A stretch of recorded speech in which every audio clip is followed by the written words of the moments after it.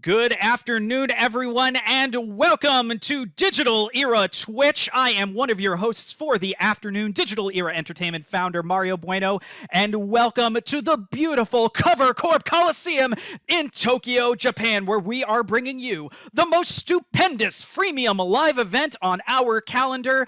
Be prepared for double the excitement. Be prepared for double the stakes. Be prepared for double the main events. It is the pomp. It is the pageantry. It is the sequel to the grand mama of them all. Welcome to HoloMania. We have a very exciting program in store for you today. Before we begin, we'd like to thank All Good Things for providing our official theme song For the Glory from their 2017 album Machines. Go check it out because we can't play it because of the DMCA. And of course, we are hashtag not sponsored by Long John Silver's. Long John Silver's, we speak fish. Hashtag please sponsor us. But of course, I am not alone today. As usual, I am once again being joined by the HCW booking committee, including Joel Gutman, who is our radio dramas project director. You also can hear him as our host of the weekly D-Kai anime discussion podcast, as well as alongside RJ Para, who has provided our lovely title graphic and many of the cool storyboards you will see not just over the course of this stream, but the YouTube edition every Thursday night here on Digital Era Twitch. And of course, we would not be complete without the creator of Hololive Championship Wrestling, the project director of Hololive Championship Wrestling, who you can not just hear on the channel across many of our different pieces of content, especially our Monday night content, where she has been kind enough to take over for yours truly, putting on some great streams there, as well as the DM of our first ever D&D stream here at Digital Era Twitch. Please welcome as well Reach's Beast. Folks, are you ready for some Hololive Championship Wrestling action on this lovely Sunday afternoon? Hey, yo. This is an event that we have been building up to for many months now, and that I am so excited for. I almost could not fall asleep last night. I've been so excited for this. I really have nothing else to say. Let's just dive right into this. I'm ready to go. I'm ready for the recap whenever y'all are. I've got the document pulled up. It is an HCW Sunday. Yep. so big, so stupendous, it had to be on a day with an S.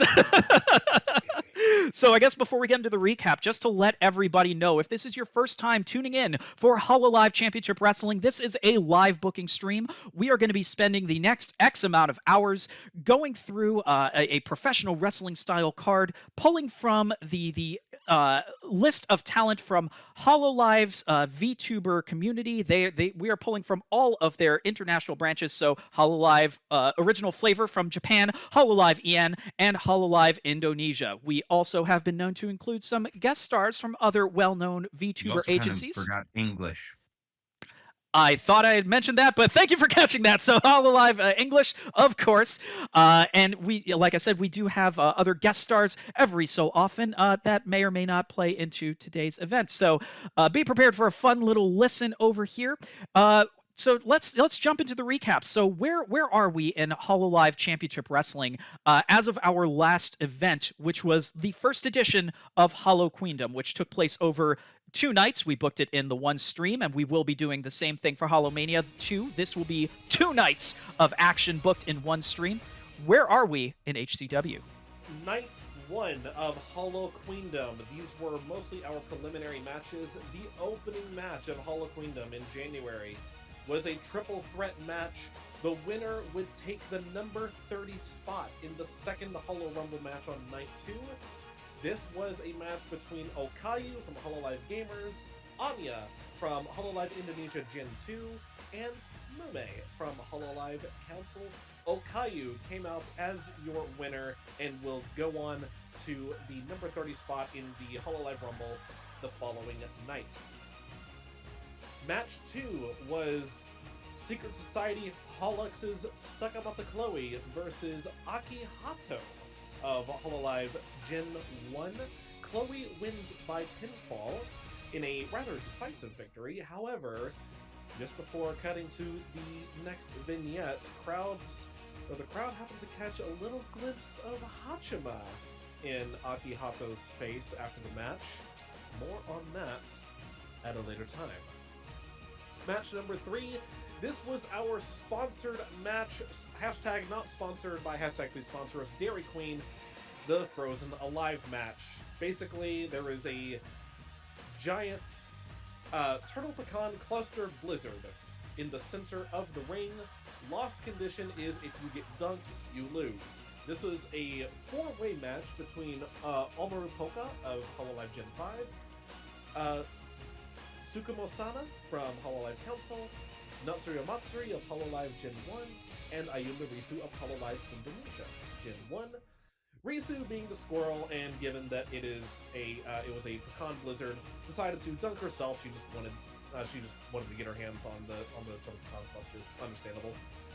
Matsuri ended up dunking Polka, and then Sana, verbatim in our notes, front Keijo's Matsuri into the blizzard. Sana walks away as your winner of the hashtag not sponsored, hashtag please sponsor Dairy Queen match. Match number 4. This was a tag team title match of the team of the Wolves of Japan, Neo and Fubuki, versus the team of versus the team of Towa and Rushia. I believe Neo and Fubuki were coming in as your champions. This is where Towa and Rushia, and by extension the Usada Corporation, claimed the Hololive tag team titles with a little help from their leader Usada Pekora, who was planted under the ring, popped out, grabbed Fubuki's ankles when Towa was about to land a big hit, allowing her to pin Fubuki easier than she should. And I suppose we should probably take this moment to give the context of what has been going on at large in HCW in the weeks and months leading up to Holo Queendom.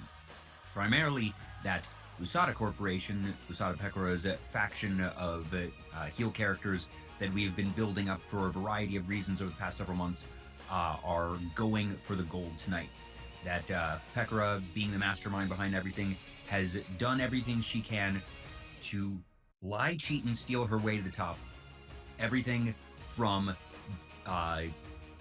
for Botan, one of the people in her faction that she framed Ozora Subaru, one of the reigning juggernauts, even if not champion, for beating up her good friend Lammy. She essentially has gaslit Kanata into thinking that she is to blame for the graduation of her dear friend Coco. She has essentially gotten her claws into Takanashi Kiara, working on an inferiority complex that she had developed over a string of losses. So this is, in some ways, the beginning of the culmination of a lot of things for Pekora and Usada Corporation, and the winning of this tag team title is, as you will see, the first of several. As we move on, we now hit our main event of Night 1 of Holo Queendom. This was the World Title match. Our reigning, defending Hololive World Champion Roboco of Hololive Generation 0 versus 3rd Generation Shirogane Noel. This was a street fight that they fought literally in the street throughout Tokyo Dome City, outside of the arena, working their way through multiple stalls and shops, up and down the streets and sidewalks. Roboco ultimately defeating Noel after a hard-fought battle on both fronts, with a code breaker off the top of, or off the roof of the Tokyo Dome. So just off of the ledge, a code breaker down to the ground. Probably, I think it's like through a crate of something or something. I don't know, but this was a fun one. This was an Roboco anime wins, fight. Roboco wins by pinfall and retains. But yeah, sorry. Keep going, Joel. Yeah, just saying that was a very fun one. The fact that we were able to literally just have them traipse around Tokyo Dome City. Mario had a couple of specific shops and instances having visited before, so we were able to add that sort of layer of realism there. It was a very fun one to book. Yeah, and it was also one of those that I think really highlights one of the cool things we have the flexibility to do with Hololive Championship Wrestling, insofar as, you know, we can have elevated magical realism, if not just get outright fantastical about things, because I had said before, this is the literal showcase of the Immortals, because these are virtual avatars. We can do whatever we want. They got magic powers and stuff, so it's so much fun, so much fun. And that was a banger of a match, which makes it even more heartbreaking when we got to night 2 of Holo Queendom. Please continue. Absolutely. Opening match of night 2 was a match to crown the inaugural Pacific title. This is, or actually, no, not to crown. This was a title defense. We crowned them at a Holiday Havoc. This is a title defense for the Hololive Pacific Championship. Your defending champion Moona Hoshinova of Hololive Indonesia Gen 1 going against Holomyth's Gura. Of note, Moona being Pekora's right-hand woman. Absolutely. Basically her lieutenant in the Usada Corporation. This match ended with Moona Hoshinova retaining the Pacific title match thanks to a distraction finish from Secret Society Holux's Chloe, who interfered in the match, distracting Gura, allowing Moona to retain the title. And this has set up something that we will go over in a few moments. Yes, now of note, Chloe is not in league with Usada. This was Chloe being, I think we wrote it, of her being extremely eager to challenge Gura, that them both being denizens of the deep, Yeah. Gura being a shark, Chloe being an orca, that this was not a coordinated attempt by Pekora or even by Moona to set up the win. That this was a circumstantial event. It is an ingrained philosophy in professional wrestling that in order to make a name for yourself, you go after the biggest dog in the yard. And to Sakamata Chloe, that was Gura. Or in this case, the biggest fish in the sea. Oh, you know what? That's a much better analogy, and I'm sorry I didn't come up with it first. But anyway, match number 2 was also a title defense. This was for the Atlantic Championship. This was the reigning defending Atlantic champion, Takanashi Kiara, versus Hololive 3rd Generation's Hosho Marine. Marine ziplined into the match a la Shawn Michaels at WrestleMania. However, despite putting on a great showing, Takanashi Kiara retains the Hololive Atlantic Championship with the Rising Phoenix is what we had that finishing move labeled. I forget exactly what the mechanics of that move are, but that is... Yeah, I think it was a Phoenix Splash Phoenix Splash. for practical wrestling terminology purposes. But Okay. yeah. Then, after just 2 matches, we had our main event for night 2, because the main event was the second 30-woman Holo Rumble match. Ooh, this was a banger. I'm just gonna go over some Mario's of sounding the a lot highlights. louder than Reach to me. I'm not sure if that's coming across on stream as well, but especially in the past couple exchanges, Mario, you've been very loud. I mean, I have also been speaking very loudly. Let me also lower my OBS audio, because it's definitely going to be different on our Discord chat, but based on my monitor over here for OBS, it looks like we're roughly at similar levels. So it might just Okay. be a Discord thing. Okay, sounds good. Just want to make sure. Yep, and RJ in the chat is confirming. Also, glad to see you there, RJ. Thank you for swinging on by. I do agree. Yeah. Yes, pizza and hydration. That is a good combo for a wonderful wrestling Sunday event. So good call. Anyway, please continue. Absolutely. So, some of the main highlights of the second Holo Rumble match. We started out with Amane Kanata coming out as number 1. Number 2 was Minato Aqua. Inconsequential to Kanata, was eliminated very quickly. However, We love you, Aqua, but you're not We very do. good at fighting. Number 3 blew the roof off the place. Almost As literally. we had the debut of our first ever non-Hololive VTuber in HCW. Number 3 was V Shoujo's own Zentreya.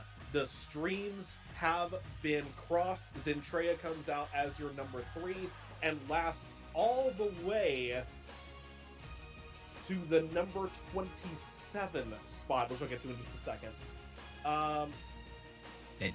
Basically, Zentreya almost single-handedly hijacks the Rumble.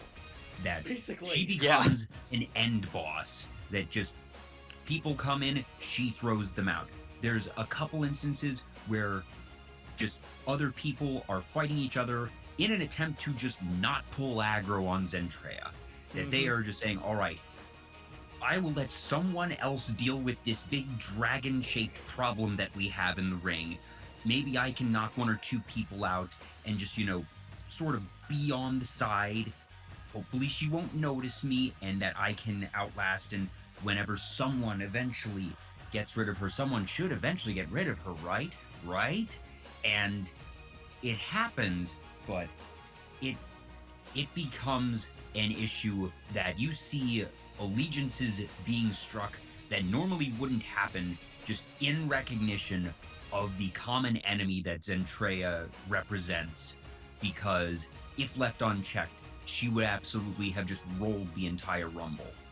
Creates a case of what we call strange bedfellows, if you will.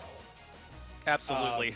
Of these, of people who would normally be mortal enemies uniting temporarily under the banner of it's her or us. And it made for some very intense moments that I genuinely can't wait to see in some of the storyboards for the YouTube presentation of Holo Queendom, because oh man, like there were some great multi-person confrontations as a result of this. So Zentreya definitely was one of the MVPs, the unexpected one at that, because we planned to book her strong. We didn't realize until we were hitting the 20s for the we entrance. We just had this moment where first off, as the first non-Hololive talent to come in, to have her in and out would feel like a complete waste. That one thing that we are very adamant here at HCW is that while Hololive is our starting point, that they are obviously the premier VTuber brand when it comes to global reach, we have so much respect for VShojo. The talents there are immensely popular, they are immensely successful, and we didn't want to make it a thing that we didn't want to appear to be ragging on VShojo in any way, or to be saying, oh, Hololive is better than VShojo, and in so doing, we wanted to really represent Zentreya as this powerhouse, as a matter of respect to her and the VShojo brand as a whole, quite frankly, that as the singular representative, to have her be inconsequential would feel like an insult.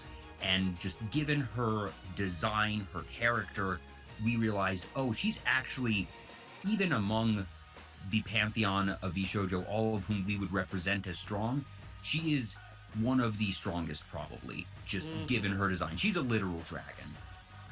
Except for when she's a gecko, but that's a different matter entirely. And as we've shown in previous HCW streams, dragons do very well in HCW.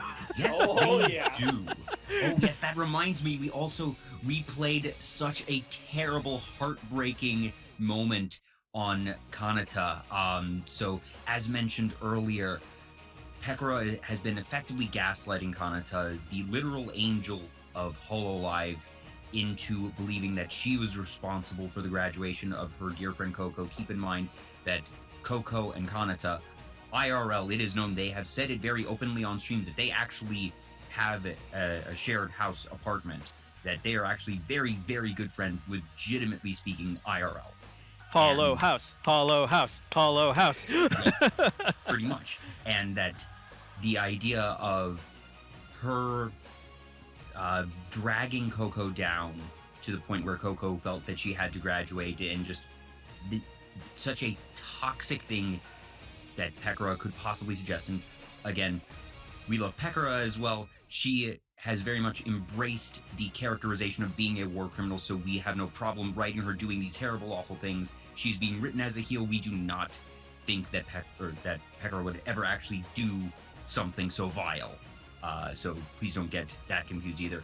but we had the thing where backstage, prior to the beginning, in the cold open of the show, that Pekora is addressing her faction, and out of the corner of Kanata's eye, she thinks she sees a dragon tail, and she lights up, runs around the corner, and sees no one there, and we played it off as, oh, Kanata is actually getting to the point where she's just starting to hallucinate, that her mental state is this frayed and strained from all of the stress and the guilt that is being unduly put on her. And then to sort of do the turnabout of the realization of she's the first person in the ring, and then the third person in the ring, she sees Zentreya, she sees this dragon, she realizes, oh, I didn't see Coco. Coco is still gone. And now I have to also face this monster. Yeah. Combo breaker. I write cool things here. Honestly, that is your specialty, dude.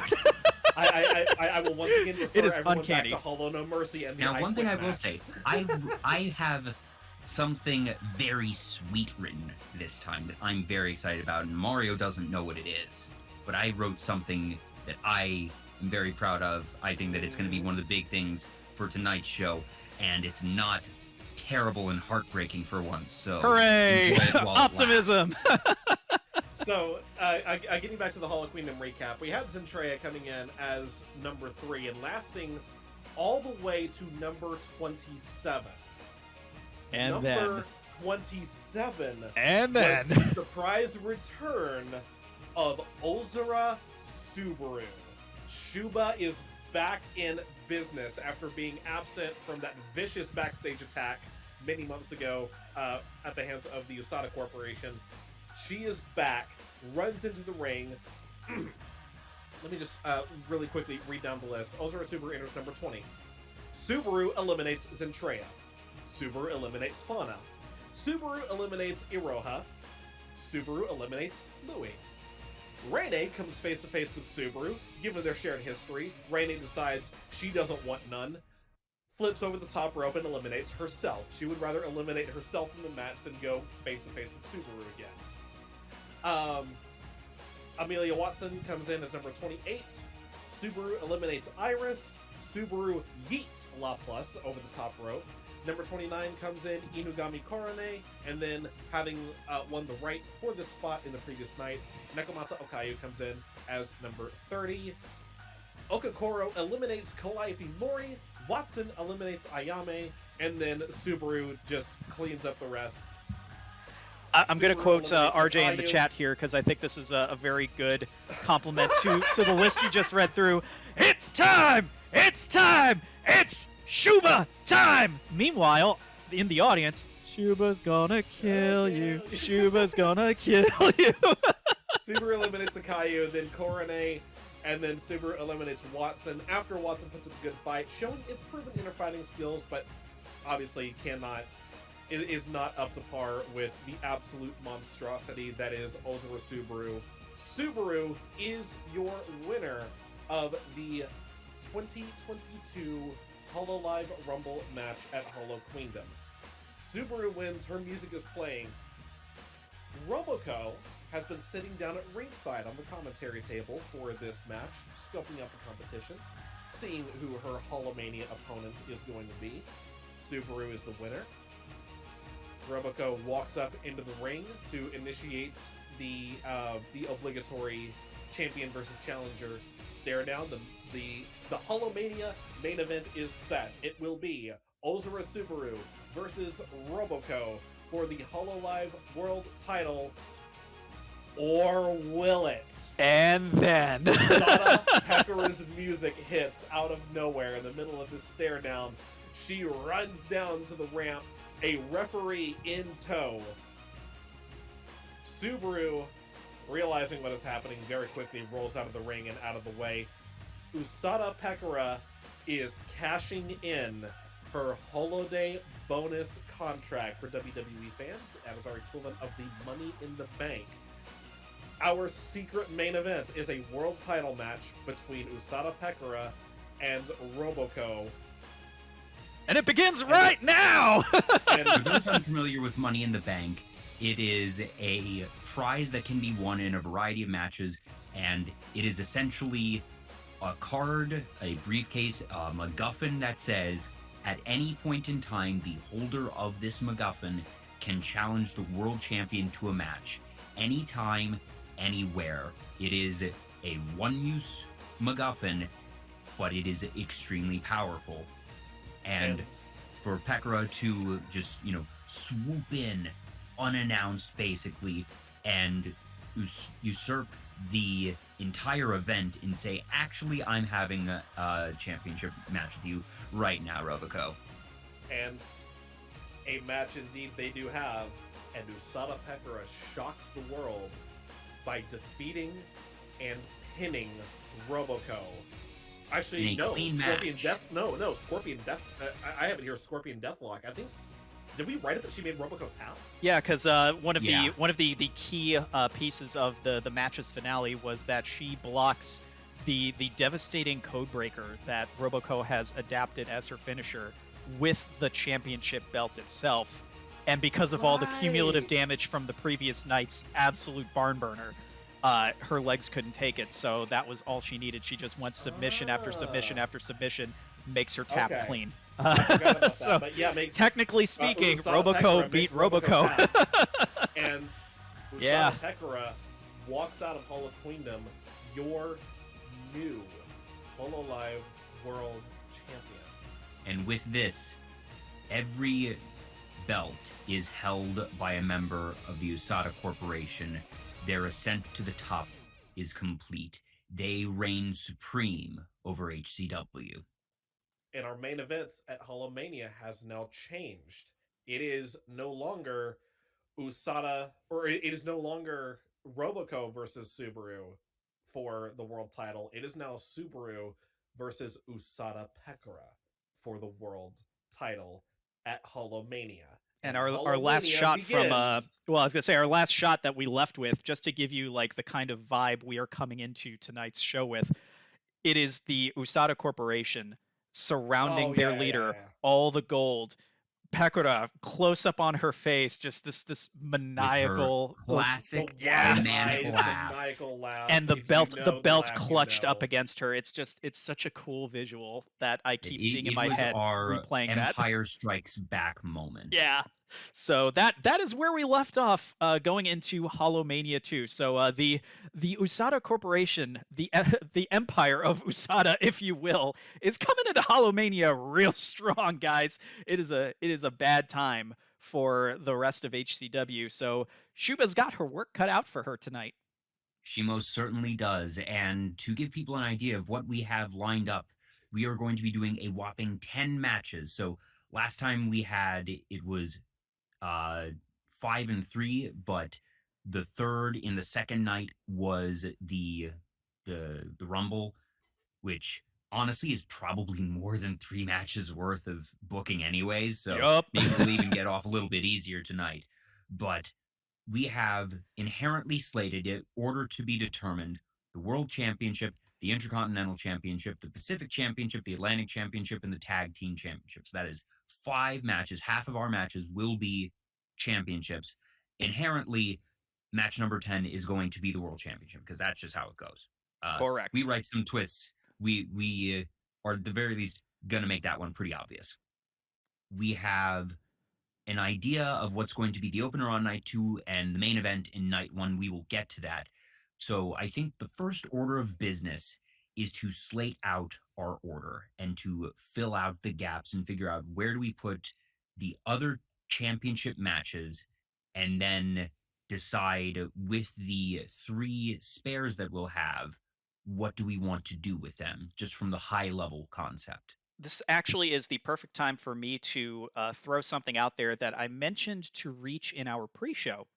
I actually came prepared with some ideas because I've been very inspired over the past few days, not just because of our pre-show meeting that we did just the other night, but also just a bunch of the streams I was watching to kind of get back into the vibe. And with WrestleMania having just passed about a week before we did this broadcast, there was something that I realized we could probably do to keep in line with stuff that has been added to the WrestleMania event in recent years, but do a decidedly Hololive spin on it. Please, by all means. So normally when this gets brought up, it has a tinge of disappointment because while initially it was a really cool idea, it has kind of turned into this almost nothing match that while it seems like a great way to elevate new talent, it always ends up just kind of being the booking equivalent of a wet fart because they never do anything with it. I am referring to the Andre the Giant Memorial Battle Royal, wherein basically it's their excuse to get all the male talent on the card in some way, shape, or form so everyone can get their payday, give a big Andre the Giant themed trophy to the winner, and, call it a night. They also have a women's battle royal as well. It did introduce that in subsequent years. Obviously, we're just keeping it simple and having it to the singular one. So there are two ways I would like to approach this if we want this to be our opener. No matter what, I would like to pitch the first ever Amelia Watson Battle Royal. Whether we want it to be. Questions. I'll probably answer them in just a sec, so please bear with me on this journey. Ahead. So the Amelia Watson Battle Royal, we could approach this two ways. Way number one, which would be I just realized what this is. Probably the most conventional way we could do this. It's Amelia hosting a battle royal, and we just take a couple of folks, and she hands out a prize at the end, and I'll have a twist if we go through with that. Or we could go the way that I want to go, which would be the Amelia Watson going. I love it. Gimmick Battle Royal. Yes. We're talking Ame, we're talking small Ame, we're talking swole Ame. If there are other Ames that I am not thinking of, throw them in this battle royal because that is what I would love to do if y'all are willing to make this happen. Because the first question was, why the Ame Battle Royale? That is, Andre the Giant is obviously, this is an actual memorial. Yes. Amelia Watson obviously is not dead. Correct. So you have to choose her for a reason. Then as soon as you started continuing, it just sort of, I had the Scott Pilgrim doesn't get it, gets it needle in my head.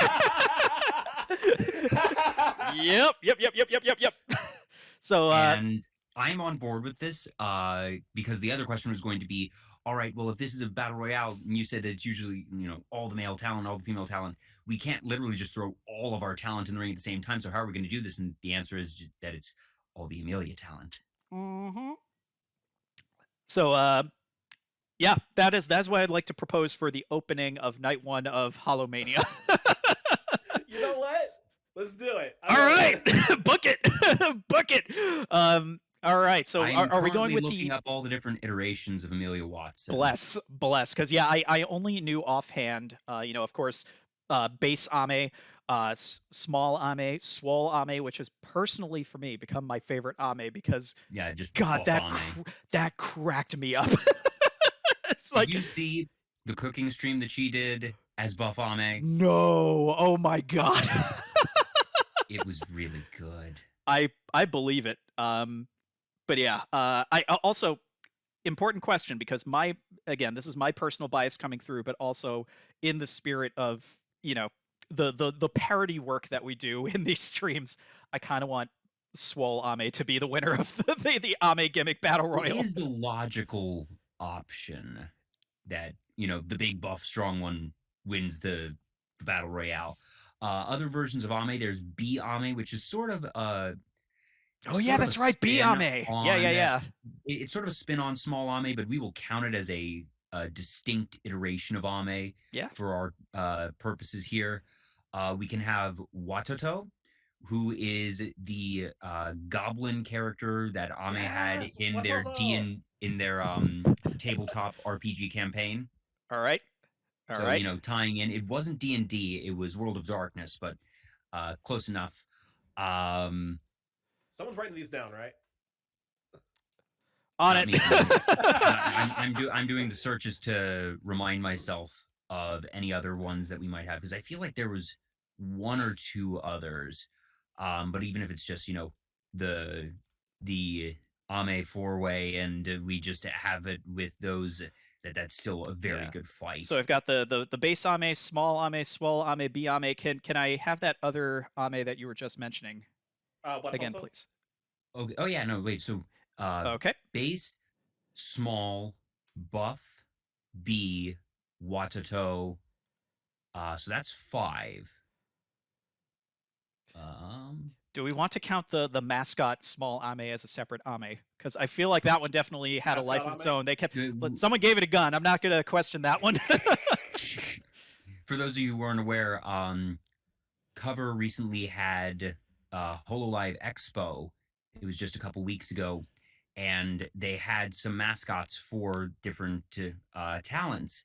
And it was usually, most talents will have a familiar of sorts, and that it was for Crazy Ollie. There's Uden, the little stuffed stitched bear that hangs off of her sword. There's the teddy bear that Sora has, but they just had a proper small Ame mascot who just traipsed around Hololive Expo, sort of became one of the center points of it. There was apparently a shooting gallery, so there is a wonderful gif of someone in a small Ame specifically costume, just holding a machine gun and just. So anyway, I started blasting. I think for all intents and purposes, canonically, that was small Ame. Like small Yes, Ame that we escaped into our consider realm. that to have been small Ame escaped from the virtual world, the 2D realm, and actually invaded. That was not someone in a small Ame costume. That was small Ame. Okay. For the purposes of think our we booking, have- shall we say that somebody is honoring small Ame by being mascot Ame, just so we can fill out the ranks? Well, no, we're saying that small Ame escaped again. Oh no, I'm aware. Like small Ame is still going to be small Ame, but like you then have someone in a mascot suit wrestling this match as as a mascot of small Ame. Oh, so it's sort of you have small Ame, and then you have someone that looks like small Ame, but is clearly not actually small Ame. Yeah, it's small. It's very clearly like someone wearing a mascot suit. And I feel like we probably don't need that because we have 5 between.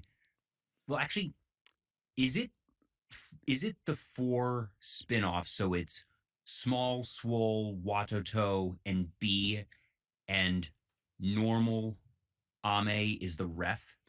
Theoretically, we could do it that way. That's why I wanted to see how we tackle this because there's multiple ways we could approach this. I figured if we had enough Ame variations that we could load up an entire battle royal proper, then we could are just throw them usually all in in. a battle royal.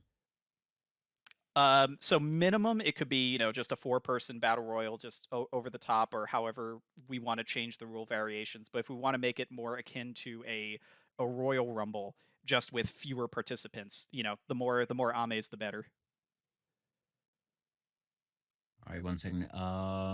Because yeah, we can totally do this with with base Ame as either the referee or just kind of sitting at commentary, just like as the host of this special or the sponsor of this special battle royal and the different I kinda Ames. like that idea. I kind of like Let that them- idea. let them there's fight. also Essentially. Armando Variants go at it. Watson. That's right, Armando just debuted. Armando.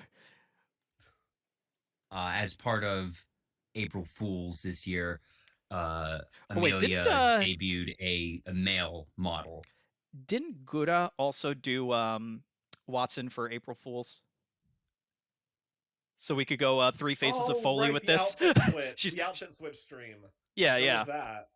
That'd be the kind one of funny. where he was Just dressed up at that. Well, that was just Gura borrowing Ame's outfit. I think. I don't think that is a proper iteration of Watson.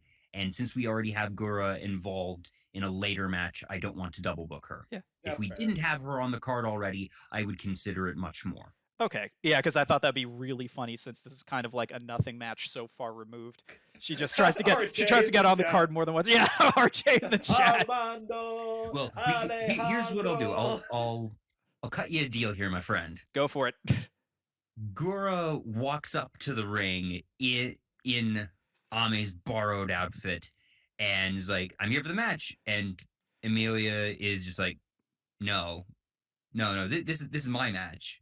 And Gura's just, "Aw." Yeah, she basically gets disqualified before she even steps in the ring. That counts. That counts. It'll still work for a gag. So, Done. yeah, because basically we want the logic here, besides the fact that I realized, oh man, it'd be funny if we could have an excuse to do a battle royal of some sort, theme it around a character. Bonus, the character's name begins with A. Starting off on kind of a light note, considering how heavy we ended Holo Queendom. So get people feeling good before we get into the drama of the rest of HoloMania. Yes, So indeed. All right. gags. All right. I like this as our lighthearted opening act. Very fun, very silly, very extra. I think it is entirely logical that Buff Ame wins in the end, but I would like to say I think that actually, I need to rewind. What is our win condition? Is this a first pin or is this an elimination? Since we have fewer participants, I think we can open it up a little bit, especially because this is kind of a warm-up. We don't want it to go too long, but we do want it to be like just long enough that people are like, okay, that was a fun little surprise to start the show. I'm gonna defer momentarily to Reach. I want to get your input. What would you feel would be the best balance for the number of Ames we have in this? Actually, I did just find a reference on the virtualyoutuber.fandom.com wiki page about Ames of unknown timeline encountered in Watropolis that include Big Ame, Minecraft Ame terrain vehicle, aka the Ame TV, a drunk spider Ame dancing in Ame Square, Italian chef Ame, aka Ame Mia. Oh my god. I'm writing all this down just so you know. Evil Ames who are speculated to exist but who do not have a Bubba to keep them in check. Bubba being her dog, her pet. Trucker Ame, Zombie Ame, Ghost Ame, another Ame from an unspecified timeline who writes puzzles for our Ame. Bus driver Ame, magical girl Ame, sailor girl Ame, as in an actual expert in nautical matters. Buff Ame, who we have, aka Buffson. At least one vampire Ame, according to a sign in the small Ame timeline lobby appearing in the small Ame adventures, and Armando Watson. Okay, never mind. Over the top battle royal. We got the numbers. We got the numbers. We can do this. We can do this. The Ame. To make things in the full spirit of the booking that and our realization just now, I want to say that initially it's the four Ames in the ring with our, we will call her, I suppose, like I have her as base Watson Ame. Prime. That will call her like Ame Prime or Ame Prime. I canonically, our Ame is Ame 1337. Okay, so Ame 1337. Yeah, I see what you did there. So Ame 1337 is the ref. For okay, so Leet Ame, Buff, got it. Yeah, for B Buff, Watoto, and Small. Yes. And Gura comes up in Watson outfit, and is then summarily removed. And we have our 4-person match prepared. The bell rings. Portals open on all sides. We have a full-on Avengers moment. I was just about to say. Instead of the epic removal, that it's just these portals open sort of above the ring in haphazard places, and the other Ames just fall out. They just literally tumble onto. This isn't them, gracefully and just epically jumping in. They are dumped into the ring. The other Ames were not expecting this, nor was Leet Ame.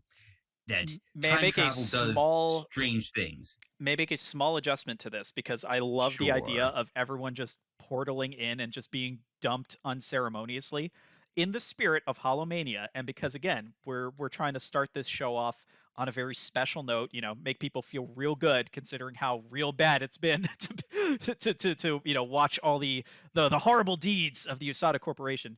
The portals just open up at random spots throughout the arena at the Cover Corp Coliseum.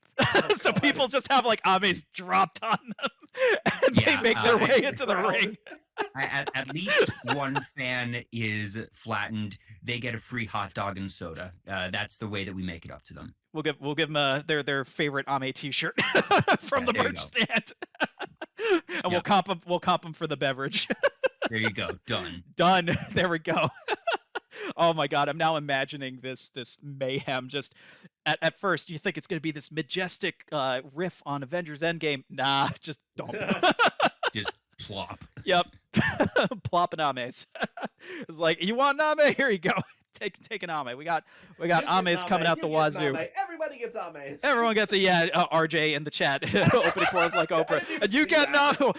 RJ, it would be more like, and you get an Ame, and you get an Ame, and you get an Ame.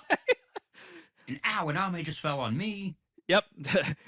Ame lands with the commentators. So H-Ed and Sora have an Ame just drop. Right. We have our first commentators table get shattered by an Ame. It's not even in the match. Come on. Well, it's the Spanish announcers table. It's cool. We've still got one more. Listen, we're starting off HoloMania hot. Double the excitement tonight. I haven't actually seen the stream where she discusses all of these. I'm going to have to look up this video where she discusses Watropolis and all of these things, because I want to hear this from her. Yeah, for real. I'm doing a basic level of trust that these wikis obviously are fan curated, but like I'm seeing annotations on most of these, and I imagine we're going to be sharing the findings of this over in the DTuber Central over at our Discord. Just drop the link in there for those of you who are watching live, and for those of you who are watching after the fact on YouTube. Obviously, swing on by our Discord, keep the discussion going, and find out more about all this wacky stuff that we are discovering live on air. So yeah, please continue, Joel. All right, so how does this go? This is, well, I just thought of something. Okay, if we're destroying the Spanish announce table, let's think about the layout here. We would ideally have like 3 announce tables right here at ringside. We have the Japanese announce table, Sora and H-On, obviously. Yes. The Spanish announce table, which just got taken out by one of the multitude of Ames. At what point does the English announce table, aka our announce table, get destroyed as well? We'll get to it. Probably. Listen, there's a reason why I made sure that we kept the cheap monitors on this one. Jesus. It wasn't because of the budget. It was because I knew better. It's like I knew this was coming. But I digress. Yeah. So as for how this should go down, honestly, I just figured this is going to be a fracas. Like we shouldn't even really put too much effort into the how and the why. It's just absolute chaos of just Ames flying all over the place. Amelia buffs and ultimately winning. Yep. I feel like she gorilla press slams her way to victory. Just goes full Ultimate Warrior, Ame's up. Yeah, and she probably has a bunch of these other Ame variants, especially the small Ame variants, sort of just climbing up on her, just, trying to bring her down in a very comical, futile attempt, and then just, anime style, just rolling them all off. Yeah.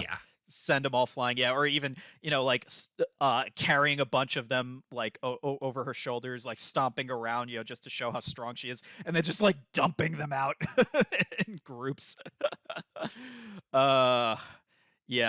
So it's gonna be just big old joke match. Ultimately, Swole Ame asserts dominance, makes it to the end. Your winner of the first ever, but only after having a surprisingly tense final battle with Small Ame, who makes a valiant attempt and is only undermined by her size. Yes.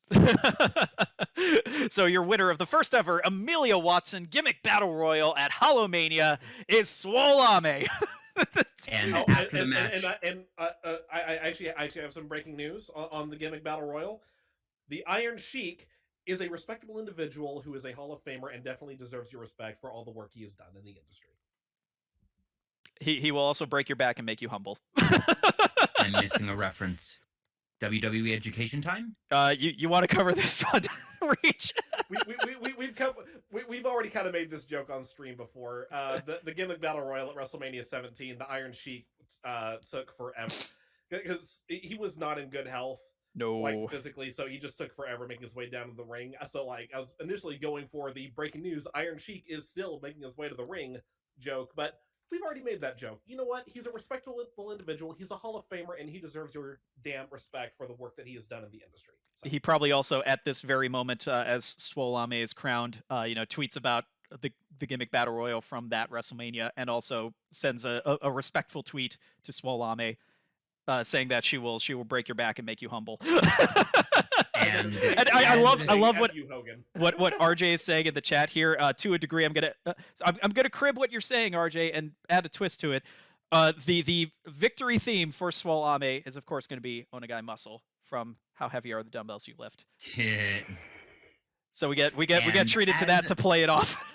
So that's our opening match. Well, here's the thing. So as they're being played off, all of the visiting Ames are summarily scooped back into their relative timelines, that the portals reappear and just sort of vacuum them up as unceremoniously as they were dropped out in the first place. I love it. HoloMania is just off to the best start.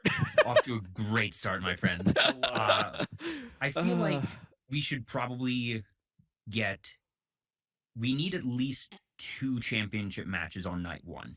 Oh, yeah. We know that match number 5 is not a championship match, so 2 of our next 3 need to be for belts. Let's have it be an individual match. Definitely let's put it for one of our titles, because it's like, okay, we had the fun, wacky start, but y'all are here to see some wrestling. Of the individual titles that we still have to book, which one would you say would be the most workhorse of the 3 that would be there? What do you mean by workhorse in this sense? As in, the one that would be the most technical, or the most wrestling match. Kanata. I don't know if I agree with that. That I think Kanata's. Keep in mind that the way we currently have Kanata written is she is the fallen angel. She is almost hollow. That she is brutal, not necessarily efficiently so, but borderline inhuman, that she's just out of it in a daze, driven by guilt and sadness, that seeing her in the ring is almost painful at this point. She is capable of many feats of strength. I don't know if she is terribly technical at this point in time, so I would actually point to Moona or Kiara.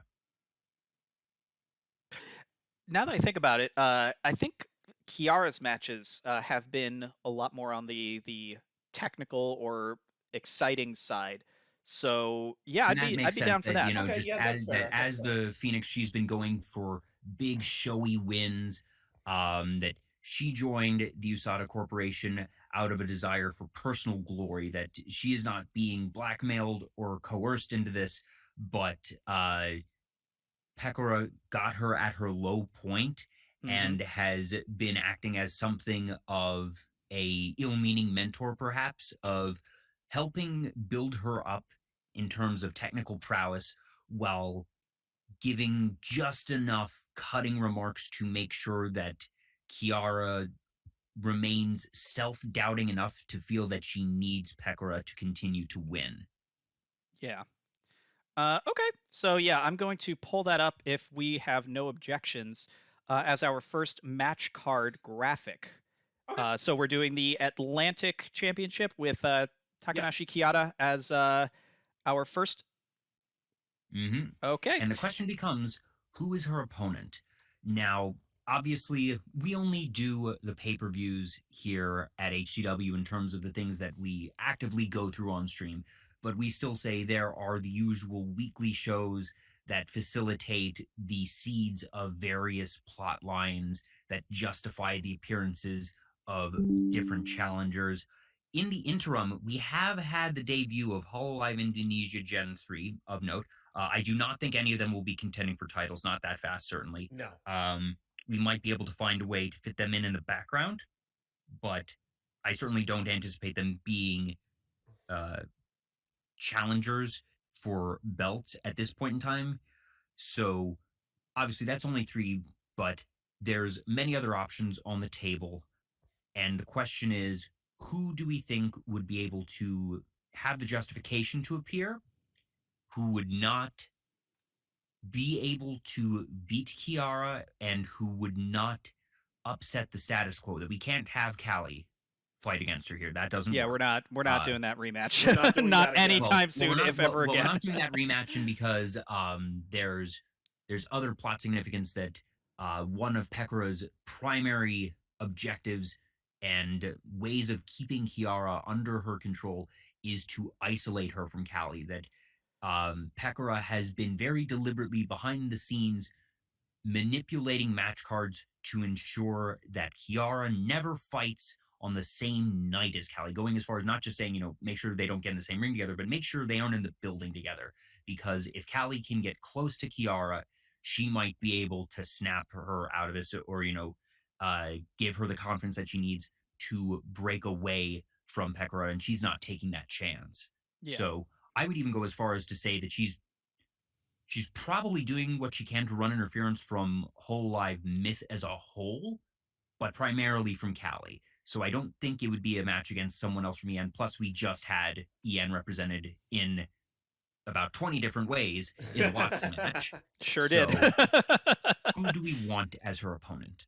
Well, Wow. we need to go ahead and rule out a couple here. Lammy is still on injured reserve. She is not competing tonight.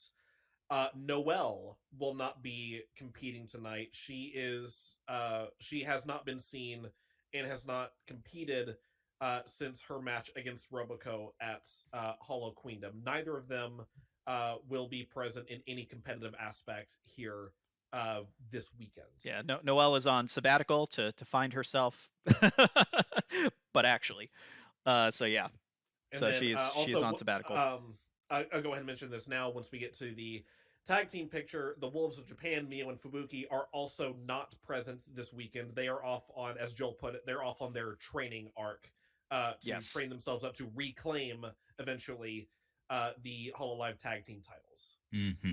But that they will not reclaim them tonight. Yes. I see a couple of options here in that we could have a member of Holux make a show. I think that I want to have Holux in here somewhere tonight. I don't know if I necessarily want them here, but we have plans for Holux at large. And even if they don't win a match tonight, that I could be convinced to let them win a match or lose a match.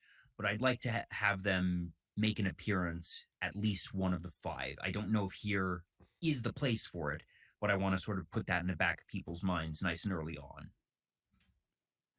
Okay, let me also just check something real quick on the Discord side of things. Please give us just one moment. You're good. I'm going to keep looking over the list here. That could be a potential possibility. And I actually do have a really, really cool entrance in mind for this person if we go with them. They've been at HoloMania before. See, for the Atlantic title, I'm thinking possibly Hosho Marine. I feel like we've had her lose a lot lately, and I don't want to have her keep losing. That is, I agree. But I could be convinced to let Marine have a match tonight, but I think whenever she fights next, I think it's her turn to get a win. I agree. And she for should. Broader reasons, she can't win this match. I would like to co-sign on this. We should definitely put her on the card in some sort of match, because let's face it, everyone loves their horny pirate goddess. Yes, indeed. So yeah, she should definitely be on the card in some capacity. I agree. She should definitely get a win, and she got hosed real bad last HoloMania. Yeah, for those of you, that's the other thing that last time. Mario, you can take it. I was gonna say, for those of you who are watching this live, we do have HoloMania 1 finally on our YouTube channel if you want to see it in its entirety. For those of you watching on YouTube, there will be a playlist that is going to be clickable, so feel free to check it out. But Hosho Marine having a fantastic nautical-themed introduction, big old pirate ship and everything, literally got dunked in a barrel it was a real bad time. And her ship commandeered. Yep, her ship was commandeered. Yeah, it was against Towa, if I recall. Yes, it was. Towa stopping. What was it? Stopping whalers, or was it like? Yeah. It was in whale an poachers. attempt. Yep, that in an attempt to be as devilish as possible, the first thing that she looked to do after commandeering her opponent's ship was to commit a villainous, devilish act of piracy. And the very first ship that she came across, she laid siege to and plundered. Little did she know that it was illegal whale poachers. Oh dear, she's accidentally done something good. Yep. So yeah, bad night for Marine. Good night for people who really want to help whales. All right. So, Is that Chloe's origin story? oh my God. Inspired by her savior Towa, she sought out to join HCW. Oh my God. Well, let's make that HCW canon if we Holy S-bomb. if it is, because I don't think they introduced Holix at that point, did they? No, Holix No, was not. Council had just debuted right before the last Woohoo! Mania. Narrative Holix loophole. hadn't We appeared can do it. Book it. Book it. It is Yep. now her HCW backstory overriding Done. any official canon because F it, it's our stream. Oh, also, actually, funny enough, Kiara versus Marine was the inaugural Atlantic title match in. No, wait, sorry. It wasn't the inaugural, but Kiara versus Marine was done at Holo Queendom last time. So congratulations, Reach. You're consistent, if nothing else. Oh, Yep. okay. Yep. Did we? So they're Marine ziplined in. And, Oh, yeah, that's right, That's right. That's Kiara- right. big- Oh, the big yeah, I fancy literally just intro. read that off a few minutes ago. Yes. Oh, wow. Fuck. Like I Bullshit said, you're brain. consistent, if nothing else. yeah. Okay, so Marine- we book. So earmarking Marine for a match this weekend, just not for any of the titles. That is Well, actually, now remembering that she was in our last pay-per-view, I don't know if I want her in this one quite as much. I want to say for sure that she's been on an upswing in the weekly shows, but since we have so many repeat visitors here simply by virtue of there being a lot of title defenses, I don't know if I want people who were in individual matches at Queendom to have another individual match here.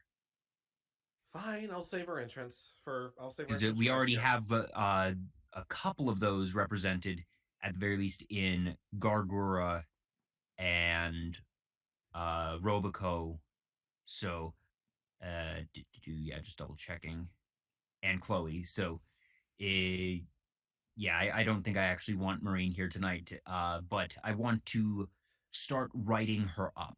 I want her to be having some more success on the weekly shows, and I do foresee us using her more in the future. I Co-signed. guess I'll sit on this entrance for another year. Then that's fine. Well, does it have to be a year?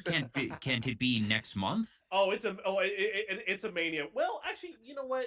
We also Possibly, haven't possibly. technically done our own spin on SummerSlam.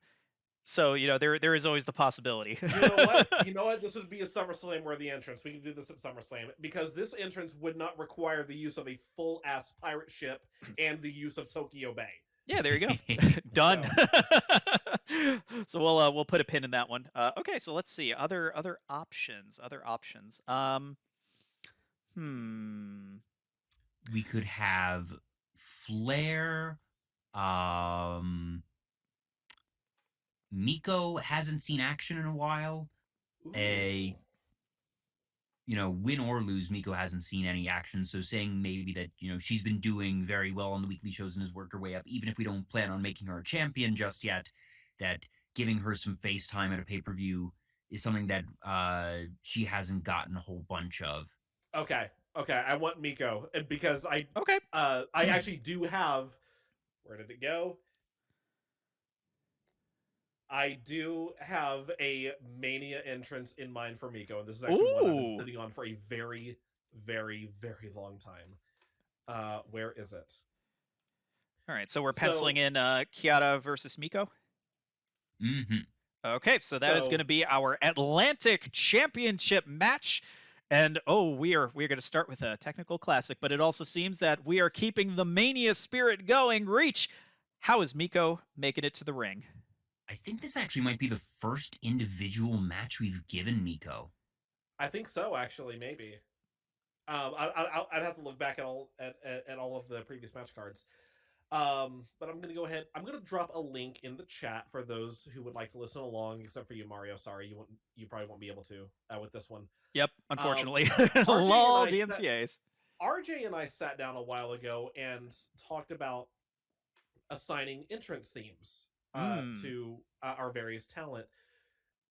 He and I both agreed the best fit for Miko would be that of the King of Strong Style, Shinsuke Nakamura. That it fit really well with her character. You just had to say what it was. I don't even need to pull it up.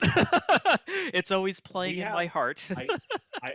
There's a very specific version that I have in mind for Mania. I'm gonna drop a link to it in the chat. Yes, you've shown me this one. Oh, is it the lyrics version or is it a different one?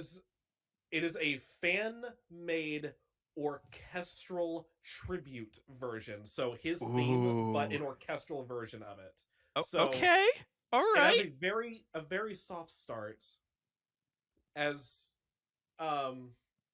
like lotus petals, sort of like floating down from the sky very gently. Then obviously when it starts to kick in, like the Titantron kicks up, she walks out. This very, very regal dress, like very, very Mania worthy. Obviously, thinking back to like what Roboco came out to at the very first HoloMania. Yeah. Keep in mind that Sakura Miko's theme is that she is a shrine maiden, and her given name is actually Sakura. Yeah. And after a bit of searching, this is not her first PPV appearance. She did have a match against Mume in Hologeddon. That Mume nearly pinned Miko, but Miko won with a boom headshot, being the elite gamer that she is, which was our variation on the Bomaye ni. I'm hoping I'm pronouncing that correctly. All the more reason we're doing Shinsuke's theme, because that was Shinsuke's finisher. She is the very Bomaye. much our Shinsuke Nakamura. The Bomaye ni. Oh, boom headshot. Beautiful. Okay, sorry. Please continue with this description. So we have the Sakura petals coming down. This slow orchestral build. The lotus petals coming down. Just do this beautiful orchestral rendition of her entrance theme. Just very beautiful and very regal. Showing just. It's honestly kind of hard for me to describe now that I'm saying it out loud. To be completely honest with you, it's really hard for me to put into words what I'm seeing in my head. I can definitely get the vibe, because weirdly for an analog for IRL wrestling, this feels like something that Hikaru Shida would be doing. Coming out with that kind of traditionally themed regalia, having the Sakura petals and all this. It feels like that kind of vibe. So I get where you're coming from with that. It's like, oh, that's cool. I'm even imagining fairly dim lighting at first, and all these little lighting flourishes to bring this. And I'm imagining on the other side that Kiara is now sporting her her fancy New Year's outfit, the one where it's sort of the Phoenix style ball gown with the mask. With the mask. Yes. And that Miko being in her Shrine Maiden robes, that this is a fancy match. Oh, thank God this is an Attitude Era, or this would be an evening gown match, and we don't want to go down that route. Oh dear. We do not want to go down that route. Keeping it classy in this joint. Yes, so we have our combatants. And we do know that Kiara will be retaining, but I do want Miko to give her a good match. If anything, I want Miko to put a scare in Kiara. Oh yeah, no, this is gonna be an instant classic, given just both of their skill levels, given the veteran status of Sakura Miko. We're talking Hololive Gen 0. Mm-hmm. Yeah. She predates Gen 1. Yeah, that she, I believe, was number 3, number 2 being Roboco, number 1 being Sora. Yeah, and this generation has already produced one of our first champions, so there's definitely a pedigree Pun definitely Oh, not for sure. intended And the other for is this our particular. literal, Yeah. and the other is our untouchable goddess of a character that she is not, she does not do battle, that she is above battle, she is on commentary. Yeah. So it definitely is a generational clash of sorts. So that's what makes this a little bit exciting from a booking perspective. And yeah, she does have plenty in her arsenal that makes this a very competitive match. So yeah, this will be a fun one because Kiara has shown that she can go.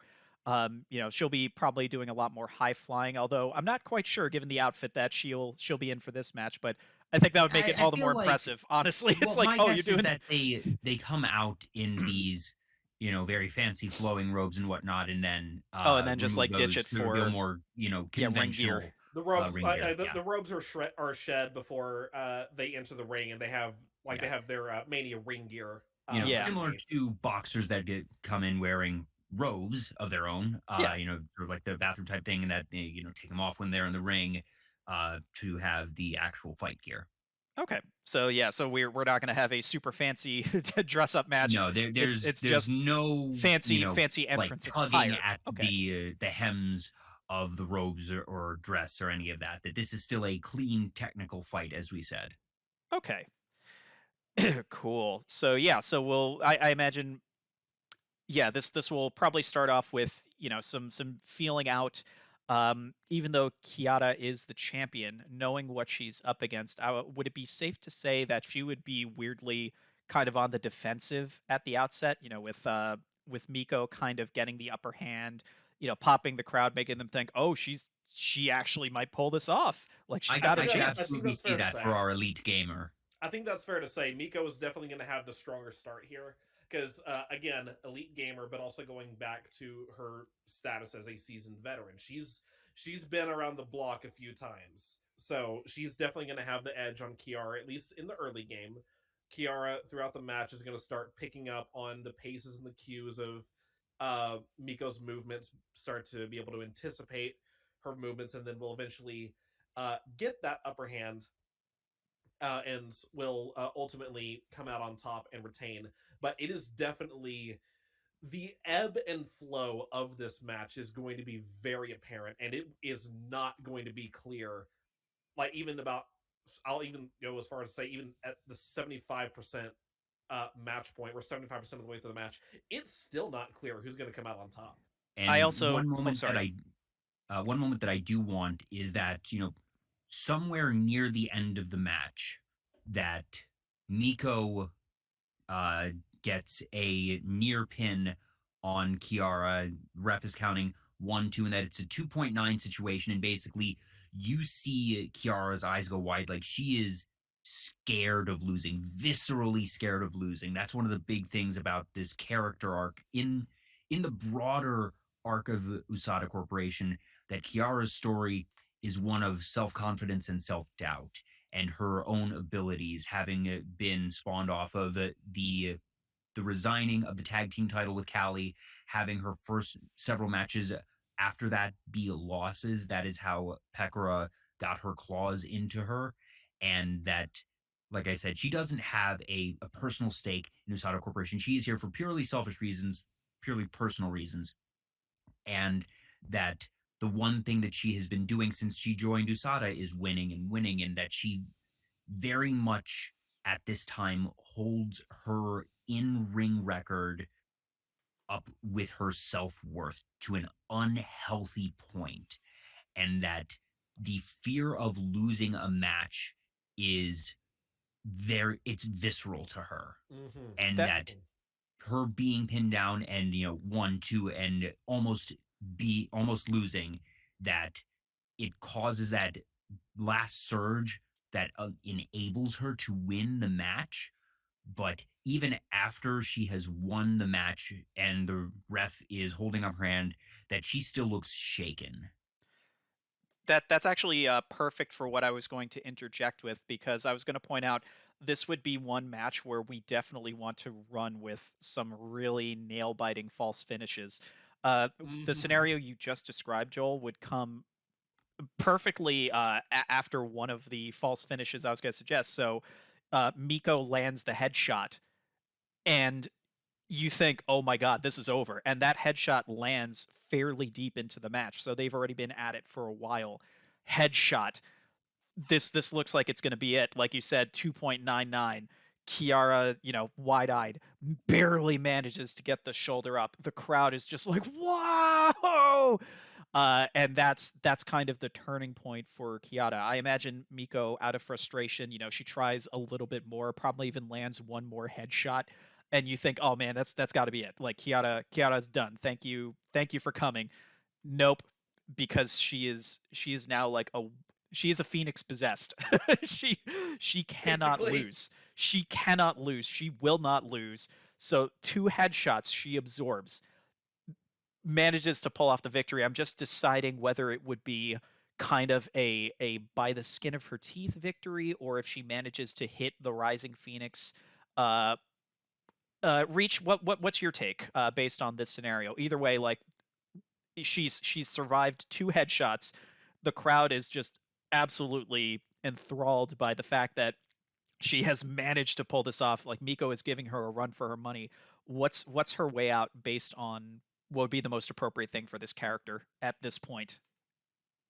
At this point, after absorbing 2 Bamaye knees, and still being able to kick out, the now, like, obviously the frustration becoming very apparent with Miko, like, how the hell have I not been able to put this bird away? Um, the thing that's coming to mind is honestly a very is, all things considered, rather simplistic. We have Kiara basically go through her comeback sequence of, like, she's like, yeah, there is that fear. You can tell she is scared that this might be the first match that she loses since joining Usada, but she uses she lets that fear drive her and motivate her. She hits her comeback sequence, goes through whatever her 5 moves of doom would be, lands every single one of them cleanly and perfectly, goes for Phoenix Rising, Phoenix Splash as the finisher. 1, 2, 3. Still your Hololive Pacific champ or Atlantic champion. Okay, so instead of And then aggro Hulk up, it is a fear induced, I guess you could say, fight or flight uh, adrenaline rush. well, in this Basically, case, but it's fight and flight because she's Yeah. a phoenix. But Hi-yo! yeah, Well played, Joel. Well played. not so much to where she's at risk of botching any of her moves. Like, she still hits her sequences flawlessly. Yeah, she does, but there is there's something just kind of on her face, yeah, unhinged. I think unhinged. That's what I was gonna say. Yeah, because that's, you can tell like something's wrong. So it's like it would be impressive, but it's also very uncomfortable to watch because you're just mhm. like, oh, something like this girl needs a hug. Please Uncomfortable hug is the Tencho. key word here because my stinger for this match, Oh, like I said, perfect. Yes. I have some happy things written for later on. Don't think that that means I'm writing happy all night, folks, because the stinger for this match is that, like I said, ref lifts her arm. Kiara is still borderline hyperventilating, Oh, and she cracks you know, a half manic smile that she's still happy that she won, but deeply unsettled. She walks, you know, up the ramp and through the little portal to backstage, sees Pekora and goes up to her and is like, hey, Pekora, did you see I won? And Pekora's like, yeah, good job. I'm prepping for my own match. And she gets brushed off by Pekora. Oof. well, And that's that that's even more rude because it's like, Pekora, you're not on till night 2. What the hell, bro? Like, she's damn. preoccupied. She's got her own stuff, and that she is relishing in her new won glory. And while she's polite enough that she's like, yeah, good job, but isn't lighting up. She's not giving Kiara the time of day that she historically has, and that Kiara walks off still not entirely settled down. Cue Britney Spears toxic. Anyway. God. And also, I do want to highlight this is another great moment as we are building the narrative into the rest of the show. So having this segment would be perfect because, look at the tagline that I threw on for HoloMania 2. Welcome to the pinnacle of glory. Pekora is riding high. She is at the top of the mountain. She is to borrow the one of the many slogans of Keith Lee, bask in her glory. That is what she is doing at this time. So even the success of her teammates just pales in comparison to the excitement for her that she gets to walk into, the second ever HoloMania as the reigning, defending Hololive world champion. So that's and she's just in she's her own still- head, basking in her and she's glory. still cool enough that she doesn't completely brush Kiara off. It's not a yeah, whatever, get out of my way. Yeah, It's a oh, good job, but it's not the Kiara was hoping for more praise. yeah. And she doesn't Hence, get hence it. toxic. It's just like you wanted some actual, admiration, some actual support. Instead, you get like this half-hearted brush off. It's like, oh, Mhm. oh. So Remember, folks, continue. we're playing the long game here at HCW. All right, so that is our second match of night one in the books. The Atlantic Championship retained by Takanashi Kiara in an absolute banger against Sakura Miko. But Miko's still being put over very much just by virtue of how far she pushes Kiara, and that, yeah. She leaves the ring with a very confident look on her face. If anything, if you looked at the two of the combatants, not knowing what happened in the actual match, you would have thought that Miko won. Mm-hmm. Yeah, she's disappointed, obviously, and you see that in the moments following. But she walks out with her head held high and a smile on her face, as opposed to the haggard, For sure. the haggard reaction to all the adrenaline leaving your body after realizing that, oh man, you just barely eked that one out. Precisely. I do have one moment in mind here too that I want to add at the go very for end of this after the bell has already rung, and this might be a little bit of a break in kayfabe, but honestly, it happens all the time. No one really gives a damn anymore. Immediately after the match, like Miko gets back up to her feet, and the two have a showing of mutual respect of they both bowing to each other in the middle of the ring. It's like, yeah, it's a fierce competition. It's your baby face versus technically running as a heel right now. Kiara and Miko still have would have that mutual respect for each other, and would definitely show that they gave each other one hell of a match, and they're going to acknowledge that. May I add a small wrinkle to kind of preserve, particularly Joel's point with the characterization of Kiara at this point? They do exchange, like a bow, but you can tell like even Kiara kind of like hesitates. She doesn't really make eye contact or anything. She goes through the motions, but you can tell that she's just still kind of not all there. She just wants to get to the back as soon as possible. To Miko, yeah, it's just that she is so out of her own mind right now. Right. Yeah, she's just she just wants to get to the safe place, which is in her mind in the back, surrounded by her cohorts, who are no doubt going to heap praise for continuing the strong run of Usada Corporation. Right. Alrighty. Right. The strong praise, right? Right? Exactly. And then segment plays out as we saw. So, breaking all the hearts. That's why we started off with the haha yuck yucks. It's method You 2D ain't seen madness. nothing yet, folks. Oh. So, before we get on to match 3, I actually need to step away for about 2 minutes. I will be right back. Okay. Cool. We've been at it for about an hour and a half, and we're only 1/5 through. Keep in mind that going through all of the previous pay-per-view stuff basically amounts to an extra match's worth of dialogue spoken on its own. So we're still making good time. we expect this to go probably 4 to 5 hours. So strap in, folks. We got a nice fun day. That this is a action-packed Sunday. Sunday. Yeah. And for But those of I you who think this are is watching live, just a quick reminder, we do usually have Sunday content. I'm actually double checking the Discord just to make sure that I am not misquoting. Let us check our daily updates, because usually at 7 or 8 p.m. on Sundays, our Decor editor-in-chief, Ken Cardez, aka Omega Z, usually does his Sunday stream. I just want to see if he I has. think he is. I don't see him listed on the announcement post, but we deliberately put our stream earlier in the day to make sure that we would be done well before him. So stay tuned. We will check in on that, but we did set things up such that if he wants to stream tonight, that he can do so at his normal time unimpeded. Yep. And otherwise, once again, going to take this opportunity to plug our Discord.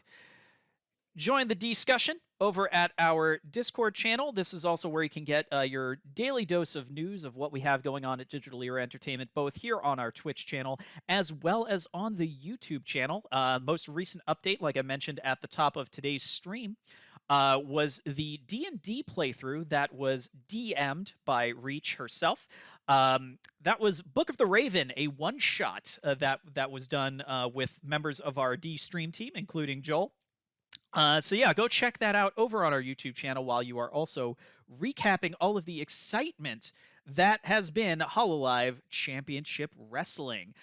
Joel, do we have any other special events coming up that we can mention, or are we just having ourselves a good old fun week over here on D Twitch? I think Joel had to step away for a second. I am back. Well, okay then. Tag. It's a blind tag. A blind tag on commentary, y'all. I can confirm I will be back on D Twitch tomorrow night. Going to be showcasing some of the stunt race events in Burnout Paradise. So looking forward to that. Moving on from the aggression style events, working my way towards upgrading all the way up to that Burnout license. So it's gonna be a good time tomorrow night. Looking forward to it. Awesome.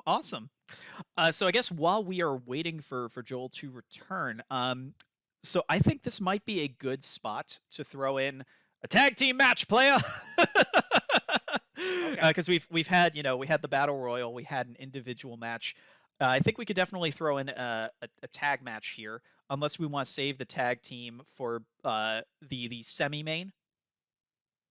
Well, I don't know, because there's some things.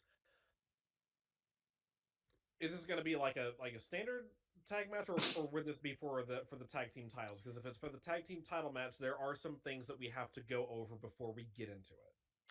I would be inclined to say tag match, unless we want to save that for the second night, as maybe like an early match in night 2. Okay, but like this would be for like, what I'm asking is, would this be like a non-title match, or would this be a title match? I would think. Oh yeah, no, definitely tag team title match at this point, because we want to make sure we get our title matches in at various points, and this feels like a decent spot to not just put a tag match, but definitely one for the gold. Yes, and I suppose here is where we need to put in sort of the little asterisk notes that. I was just saying before you got back, if we're gonna do the tag team title match here, there are a few things that we need to go over. We don't need to get into the nitty gritty of it. That's not what there's plenty of resources if you are very curious. We are not one of those resources, because we're here to give you some awesome pro wrestling entertainment with Hololive. As the industry professional, I'm going to let Joel take over to kind of explain the situation, and then I'll take over to explain our response to it. So Joel, if you would please. Yes. So in the month since our last HCW broadcast, the IRL contract of Uraha Rushia with Cover Corporation has been terminated due to breach of contract. And the way that we are playing this out here in HCW is that Rushia and HCW have parted ways, and we're gonna take, frankly, a note out of WWE's book, where it's very quiet, very mundane. You see a tweet that goes out saying HCW has parted ways with Uraha Rushia. We wish her the best in all of her future endeavors. End of line. And the way that we then play this out for the purposes of belts is actually something very convenient that we didn't mean to write it to work this way, but it fell into our lap. We had one person in Usada Corporation who didn't hold a belt. All belts were held by Usada, but Botan did not have any title of her own, that she had joined Usada Corporation as a reactionary measure after Lammy was attacked, well, as we know, by Pekora and Moona, but they framed Subaru, which is why Subaru then got injured because because Botan then sought vengeance on her and is still under the impression that it was Subaru who attacked her dear friend. So one thing that this meant was, all right, she was just here for revenge, and it was sort of enemy of my enemy is my friend, that she aligned with Usada for that reason. No true allegiance, but fine, I'm here, whatever. And that she was fine not having a belt of her own, but one of the very convenient rules that actually exists in professional wrestling is something that I have been taught recently, known as the Freebird rule. And it is essentially a stipulation that says belts can be passed around members of a common faction. This is particularly relevant when it comes to multi-person titles, so tag titles and the like. If one person is unavailable for whatever reason, that way they can have the continuity in their own writing, that this is a very easy device to lean on, and we just happen to find ourselves in a fortunate position where we already had one person without a belt lined up, that we didn't plan it this way, but everything has fallen out such that this is a very clean resolution where HCW has parted ways with Uraharushia. Your new tag team champions are now Botan and, as I remind myself of who Towa. held the other one, and Towa, as opposed to Rushia and Towa. So there is no vacated title. There is no need for Botan and Towa to do any sort of match to confirm that they are the champions. That it is a simple pass off stage, off screen, that Uraharushia is no longer part of Hololive or HCW. That is all there. Botan is now the other holder of that belt. Yay, wrestling logic! Woo! Seriously, we got freaking lucky as writers with that one. I'm just so glad, because when we were discussing the whole situation, that was the first thing that came to mind. But what I wasn't sure about personally was, if it has to be, a trios tag team, or if it can be just a whole faction, because usually in pro wrestling this tends to be, a trio tag team. I used when we were coming up with this solution, the New Day from WWE. They've definitely used the Freebird rule to defend the titles at various points during their multiple reigns. And you definitely see this, all the time, usually with trios, but not usually with large factions. So just kind of a little bit of, flavor text for those of you who are watching, to kind of get an idea of where we're coming from. So Yeah, RJ in the chat. Oh, that's good, if RJ. you want to also, Mario, I just threw up the quote unquote official tweet from the HCW Twitter announcing it. So yes, we will add that in post. Okay, fair enough. So, oh man, we are hanging on to that. We the committee at large, given the circumstances behind everything that's happened over the past couple months, have unanimously decided to enact the Freebird rule and grant the other half of the tag team championship to Shishiro Botan of Hololive Gen 5, also being represented under the faction of the Usada Corporation. Your Hololive tag team champions are now Tokoyami Towa and Shishiro Botan. They are entering HoloMania as your tag team champions. The question is, who are they defending against? And one other thing I want to say is this is not a downgrade for Usada. Oh no. That Oh no, not the at all. pairing of Towa and Botan is just as formidable, if not more fearsome than Rushia. That Rushia was our necromancer, still very powerful, particularly in the ways of magic that we had her capable of raising zombies who would fight for her. Botan is a literal lioness. She is one of the people that from day one of this promotion that we have slated as one of the primary powerhouses in our lineup. And it was sort of a thing of she was just, on the side, a sleeping lioness that she had been aggravated by the attack on her friend Lammy. And that having exacted her revenge, that she was content for the time being. But when called upon, that Usada, at least as far as she knows, were the ones that uncovered the evidence of Subaru being the one that attacked Lammy.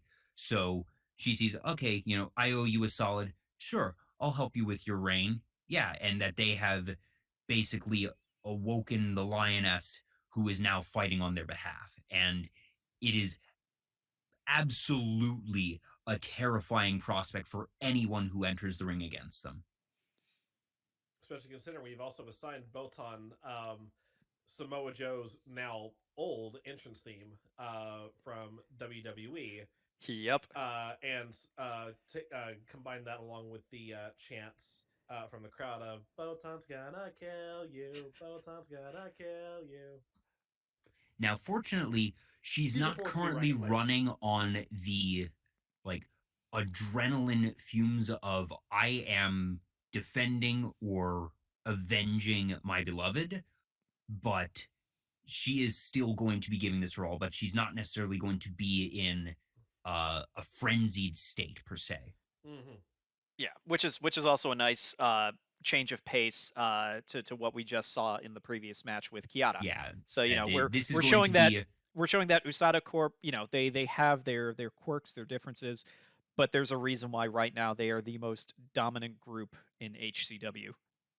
Yes. Meanwhile, Towa is aligned with Usada by virtue of her being a devil. That one thing that we mentioned about her victory at the previous HoloMania was then preceded by her desire to commit a devilish act. That Towa is always looking to be a good devil, and how dare you call her an angel? Don't do that.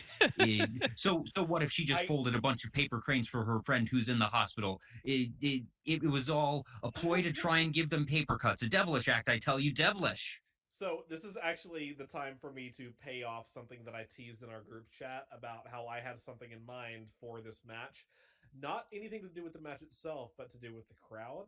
Oh, so last year we had the chance of TMT, TMT, which is Towa Maho Tenchi, which is Towa the Angel, a thing that people in chat regularly spam, and that Towa vehemently denies. How dare you call her an angel? She is a devil. Thank you very much. And it's Towa Mahi or Towa Maji Tenchi. I've got the wiki pulled up here. But what if we took the chant? What if we took the chant up a notch? Oh, Towa Maji Tenchi.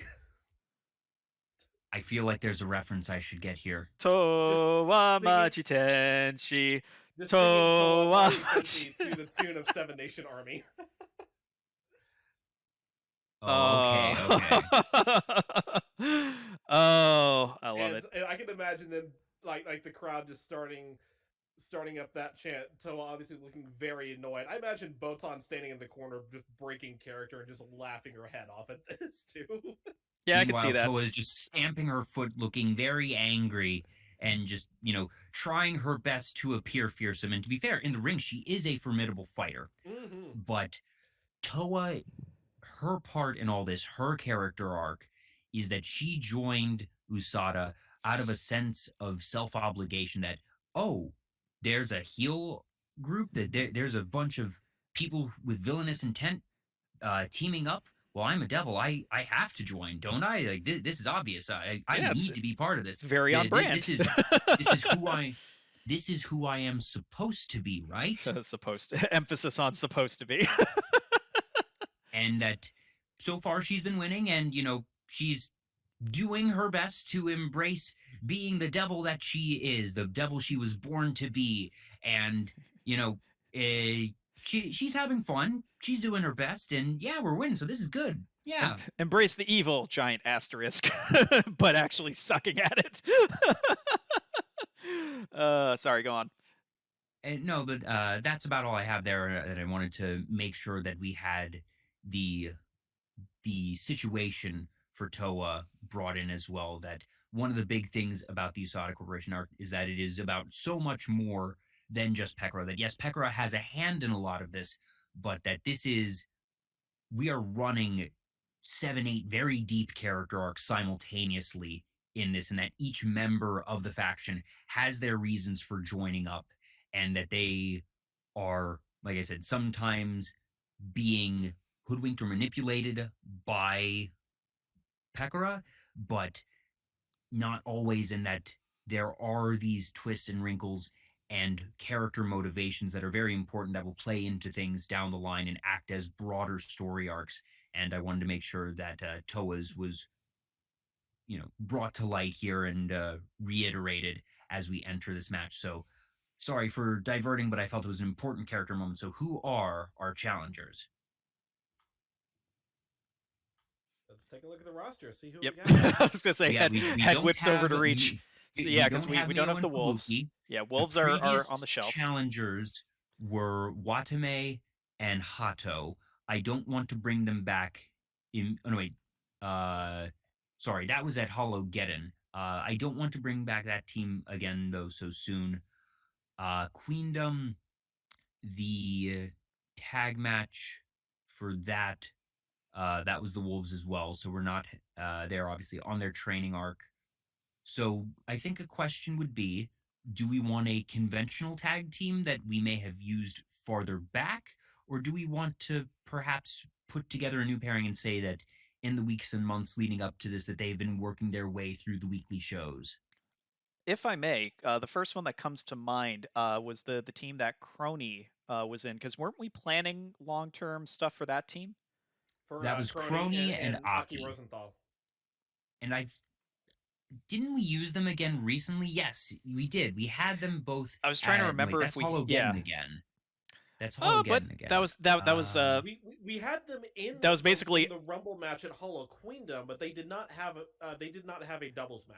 They Yeah, haven't yeah, had a so- doubles match since Hologeddon. Okay, perfect. So that's enough of a buffer. That was at the beginning of this whole arc. So that was a few shows back. There's been enough time. They didn't compete as a tandem in the most recent show that they were booked on. So I feel like this feels like a good opportunity, to put them at least as contenders for the Yeah, and strap, they show their did growth win. since then. And they did win their Hologeddon match, that they defeated Shion and Azuki. And this was a very big win for Kronii in particular, being pretty fresh off of her debut. The way that we wrote her and Aki together was that Kronii's initial debut match was supposed to be against Watson, because it was supposed to be the Warden of Time versus the Time Traveler. And that Aki, one of the biggest divas in Hololive, strutted out of the tunnel and called Kronii out for those who know Hololive and who know Kronii, that Kronii is in character very full of herself, that she is very prideful, and that it's part of her character, that she has a very high opinion of herself, calls herself perfect, as do her many fans aptly named cronies. You could actually say that she has that big clock energy. God, oh my God, Mario. Tell me I'm wrong. Tell me I am wrong. Listen, I've watched enough of her streams to know that it's like, tell me I'm wrong. You're not wrong, though. But anyway, so Aki struts out and calls out Kronii and basically gives Watson the hook. And what happens there is that Aki defeats Kronii, but Aki recognizes Kronii's potential, offers her hand, and that they become fast friends in their shared sort of diva-ness. And that even though Kronii lost that match, that she put up enough of a fight to gain Aki's respect, and that they became a tag team from there, appearing at Hologeddon, getting a win over two older names, frankly, in Azuki and Shion. And that while they haven't had a title shot yet, that they have continued to do well for themselves as a tag team in the weekly shows. So I think that their appearance here is very justified. Okay. So then, yeah, let's And book that. we did also sort of seed their continued relationship in the previous Rumble, where we have Aki and Kronii tag team eliminated Kanata. That was it. That's what took down Kanata, who, apart from Zentreya herself, was slated as one of the big powerhouses of Yeah. the Rumble. That She went the had distance. Zen not, yeah, that, well, she was eliminated between 11 and 12, so she made it a bit more than a third of the way. And for being entrant number one, that's still a very respectable showing. And it's the type of thing that, had Zen not been around, that she could have conceivably been what Zentreya was to that match. Yeah. But Oh, the for combination of Zentreya's surprise appearance and then the coordinated tag team of that it wasn't just, two strange bedfellows teaming up, that this was the two members of a already established tag team who happened to be in the ring at the same time, took advantage of their synergy and worked together to eliminate a very prime competitor. So I think that sets them up even better, showing that they are still very capable, and coming off of, obviously not a win because only one person wins the 30-woman Rumble, but that they have a very, I guess in basketball terms, signature win over Kanata, in that, even if it wasn't the match win, that it is a signature elimination. It's a big moment that, amidst all the chaos, still stands out as, even if not a top three moment, that's one of the big moments of the match. Yeah. So then all the more reason, and I imagine in the weekly shows leading up to here, trying to crown some new contenders. I imagine their rankings collectively already put them in a good place. They've probably won enough requisite matches as a team to get on the card. Mm-hmm. And with the upheaval in the within the Usada Corp ranks because of the sudden departure, perhaps they feel, oh, this is a new team. They might not have had as much time to really gel together, even though they're within the same collective. We might have a chance of, picking up a victory. So I could see them Yeah. using that as even more reason to just double down on the tag team scene and work their way into the position to become the number one contenders just in time for HoloMania. Yes, and I'm really glad you pointed out the newness of the Towa Botan pairing, and them not likely being as coordinated as a conventional set of tag team champions. I do think that should play into the match. And Oh yeah. while the champions will once again be retaining, I think that that's going to be one of the very memorable aspects of this match, is that Kronii and Aki come into this as a well-oiled machine. And while Botan and Towa have an amount of synergy that it's clear they've been working, they haven't been resting on their laurels. And just by virtue of them both being such powerful individual competitors, that it's clear they're trying to work together, and they're doing it pretty successfully. That this isn't a case of two brute force individuals not acting in tandem at all, and just, powerhousing their way through a well-oiled machine of a team. That this is a newer team, an in-progress team, but because they are such powerhouses, that even a bit of synergy is enough to put them over the top. Yeah. All right. And do we have any special entrances planned for this particular one, or is it just more of a traditional? All right, everyone, get down to the ring! Yay! All right, let's like- has fight. I don't really feel have like- anything in mind off the top of my head for this one necessarily. If y'all have any ideas, feel free to fire them off. I think that this is a a mid-grade entrance one, that it's not just everyone get down here, but something similar to what we had for Kiara and Miko, but of a different flavor, where they each had their respective entrances, that they had the pomp and circumstance, that they were very regal in their own way, and that for Aki and Kronii, that, you know, they are the divas, that they are walking out together, very haughty, very powerful, and that they are, you know, stoic, confident, ready for this match. Meanwhile, not Shion, Towa and Botan walk out in their matching Usada Corp jackets and everything, and they're looking cool, calm, and collected. And so it's sort of almost feels like two street gangs meeting up. That is very different from the direction I was going to take, but you know what? What was your direction now? Because I'm very curious. It feels very inappropriate now, because that actually sounds cool.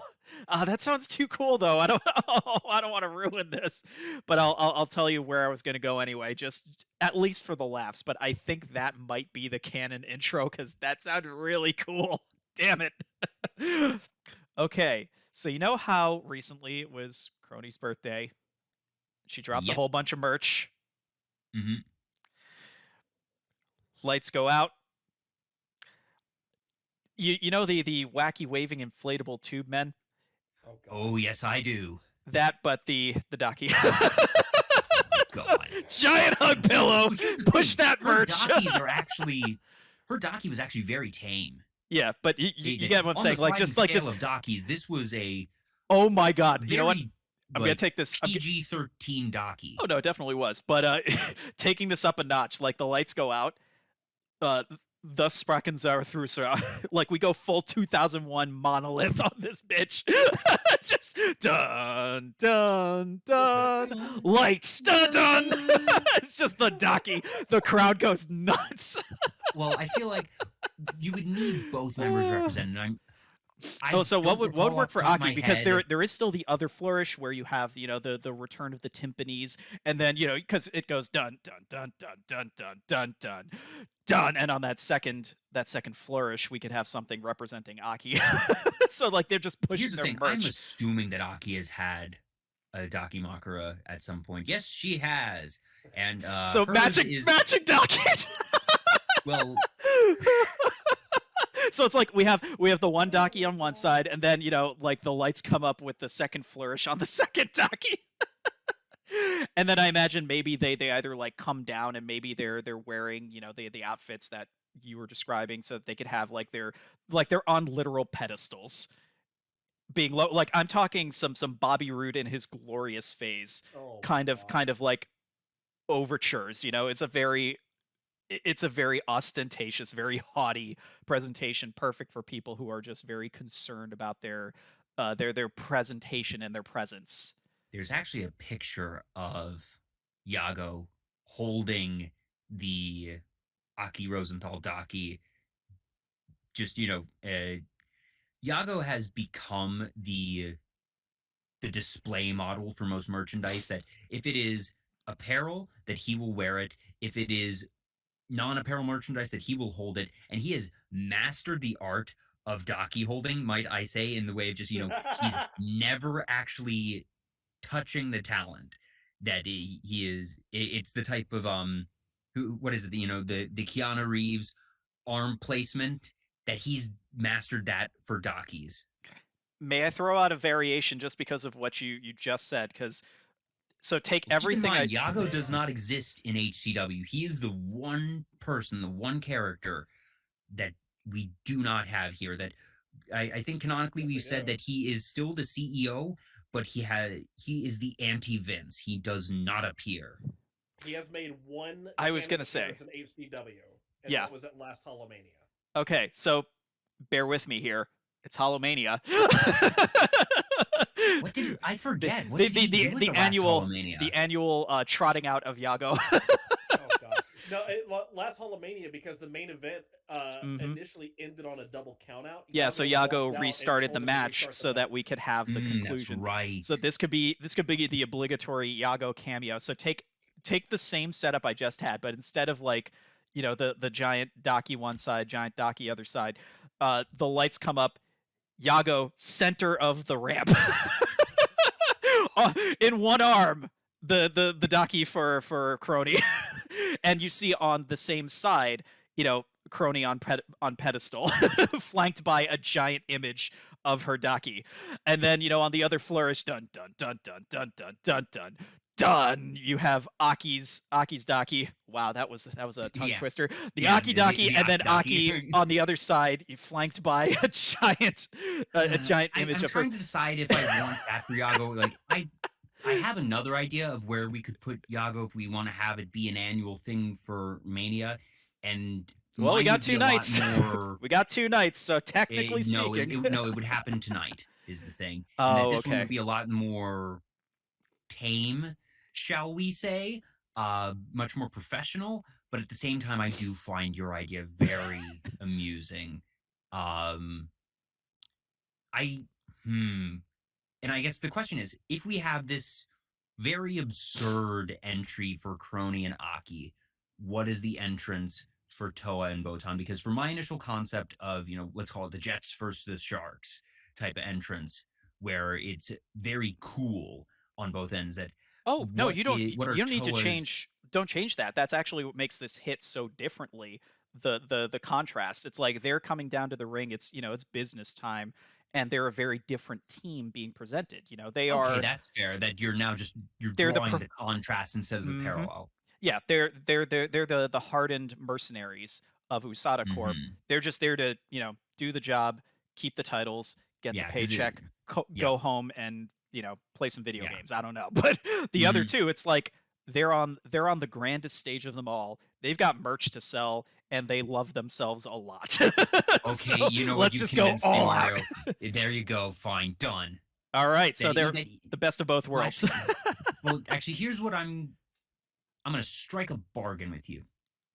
I like your entrance that employs the Daki images, and my wrinkle here is that I'm going to say, let's not use Yago for this, because like I said, I have something a bit more a bit more professional for him, a bit cleaner, that I think there are some funny ways you can use them later, but I think that for the function, I love the Daki aspect, and I don't think Yago is necessary for it. That what we have is the Daki images are put up on the Jumbotrons, on each side where you have Kronii and Aki standing, and that. Oh no, it'd be like a full blown, like, either giant pillow or at least a giant banner behind them while they are on a platform, elevated and covered in spotlight.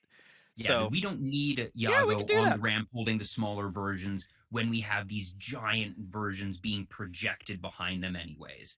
Yeah. So I'm okay with that. Take your general concept here of the merch selling, the Dakis, and the over the top entrance for them. I'm in on that, but I will take Yago off the stage for this one to use him later. Okay, so we are saving the obligatory HoloMania Yago cameo for a little bit later in the evening. You got it. Yes. Okay, so we have the business-like introduction of the champions. We then get the overblown, ostentatious pageantry that is the challengers. Also, going back to double the pomp, double the circumstance, double the pageantry. We are doubling up, baby. And the audience pops. Oh yeah, with Aki and Kronii's one that I'm not gonna lie. I would lose it if I were in a crowd and this happened, because I'd be like, this is so ridiculous. I love this. And don't get me wrong, people were hyped for Towa and Botan's entrance. That as far as Usada goes, generally speaking, Pekora herself is the only one that gets boos. All of the others still get very thunderous cheers.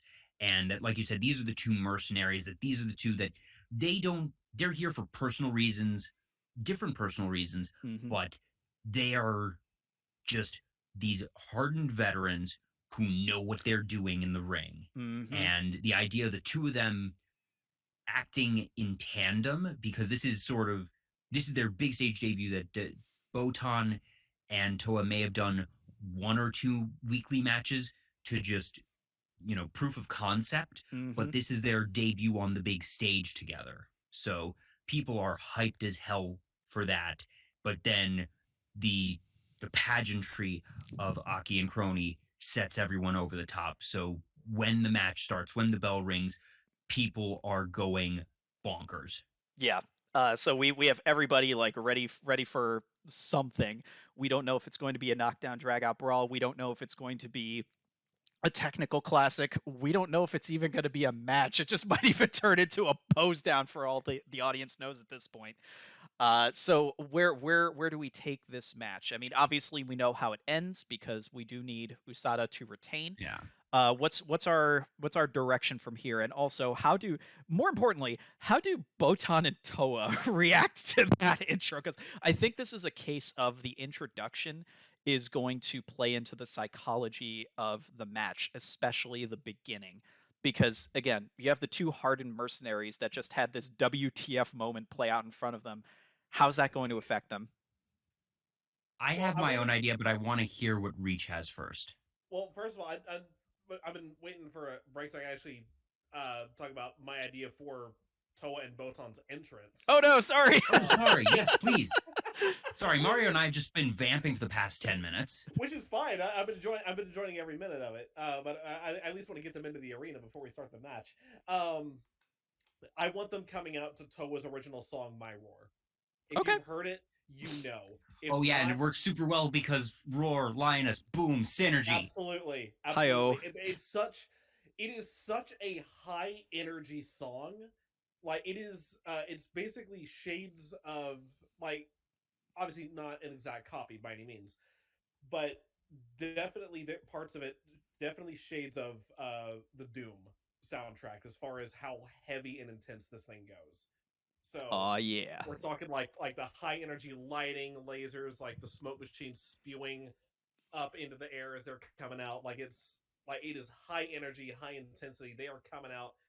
They are like they're super excited. They're ready to get down there to have this match, defend these titles. And then the challengers appear, Yeah. and then we have this. What the f are we looking at? What the f just happened? Yeah, because actually, I'm imagining what you described, with the only wrinkle being, instead of them like really working the crowd and getting hyped, I just see them like just with these laser focused eyes, just marching down to the ring, with their matching jackets, just ready to kick someone's butt. Like we still have, like the very cool intro to again, play up the intensity of the theme song, but just like this very different vibe coming off of them. You can see in their eyes, they're just like, all right, let's get this done. Let's do this. Hmm. The way I see the match going is this is Mania. There are no squash matches. Nope. Everything here is going to be good on some level.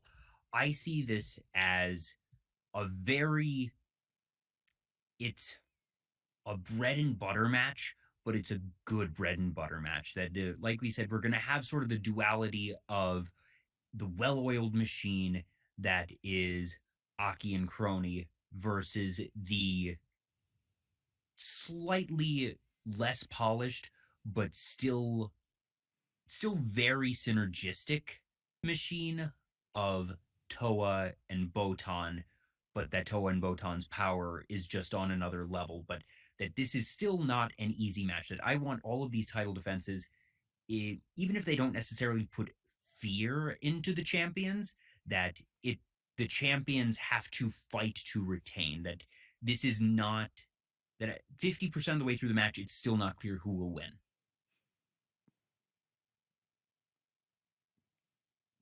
No further notes. Reach. Yeah, honestly, that sounds good to me. Now, Okay. what I'm going to lean on you two for is the choreography specifics. Do you all have any ideas of, you know, either something that Aki and Kronii might do that is particularly, are there any big flourishy tag moves that, only the best tag teams can land at all, that they can land to give them a really good moment along the way?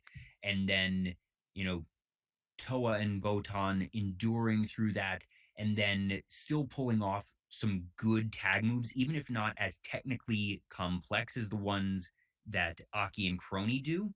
I But that I have. want Oh, it to be sorry. very clear that even though Botan was a late addition, that, like I said, this isn't just two high powered individuals, that they have actually put in the work and are operating as a team. So I have two moments that have been kind of coming to me over the course of this. So one is very much at the very beginning of the match. The other could be at some indeterminate point, probably later in the match, especially what you just requested, Joel. So for the beginning, for some reason I'm seeing Botan starting off the match. I don't know if it'd be more appropriate to do this spot with Aki or Kronii, but whoever is in the opposite corner, the two kind of do yeah, they get face to face. The bell has rung. It's just a straight up shove from the very beginning, and a very confident arms out gesture. Even the crowd is just like, oh, and Botan's just like, the hell is this? Like she was not expecting them to put on a fight. She just thought that this was a beauty pageant coming at her. It's like, oh, you want to go? Okay. She comes back, perhaps a test of strength or something else, flawlessly countered, because again, this is a team that has been really developing, really putting in the steps. She's just kind of there, thrown in as a replacement, essentially. So it starts to throw her off her game, and she slowly starts to realize, oh, I've got to get serious here, don't Yeah, I? that I could see that while Botan and Toa have been putting in their work, that Botan hasn't really done research into other tag teams. That she's absolutely doing everything she can for Toa as a teammate, but it's the type of thing that she hasn't done any uh, you know, research on the opposition. So I like your idea there of her not realizing, oh, they actually did earn their way here, that this isn't just, a flashy pair of talents that management threw together because they both they look good side by side, and Yeah. that, oh, they're actually here to fight. And also, Okay, being then. overconfident, since she is, as we established very early on in this particular segment,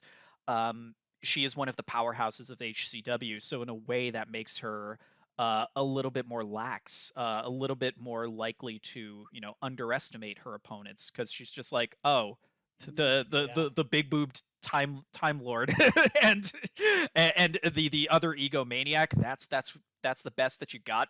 This is HoloMania. I don't need to try. Oh, they're gonna try. Okay. All right. I see how it is. Yeah, and if anything, you see that sort of shocked, not quite dazed, but sort of revelatory expression, but then the excited smirk of, oh, goody, I get to have fun. Yeah. So like it'll definitely be, a lot of I would say poking the bear, but in this case poking the Poking lion. the lion. Yep. Yeah. Exactly. So there's a lot of that at the very beginning, and when she starts to get a little serious, she doesn't flatten. Now just to double check. So who do each of you see as like starting the match from Kronii and Aki's team, just so I can continue on with this description with whoever I see starts the match. Aki as dealing the first blow because I think one of the big things was that Kronii at her first couple matches was just a bit too eager, and that Aki, while certainly enabling her prideful tendencies, has also helped keep her in check just enough in the training, and that Kronii would probably actually defer to Aki for the first hit. Okay, so Aki has started the match, so she's the one, getting all up in Botan's face, shoving her, flawlessly countering her first offense, and really just kind of poking at Botan to really turn this into a real match. So we have Aki in the ring. Botan, like, even when she gets taken down, so I'm thinking like, counter that would somehow result in some sort of a flip or an arm drag or something. When she's on the ground, like you see these camera shots of her just like, wiping her mouth off, and you see in her eyes, she's just like, okay, all right, all right. I see what you're doing here, and just slowly starting to like gear up, if you will.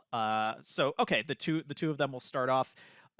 It's mostly Aki getting very light offense and mostly like defensive defensive hits in, essentially, to kind of throw off Botan, but at the same time provoke her into either slipping up by getting her angry and making her illogical, or just kind of messing with her head. So that's how we'll start off. The spot that I have later, because I don't think we ever established a tag team either signature or finisher for Kronii, right? I don't think we have now. Not that I can recall. Let me go back, because at Hologeddon, Kronii pinned Shion with the Superfly Splash. But that is, if I am remembering correctly, an individual move, not a tag move. So no, I don't think Okay. they have a signature tag move at this time. Perfect. I'm trying to think what sort of combination of offense we can do to justify this name, but the name Time Splitter keeps coming to mind as like the name of their tag team finisher. And I'm just playing around with different combinations of, because for Kronii, we could definitely keep it as some sort of a splash technique, because obviously we want to lean into that whole thing. that is one of her most valuable assets, as illustrated by the fact that she finished that other match with the Superfly Splash. The tough part is figuring out Aki's half of the whole thing. Like, there are a few different things that would normally work if these were male competitors. I'm struggling for some good equivalents. Is there anything with big sweeping kicks? That's the thing. Like, she could just do like a sweeping kick and maybe a cross body from Kronii from the top rope, but I feel like we need something a little bit, pardon the pun, splashier for something, if we're going to call it the Time Splitter. But I can't think of any techniques that would involve splits in some way, because that'd be Aki's half, but there's no real like good technique other than fine, and we'll do it ourselves. All right, let's we're going to create a finisher. Oh god, we're getting We're doing this. We're doing this, y'all. We're creating a finisher. Since I presented the idea for the Watson concoction as her finishing move. I haven't done a creative finisher since the SmackDown versus Raw games. Anyway, I joke, but yeah. So that's the only caveat, and we can come back to that later in the match if we need to, because again, that feels like something that would happen late match to be either the false finish or just like the last hurrah for Kronii. Well, I do think we probably need to start picking up the pace a little bit, because we are past the 2-hour mark now, and we're not at the halfway point. So I feel like we should probably get to mapping the big points of this match and then move on. So the way I see this being finished is obviously, like we said, that it is Botan and Towa winning. I'd like to let them win via a tag move, that it's not just, one person getting an individual pin super easily or even fought, but I do want to confirm for the audience that they have actually put in the work and that they are a team, that they get the victory with a proper team finisher. Even if it's not the most technically complex one, but that it's a team move. I do have an idea for this. Mario, you'll get this immediately, and I can actually pull up some references here for Joel here in a second. 3D minus the table in this case.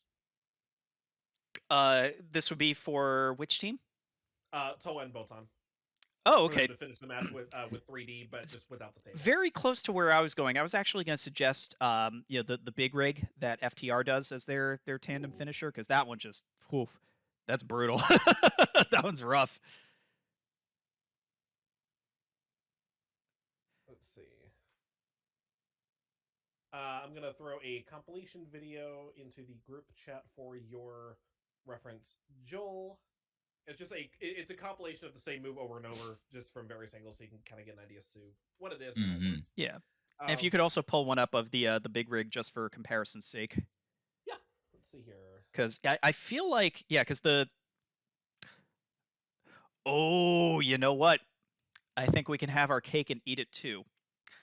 Because even though it's the name would be using the word split, and this is cut. It does finish with a cutter, so maybe the 3D could be oh no, I'm not gonna take it in that direction. But yeah, no, the 3D could be the time splitter because it does have a cutter combination in there. Um, and then the big rig could be used for Botan Towa because Ooh. the big rig in a weird way also is a nice little parallel to one of the moves we have seen very frequently here at HCW, courtesy of our previous champion Roboco, because the big rig it basically is like an elevated code breaker. And having like maybe Botan doing the hoisting and Towa doing the drop. I could see that being a good combination.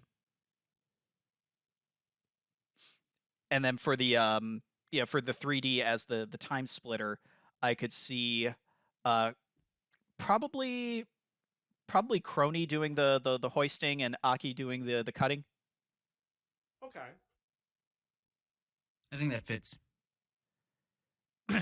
Okay, cool. So Cool. we've got yeah, we've got our finishers for each of them. So at some point, at the 3/4 mark, maybe close to the very end, we've got Kronii and Aki having done pretty good tag team work. Towa and Botan having swapped out a bunch. Kronii, and now who do we want Kronii and Aki to hit the time splitter on? Do we want them to rattle the objectively muscle of the two in Botan? Do we want them to try and pick off Towa? I kind of want them to rattle Botan.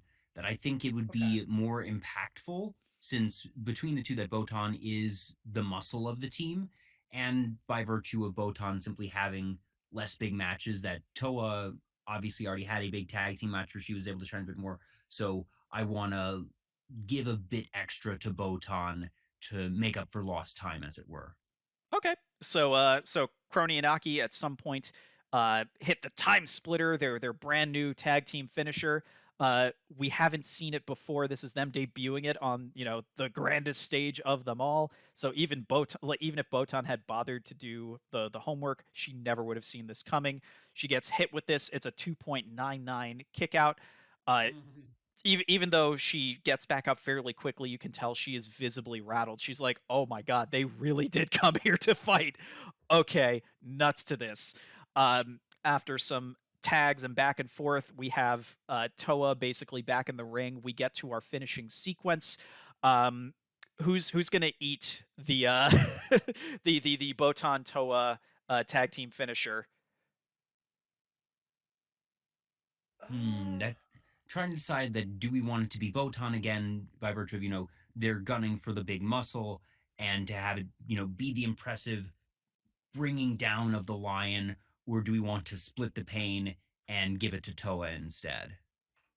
Well, because the way that I'm imagining the maneuver, Botan, to an extent, she's going to be getting back the other team by being the one to provide the elevation for the finisher. So I see Towa finishing it, but I mean, like, who's going to take the move from Kronii? Oh, sorry, my bad. That's okay.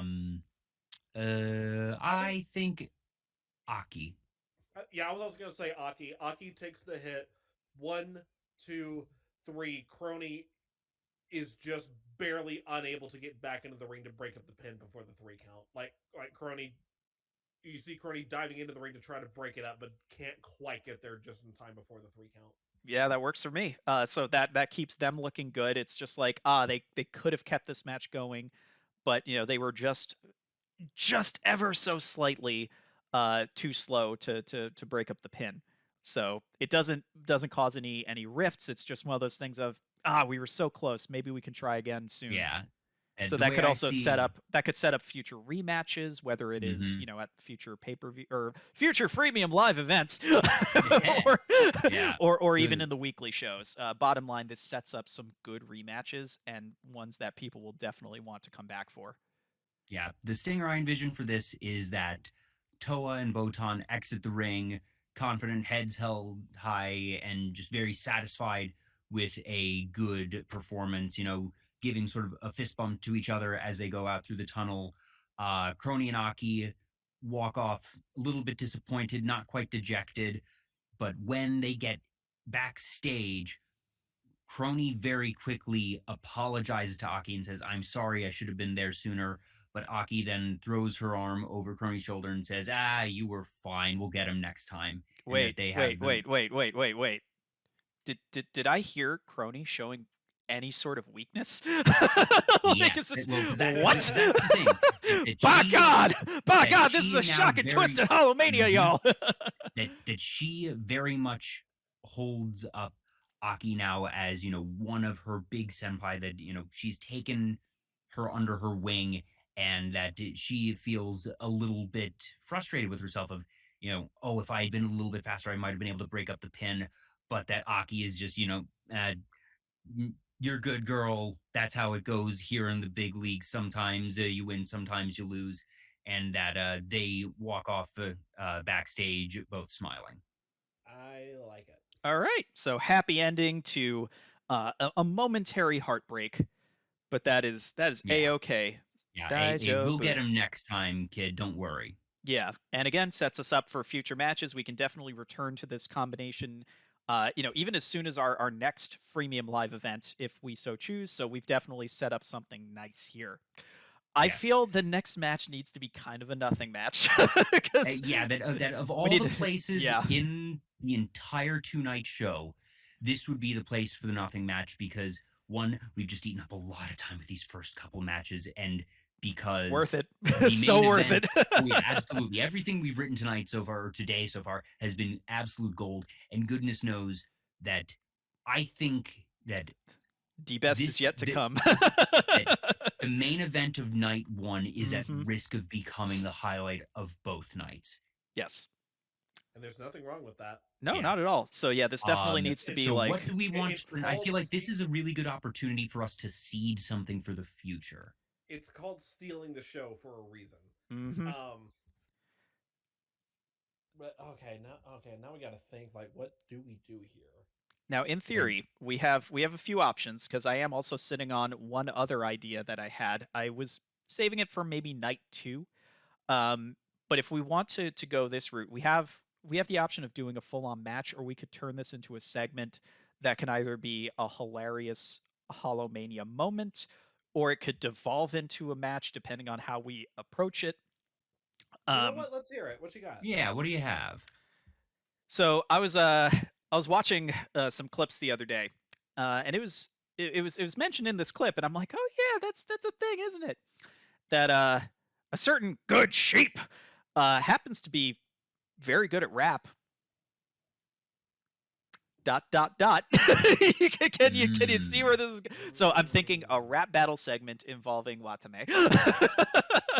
The question is, will this rap battle segment be the more predictable setup of Watame and Callie, who has just signed an amazing deal for just Yeah, no. anybody? Shout Oh my just a gosh, quick no. quick IRL. sidebar. Yeah, let's quickly go into this because for the sake of preservation of when we were recording this, just a few days ago, Mori Calliope announced that she signed a deal with Universal Music.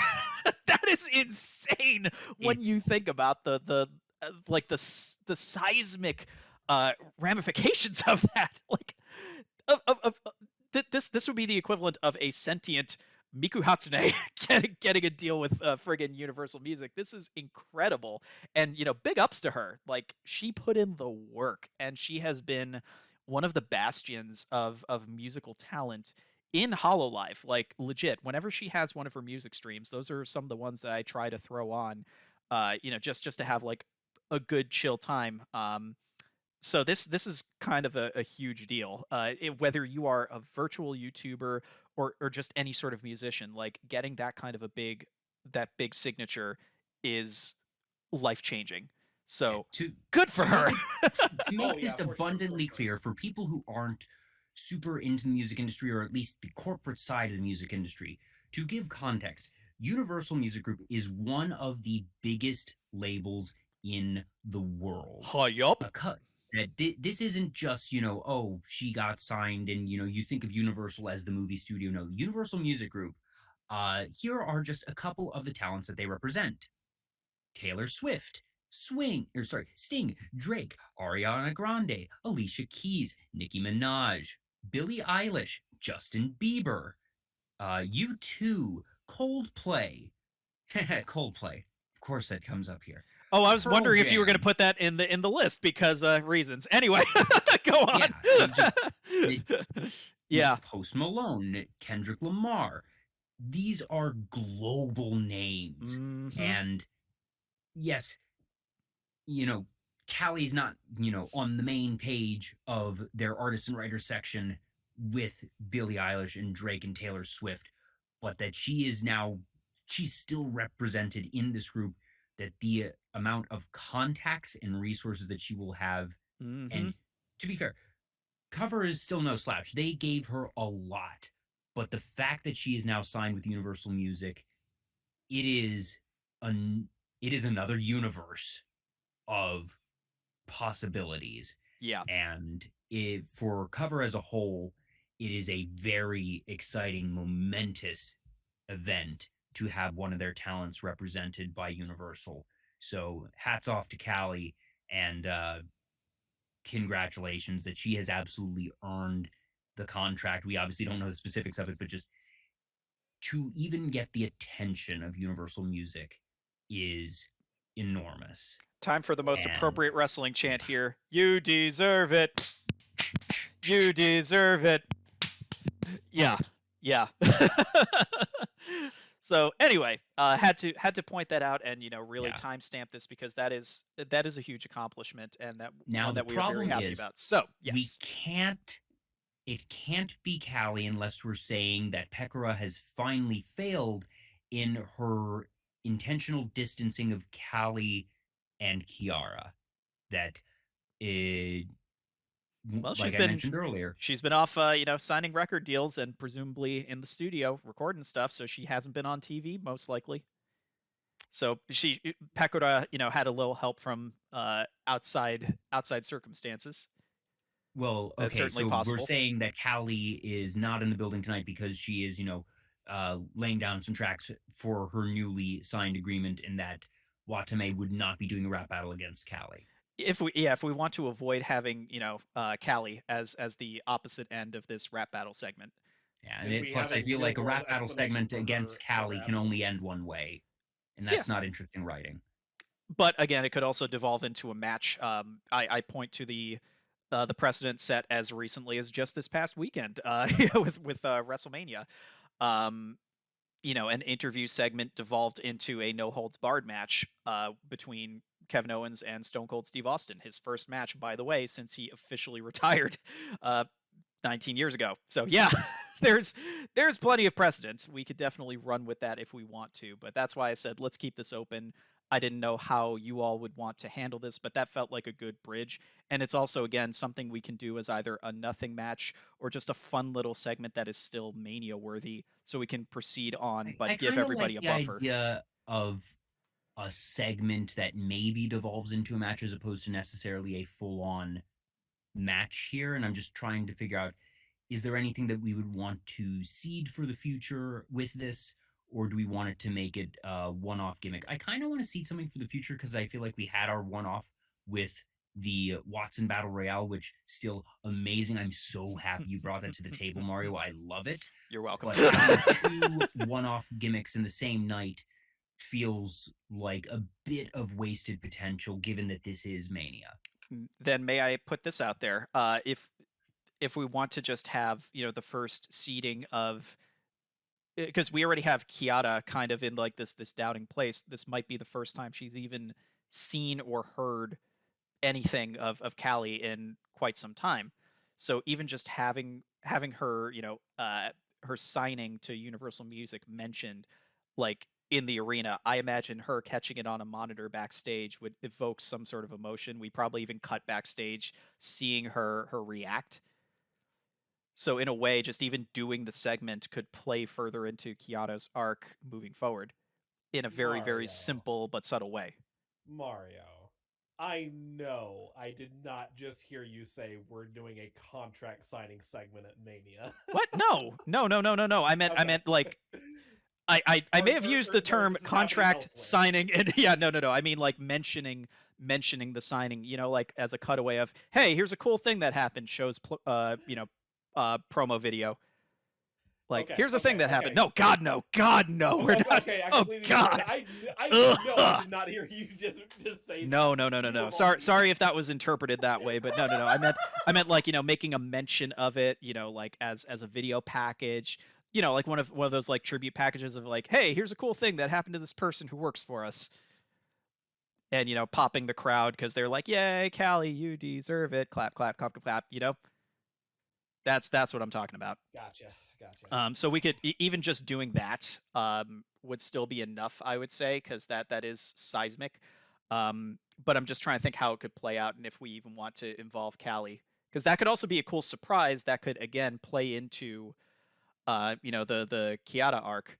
It's just like, oh, she wasn't supposed to be here. Surprise! She's here to promote her upcoming record deal. Bitches. Casual uses of f bombs here, because that's how Callie rolls. Sorry, Thoughts? I'm just looking through some of the notes and trying to figure out. No worries. But again, no matter what we do Hmm, here, we definitely don't need to put too much work into it. It's just more about yeah, finding the appropriate combination of elements and how this plays out from a broader perspective. Because I also have one other very weird idea, but I'm like, if we could play it into the story, I'd rather focus on that.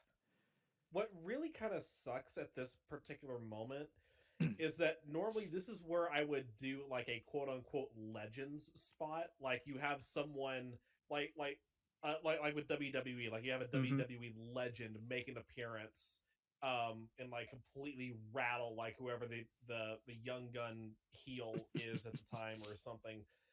Like for instance, let's say have like Stone Cold come out, um, drop a few stunners, pop the crowd, and then head on back to the back, and then we head into the to the main event.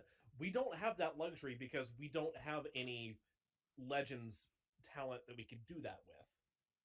yeah. At least not in the sense of obviously the way that we are writing things is that once someone has graduated, they are off the table. That we will not at any point bring back Coco. We will not at any point bring back Rushia. Um, we understand that things that people do come back IRL Mm-hmm. and in actual wrestling promotions. That is one area that we won't go to. But that said, if you want to do something that is closer akin to that, that I think the closest thing we can get is to look to Gen 0 and 1 talent and then have it be something to, rattle the young guns. So the newest debutantes, whether that be someone from Holix or even from ID3. So one that I could see here, um, we haven't used Azuki in a while. And if we're on the music sort of train, having the mention of Callie and her contract situation, celebrating that Callie's not in the building tonight, but Azuki, the original Hololive diva, is here, and that we could do something with her. We do have her currently listed, not as an active talent, but we decided to put her as like our ring announcer. So like she's the That's one right, that we like Ooh, did. okay. so That here that so still here's works. what we Go can on. do. Yeah, yeah. Here's the way we can lead into this is in this particular segment, and this is something that WWE love to do, except we're not going to inflate our numbers. She is out to announce the new attendance record for HoloMania. There are this many people in attendance at HoloMania this weekend, and Nice. then Nice. we could have like the interruption or something of someone coming out and have like give Ozki not necessarily in a match sense, but still give her a HoloMania moment despite her not currently being an active talent. Okay, So now in this case, are we going to who have? would interrupt her? Hmm. Hmm.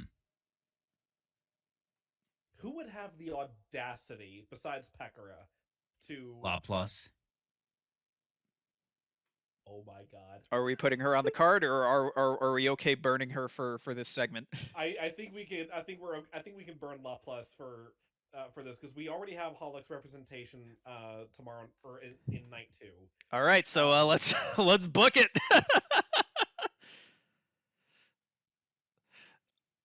So ASCII La Plus segment. Yeah, no, it sounded like you had an idea potentially for an actual line reach. Oh no, I don't. I do not. Okay, well, what we can do, I think what we'll do is, we have Azuki and we have La Plus sort of go out, hijack, grab the mic, start to make a declaration about secret society Holux, and that while that the Usada Corporation's days are numbered and that soon Holux will reign supreme. Meanwhile, Louis comes out, grabs La Plus by the collar and just sort of drags her away. And now, I guess, full timeline. So it would be Azuki does the announcement, and she's probably also narrating the package about Callie, giving her props.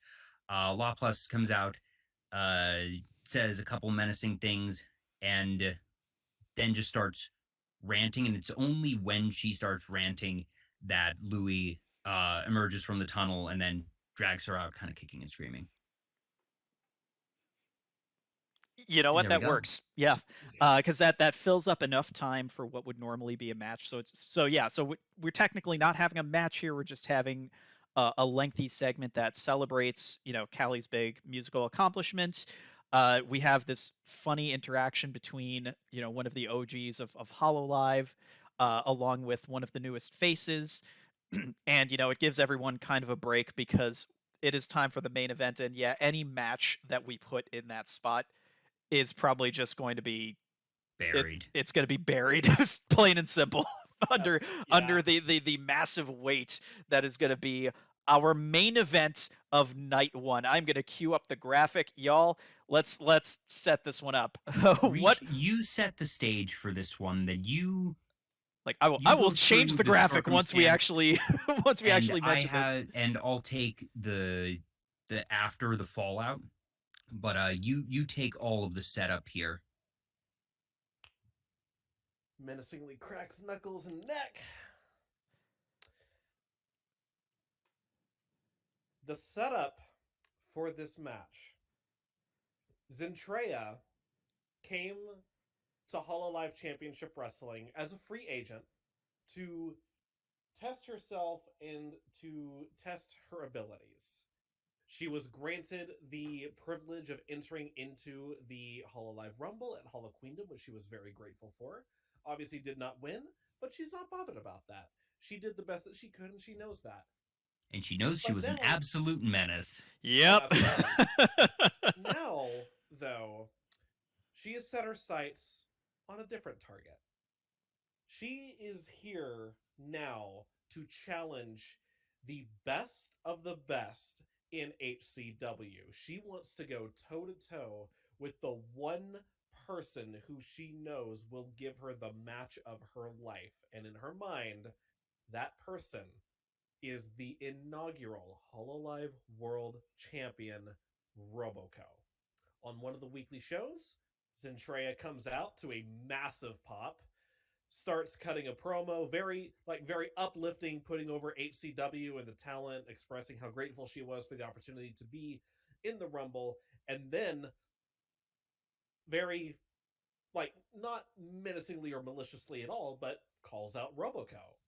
and challenges Roboco to a match. Roboco refuses. She's still reeling and very uncertain of her abilities after losing the title the way that she did to Pekora. So she initially says, "No, I'm not. I'm not going to fight you."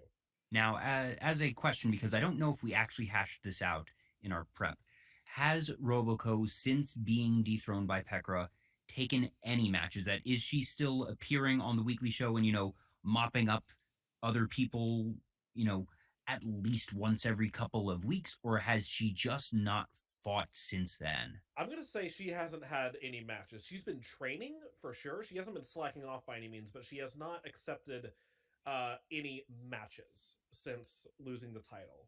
So Zentreya versus Zentreya would be her first one back since losing the title.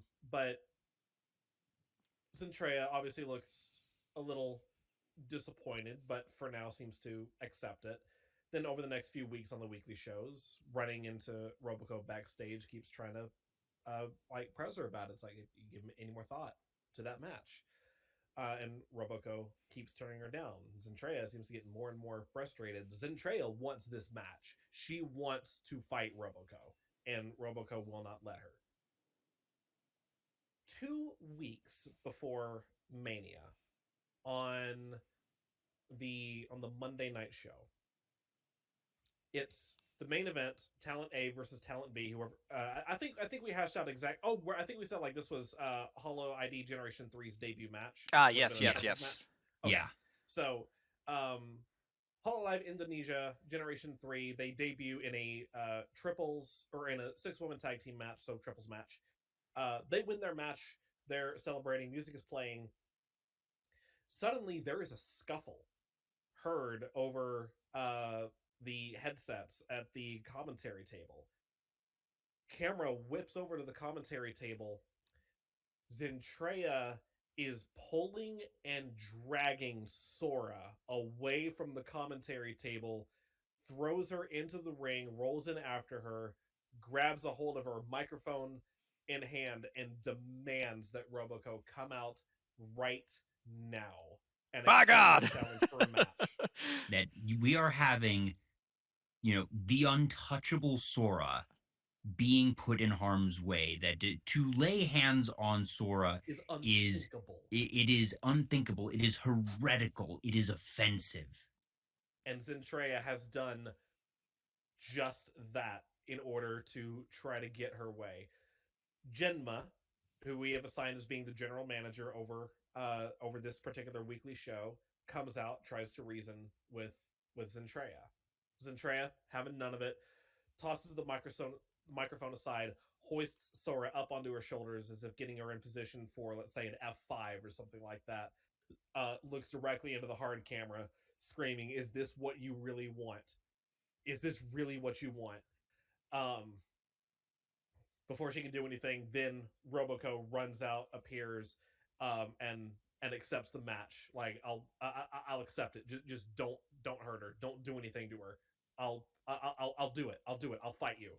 And keep in mind that Roboco is literally the second talent of Hololive. That she was the first person after Sora herself. So it's not just, oh, she is defending the honor of, the original talent, but that she and Sora literally go farther back than anyone else. Yeah.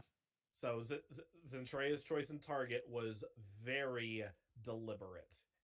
But Genma, up on the stage, hears Roboco accept, and then echoes it. As the general manager, she has this authority. She can make the match official, and she does so right then and there. She tells Zentreya, okay, you've got your match. It's official. It'll be Roboco versus Zentreya at HoloMania. You've got your match. It's official. Now, for the love of God, put her down. Zentreya grins widely and very gingerly sets Sora back down on her feet, who quickly scampers away and rolls back out of the ring, back down to the commentary table and Achan. And Zentreya and Roboco have their stare down. Roboco from the stage, Zentreya from the ring. They stare each other down As we throw up the lower third copyright graphic and fade to black, that is the end of that show. And now, here we are. And before the combatants make their entrance, so this is immediately after Azuki has her bit where she is putting Callie over, and that Laplace has her little, rant being dragged off by the executive officer of Holux. Keep in mind, Laplace is the founder, Louis is the executive. Lights go down. Simultaneously, two simple, plain white spotlights show at either tunnel simultaneously. And out walks from one Yago, and out from the other walks Justin Gunrun Ignacio, the CEO of Vishojo. The two walk very calmly to regal music in the background, just, these plain white spotlights following them down the ramps, in equal stride into the ring. The two shake hands, nod to each other, then exit the ring. This is awesome. This is awesome. The entrances happen. This is awesome. The way that we trot out Yago for this annual iteration is the ceremonial handshake for the first one-on-one exhibition match between Hololive and Vishojo. Okay, I see why you wanted to save Yago for this, because like that's how that would have been reacted to, along with a lot of holy shit chants, because they don't say a word. Yeah, and like I said, that there is you don't need to crazy fireworks. Nah. Just in the dark, two plain spotlights. Yeah. The two meet in the ring, shake hands, nod, go their separate ways. Or not even just at the stage, just have it right there at the stage, because that's all you need. They just like you said, coming out from two opposite ends, big handshake. Because again, that moment, like we're following a HoloMania moment with a HoloMania moment. Oh boy, it's like the HoloMania moment trademark. Yeah, because we said before, the streams have crossed because of Zen entering the Holo Rumble at Holo Queendom, but this is like a whole other level of the streams crossing. It's like, oh, we've got the boss men making their way out. This is legit, and this is perfect for what I kind of imagine the moments before the actual intros for the combatants would probably be.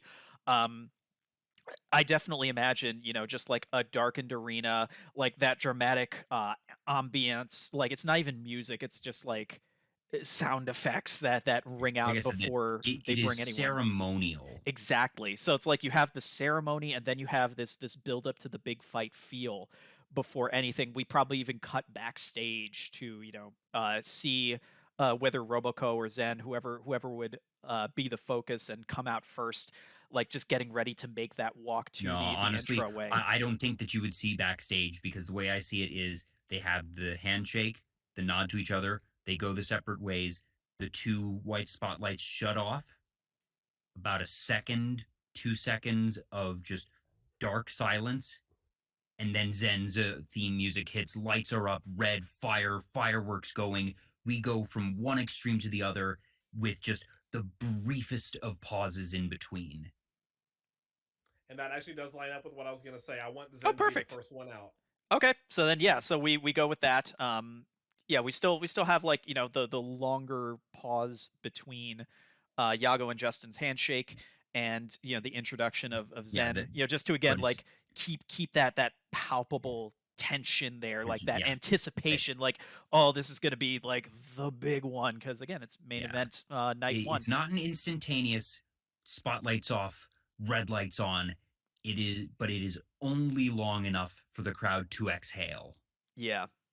And again, like there's this signature ambiance, and I know WWE specifically does something like this. It's almost like these dun dun dun dun dun dun dun dun dun dun dun dun, like these kinds of if it was experimental music, that's what it would kind of be. But that's the kind of thing that would, after a moment or two of silence post lights going down, what we'd hear. Because again, that's kind of the last signal of, okay, are y'all ready? Are y'all ready? And then yeah, Zen's entrance. Um, any particular flash and flare we're adding to this, or is it just the fact that hey, Sounds Zen's like you have back? something, Reach. I got a couple things. One, Go for it.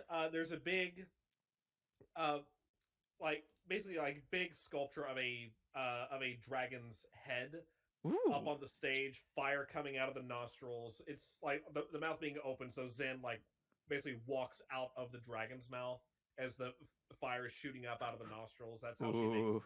her entrance down. Once she gets down to the ring, like she does her rounds, like getting the crowd hyped up, but then takes just a moment to head over to the ropes facing the commentary table, leans up against the top rope, and just kind of gives a little smile and wave to Sora, who just sits there glaring up at her. Ooh. Ooh. Given the events of what happened a couple weeks ago, Yeah. and then it's Roboco's turn.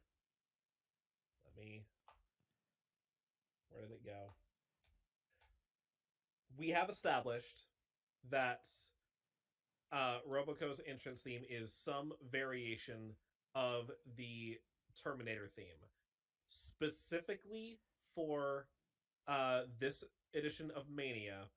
I want, and I'm going to post a link to it here in the chat for those watching, listening who want to listen along. I'm specifically calling upon the theme from Dark Fate. Oh, okay. I've listened to several different iterations and versions of the Terminator theme, and for this particular match and this particular tone, the theme from Dark Fate seemed to be the best fit. Okay. So that is the one that I am calling up for this particular match. She is entering Ooh. to the Dark Fate rendition of the Terminator theme. Ooh. Say what you will about the movie, the theme is freaking awesome. Yeah. No, I get that. Yeah. Firm cosign. Oh, that's cool. That's cool. But we also we have an open air stadium in the Cover Core Coliseum. We did establish this in previous pay-per-views. We would be remiss if we did not use it. Imagine one of like the drop ships from Terminator Salvation. Roboco just gets flown in to the stadium in one of those. It just drops her off there at the stage. Oh my god.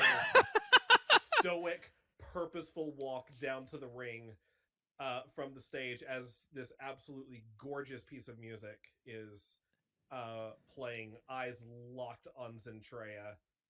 And this is going to be one of those. There's going to be one of those moments where the bell rings. There's going to be at least a solid minute of them just standing in their opposite corners, staring each other down, even after the bell rings, measuring each other up, sizing each other up before the first punch is even thrown. We're going to have that opening match stare down. This is, if for no other reason, just to help build the tension between these two that has already been building for the past several weeks. I like it. I like it. I think we start, because keep in mind, this is Roboco's first match since she lost the title at Queendom. She's been training. She hasn't been slacking off by any means, but this is her first practical match since losing the title. She's going to start off slow, going to go for a test of strength first. Zen's going to humor this. She's going to play along for now.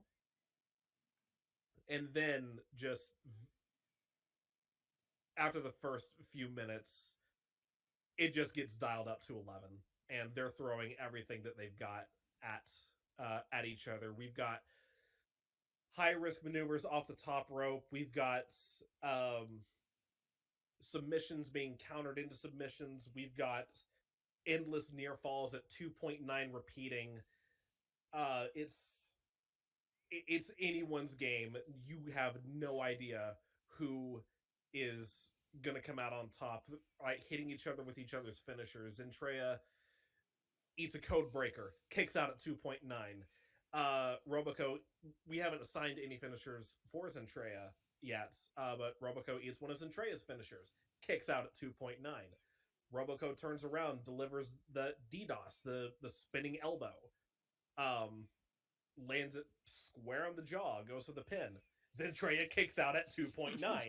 They're throwing everything they have at each other, including the freaking kitchen sink, and they just cannot put each other away. How does this end, Joel? This is two monsters going at it. That it's clear that Roboco in the first couple minutes might be just a half step off her game. Just, shaking off the rust, those lingering doubts of, do I still have it? Having lost to Pekora as she did on the biggest stage, that it's not a full blown crisis of self as some other members of Hololive are having in this arc, but it feels clear that she was on the precipice of a crisis of self, and that she is just a bit off step in the beginning after the, big opening stare down, and the first couple of punches maybe seem just ever so slightly hesitant, that she's trying, but it feels like there's that slight mental block. But by halfway through the match, she's firing on all cylinders, literally and figuratively, as a robot again. And that you can see her back on top of her game, that Roboco is still here. And that it is around that time that Zentreya starts looking outright gleeful, that she is having the time of her life. She wanted this match. She finally got it, and she's getting the match she wanted. She's getting everything that she wanted out of this match, and then some. Zentreya is just having a ball out here. I think even Zentreya would be of the mindset, win, lose, or draw, Zentreya is going to walk out of HoloMania completely satisfied with this match. Meanwhile, the audience and me Cue in the Mitsometer. Cue in the Mitsometer. This is such good sheep. Yeah, oh, you know what? Let's double it up. No, this is, if it hasn't happened already in night one, then the main event of night one is where the crowd is breaking out the holy S chants.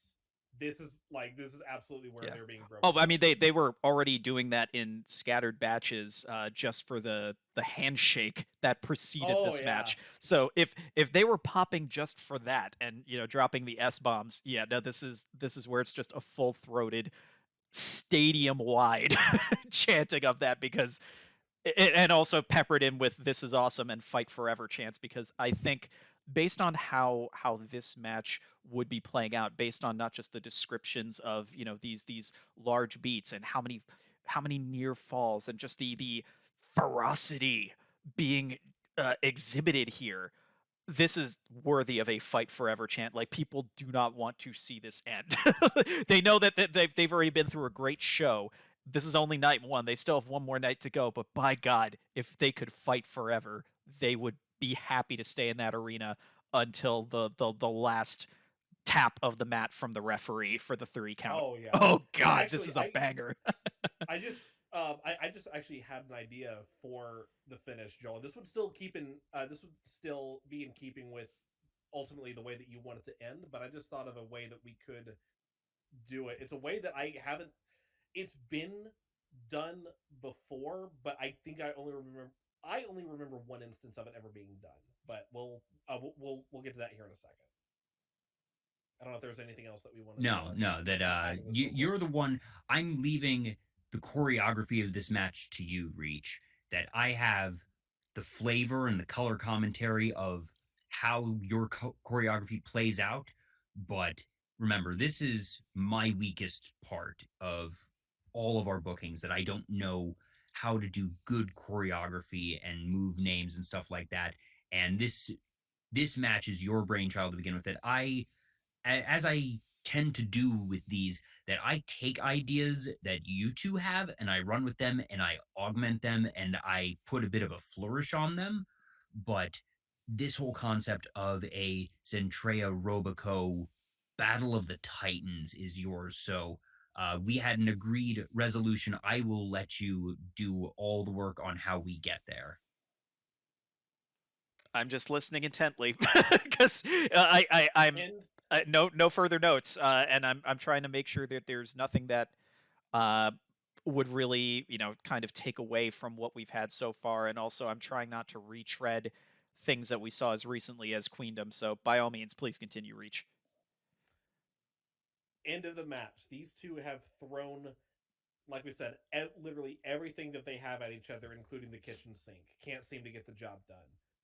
So you have no idea watching this. You have no idea how this is going to end. It literally could go either way. But in the end, Zentreya is laid out, face up on the mat. Roboco crawling up after having just hit what we'll say was her third code breaker on Zen, is crawling up to her to try to put her away. As she crawls up to her, Zentreya suddenly springs back to life, grabs Roboco and locks in a submission maneuver called Hell's Gate. Mario, Oh, for Joel's all right. This is the Undertaker's signature submission maneuver. Yeah, it's a variation of the triangle chokehold that's very prominent, especially in mixed martial arts fights. Whew, it is nasty. Zentreya locks in Hell's Gate and has it locked in tight. Cyborg, robot, or not, this hurts. Yep. Roboco is in a world of pain right now. Roboco still trying to do what she can to either get out or do something, but you can tell her hand is quivering, hovering just over the mat, just about to tap out. Last bit of strength that she has. Roboco pushes forward just enough for both of Zentreya's shoulders to be pinned to the mat as she has the submission maneuver locked in. The referee starts counting 1, 2. Right as the referee counts to 3, Roboco instinctively starts to tap. At the exact same moment, the referee hits the 3 count. Ooh, the match ends in a draw.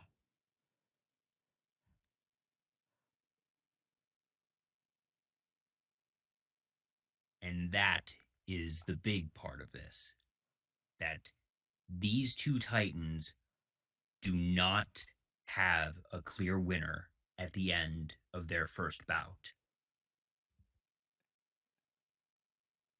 Now, notice how we didn't bill this as once in a lifetime. We No. were very No. clear, very clear Yes. not to position this as, a one-off. This is We a are being very beginning, deliberate not with an end.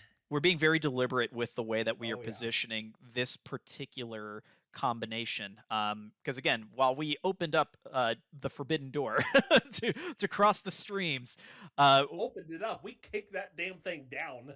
well, Zen certainly did, along with everybody who she yeeted over the top rope at the Rumble. We kicked the damn forbidden door off its hinges. Yeah.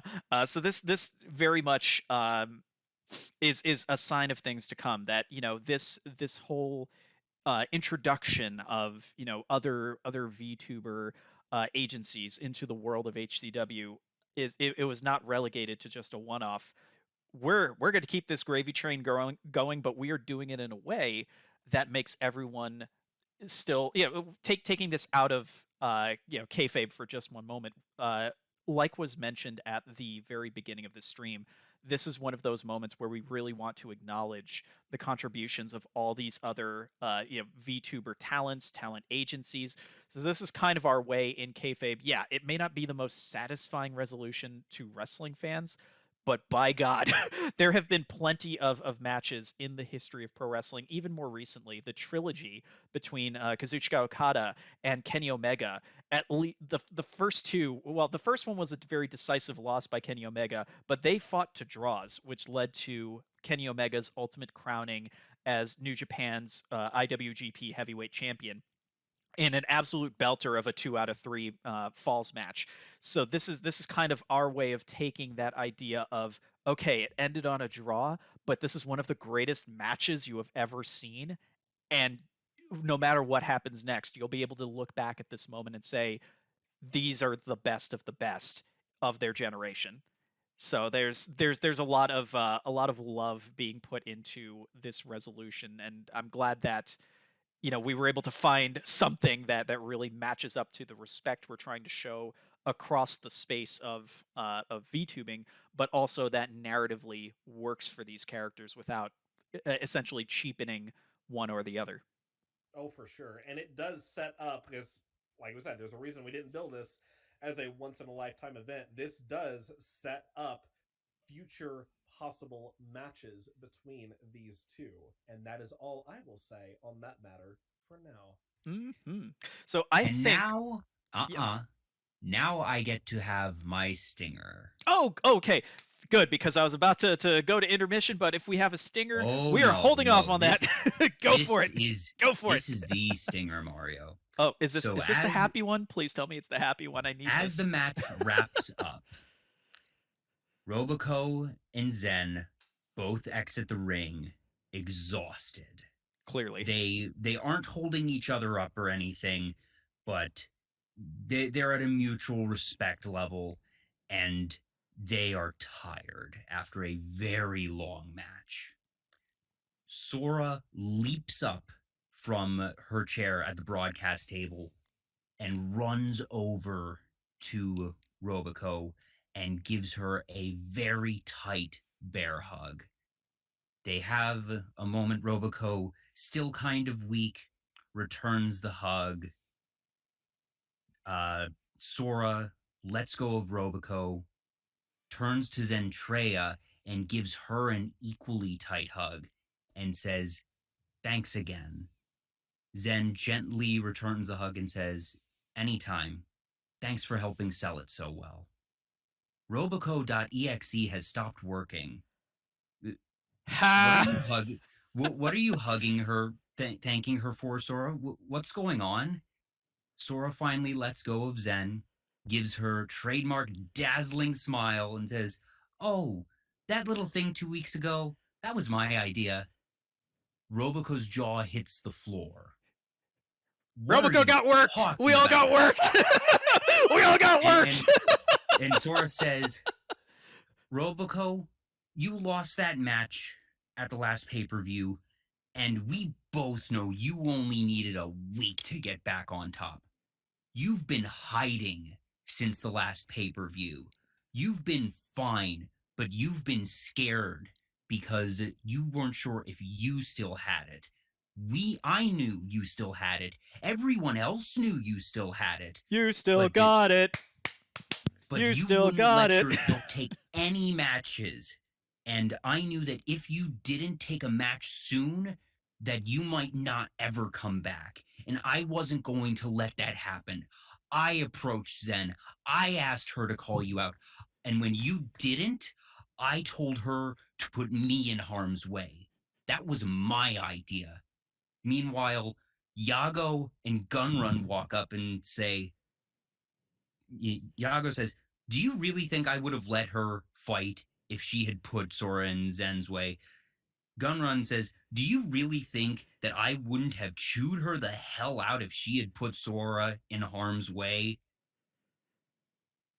And everyone's just sort of looking at Roboco, who's just reeling and having the pieces settle into place in her mind of, "I've been had." She got worked. She got worked hard.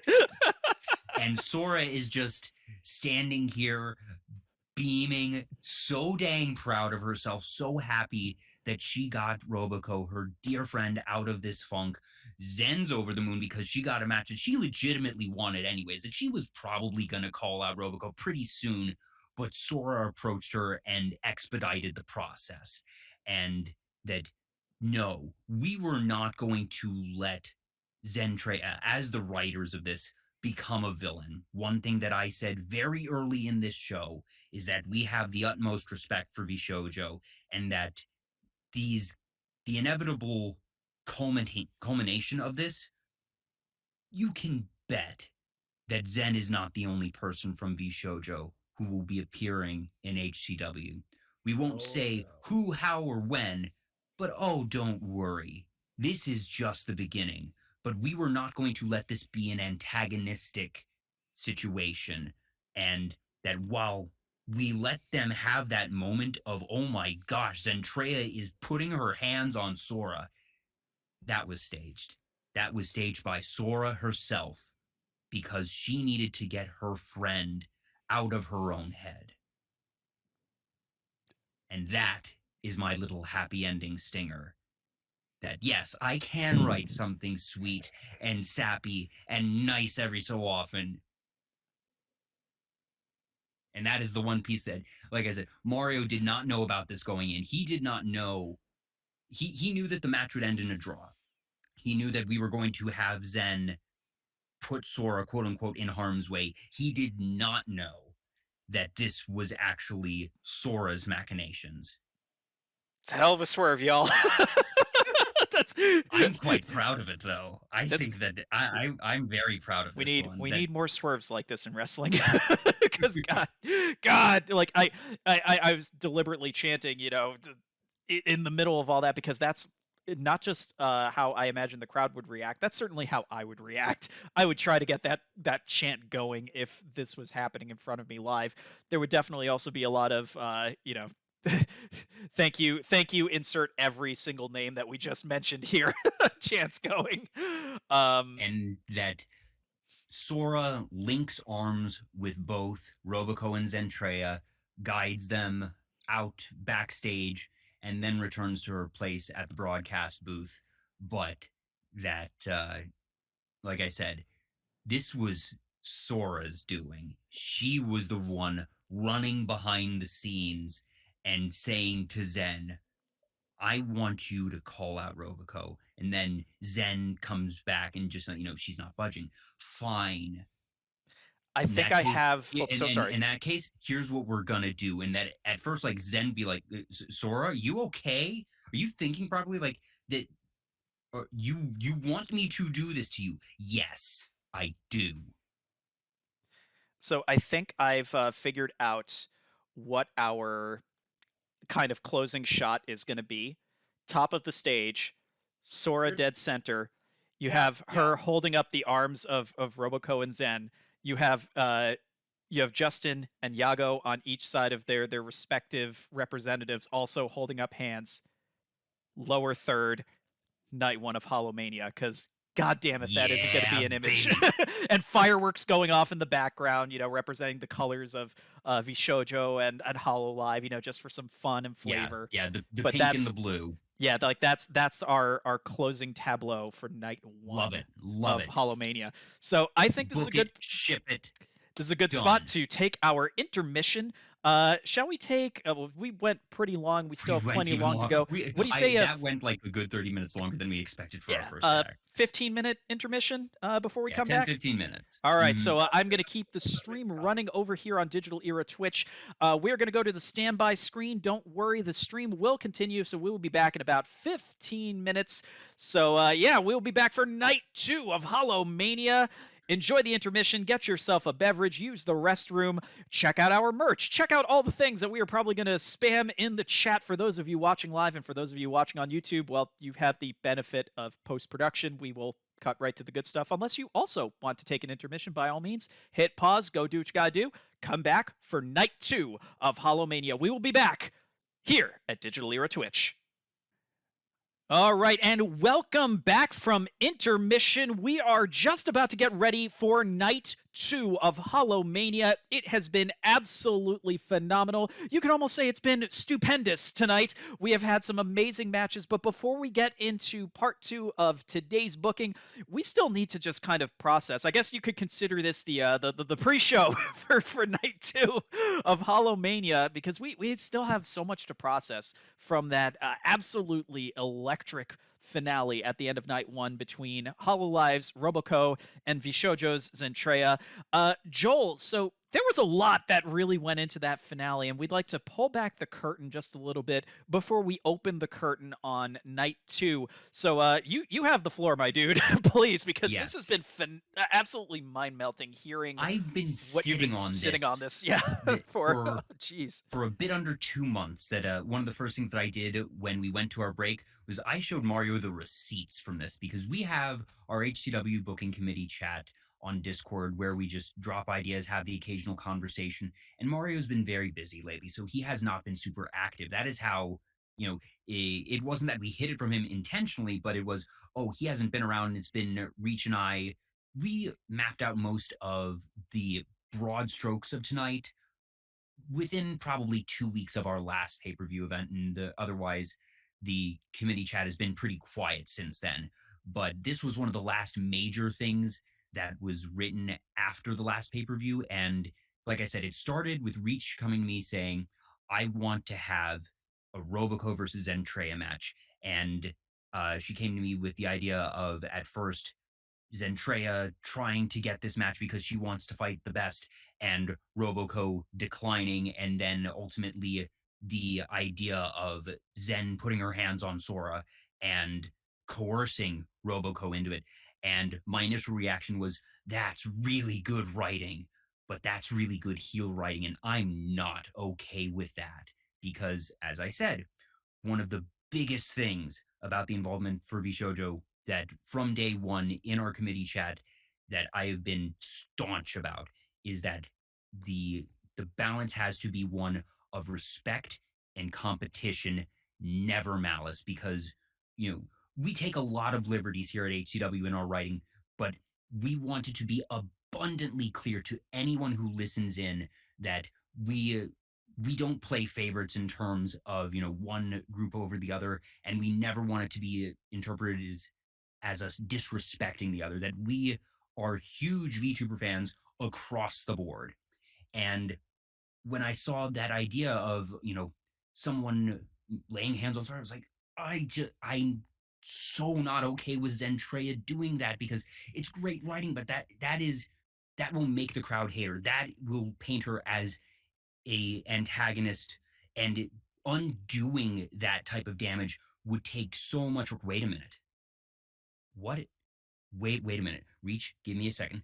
What if Sora was in on it? Wait, what if Sora instigated? What if Sora orchestrated it? What if, instead of it being Roboco looking down on Zentreya saying, I don't need to deal with you, and that I have already done everything that I feel I need to, and turning her nose up at her, that maybe it's that on the surface, but what if it's actually Roboco being scared, not of necessarily losing, but after that loss to Pekora, that she's shaken, that she has been training in the gym, but Roboco's been in shape the whole time.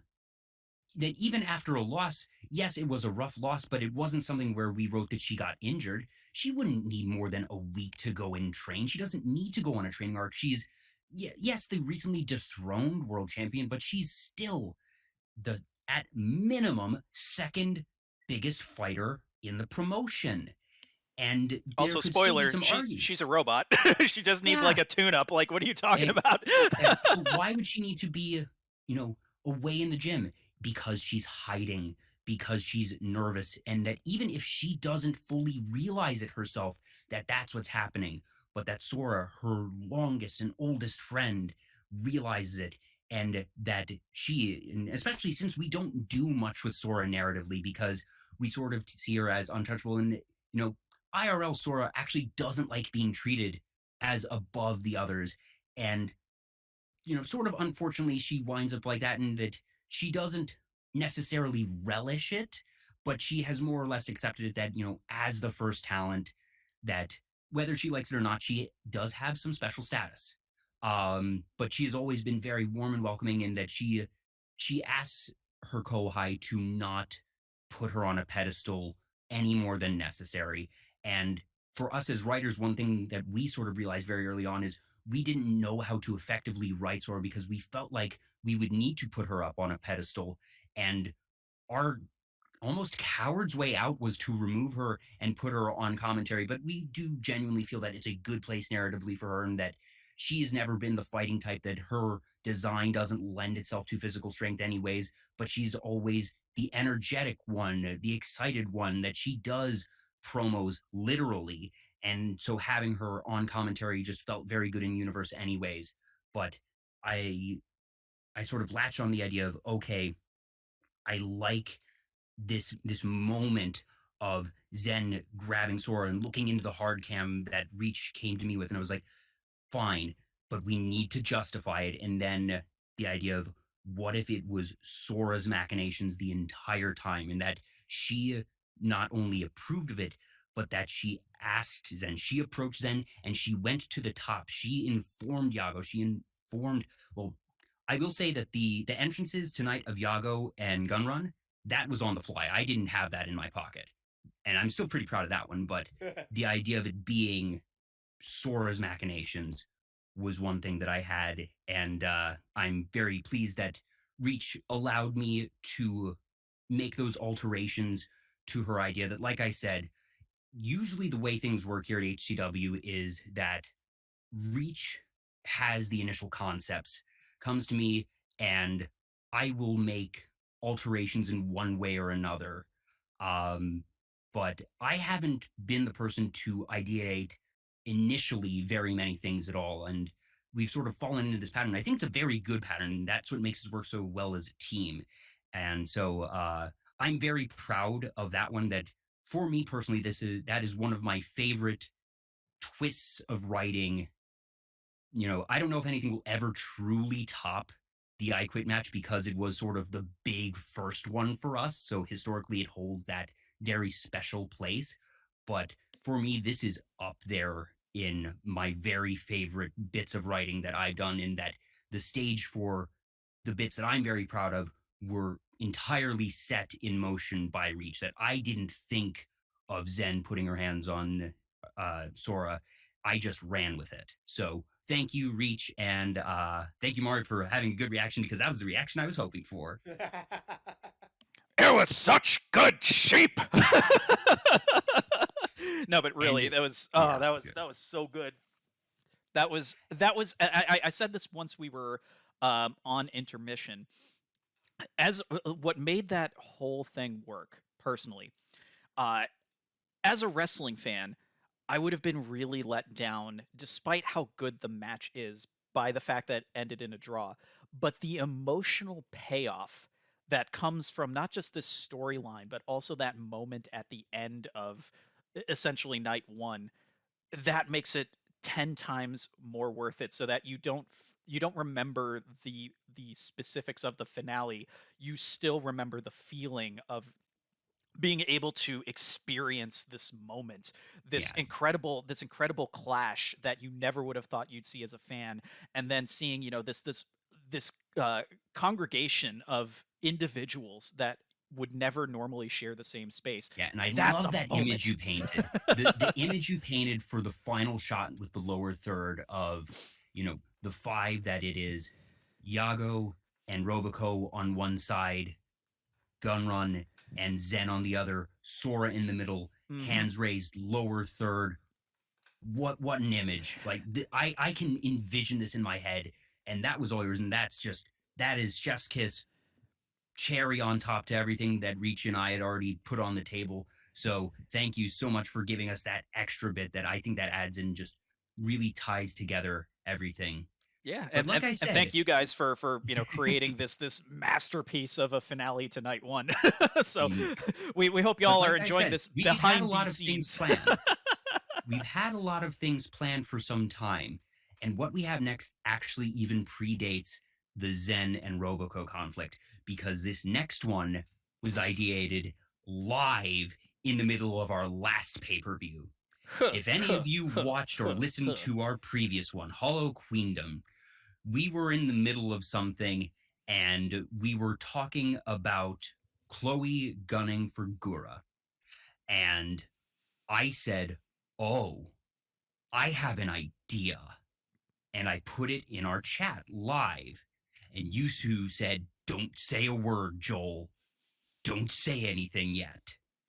Because you both really liked my idea. So the concept of Long John Silver being our hashtag not sponsored, hashtag please sponsor us tonight was ideated at that moment, because one of the things that I have come to very much look forward to in these broadcasts is I get to go out of my way, and most of our sponsors have been fast food of a variety, and I very much enjoy that because it means we have a meal to eat during these very long broadcasts. Frankly, it's nice, and it was a pretty quick thing in my head of Gura and Chloe are both, the beasts of the sea, and there are relatively few fast food establishments that specialize in fish. And so I just plopped in the chat. I was like, next time sponsor Long John Silver. And you both just reacted with the shark emoji. Yep. So we would like to remind you that we are hashtag not sponsored by Long John Silver tonight. At Long John Silver, we speak fish, and we also speak absolute chaos, mayhem, violence, and also wholesomeness over here at HCW. Hashtag please sponsor us, Long John Silver. Seriously, and also get some more locations over here in the New York tri-state area, actually, please. one last bit of behind the scenes before we return to the actual booking of this match. I went on a treasure hunt today. An unexpected treasure hunt, because there's fiddly dee. only a few Long John Silvers in DFW that they're, dotted about. And I personally found my apartment in between two, about, 10, 15 minutes away, just in a triangle formation. So I went to the one that was, 1 minute closer, and I left my apartment early, left about an hour or so before showtime, figuring, all right, 15 minutes there, 15 minutes back, I'll have half an hour to eat. That's plenty of time. I still want to be fresh and everything. I get to the Long John Silvers, and they are not open yet. Apparently, their hours had changed from what is on Google Maps. So, fortunately, the triangle to the other one, it was basically an equilateral, so it was only going to be about 10, 15 minutes to that other one, and then 10, 15 minutes back. So, I messaged Reach, and I was like, first one's closed. I'm going to have to go to the other one. I'll still make it in time, but it's going to be close. And fortunately I did, but I had to do that little bit of an extra journey. And so that was my little treasure hunt. And having not had Long John Silver in probably a decade, I'll be honest, it was better than I remembered. That I actually really enjoyed that. I got the combo thing. It was piece of fish, piece of chicken, couple of shrimp, fries, and hush puppies. The fish is actually surprisingly good. That, it's the quality that I would expect at a family restaurant. That it feels above fast food quality. It's not, gourmet or anything, but it was surprisingly good. The fried chicken was delightfully different from most other fast food fried chicken, because it's not like what you get at Popeyes, that it's a boneless fillet. It's in a similar batter to the fish, unsurprisingly, but that means that it has a very different taste from what you're going to get at other, chicken fast food establishments. So I liked it. It's not, the type of thing that I'm going to be super eager and seek out all the time, but it was a different taste, and it was a notch or two above what I would have expected and considered passable for a fast food establishment. So yeah, good on you, Long John Silver. Yeah, and if you want to partake in some of these wonderful meals that they have at Long John Silver's, you can always go with the $10 C shares that they have. As they put it, sharing is caring with Long John Silver's $10 C shares. You can get your shrimp on with $10 C shares, featuring your choice of 15-piece grilled shrimp, 15-piece batter dipped shrimp, or for a limited time, a boatload of crispy breaded popcorn shrimp, like the variety that your boy Mario is chewing on right now, to share with your mates. So you also can get a 9-piece chicken C share if you want to sample some of the chicken, like what Joel was just mentioning now. But of course, you can also get the 6-piece fish C share, This is one tongue twister of an ad, but this is So, some of what you Mario, can have I guess the available question at is, Long John Silver's. this means that we're shrimping for Long John Silver's? Oh, we are absolutely shrimping for Long John Silver's. We're shrimping hard for Long John Silver's today. So Long John Silver's, we speak fish, and we are about to see a fish fight unlike any you have ever seen.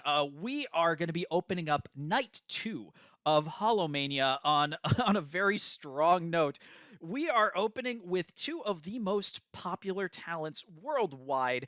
They have taken the world by storm, not just in terms of VTubing, but also in terms of advertising. You may recall our bemusement at Gura appearing in an advertisement for one of our early hashtag not sponsors here on HCW, hashtag Taco Bell Japan, hashtag seriously please sponsor us, y'all. Promoting the nacho fries. But tonight we have the apex predator Gura going against the cleaner Chloe Sakamata. Oh boy, this is going to be quite the match. So let's set the scene for what we have going on tonight. So what, Reach? I believe you're the one who was coming up with the setting and the structure for this particular singles match. Would you be so kind as to elaborate as we get set for night 2 of HoloMania? Well, let me take a look here, because we're setting up. Did we have a set gimmick for this match yet? I don't think we did. I originally did, and then I decided to hold off on it for reasons. It's one that we will eventually come back to. Also, I'm going to start. I'm just going to get Gura's song "Reflect" playing in my ear. Just going to set the mood. Because if you don't have a gimmick in mind, I do. Okay. Now I want to let you go first because mine is a bit of a stretch. So if you have something, I very well might defer to you. But if you don't, I have something. Well, I did want to throw out initially, like going back to our hashtag not sponsor, Long John Silver's. I'm glad you at least got to enjoy yours. Oh no! Oh no! I ran into a similar situation as you in that when I got to the Long John Silver's, they were apparently not open yet. Google Maps lied to me. Unlike you, I did not have another location anywhere close to that I could get to before the stream started. So, oh, boo! Well, get yourself some after the show. Yeah, some dinner. Go out somewhere. But as the project director for Hololive Championship Wrestling, I would like to make it known right now. As soon as HoloMania ends, I am opening up an internal investigation on Usada Pekora because I am convinced that she has sabotaged me once again in getting my gun. I mean, I speculated similar things when I couldn't get my my Kiara Fried Phoenix for Holiday Havoc. So I think there's plots afoot. there are machinations against the HCW booking committee. I am convinced. She was going after the two of you, but now that she's going directly after me, excuse me, that ain't gonna fly. Listen, Usada Pekora is riding high. She is at the pinnacle of glory. She is basking in her own hubris. I also inadvertently talked to you about this, Mario. I also inadvertently ruined the cup of coffee that I made during intermission, but that's my own fault. So oh no! No coffee for me now. I'm gonna have to get that. No damage, I hope. Oh no! Oh no! The mug itself is fine. It's just mistakes were made. As far as this match goes, though, getting back onto it because we do need to get back on track here. Holy shit! I did have an idea for a gimmick match in mind, but now I kind of want to hold off on it for a future pay-per-view that we've been planning for, like centered around Holux that I want to come back to. So as far as Mania tonight, because I have a gimmick, but it's a very specific gimmick that isn't Holux centric that we really can't do at any other time. Okay. Go on. Underwater match.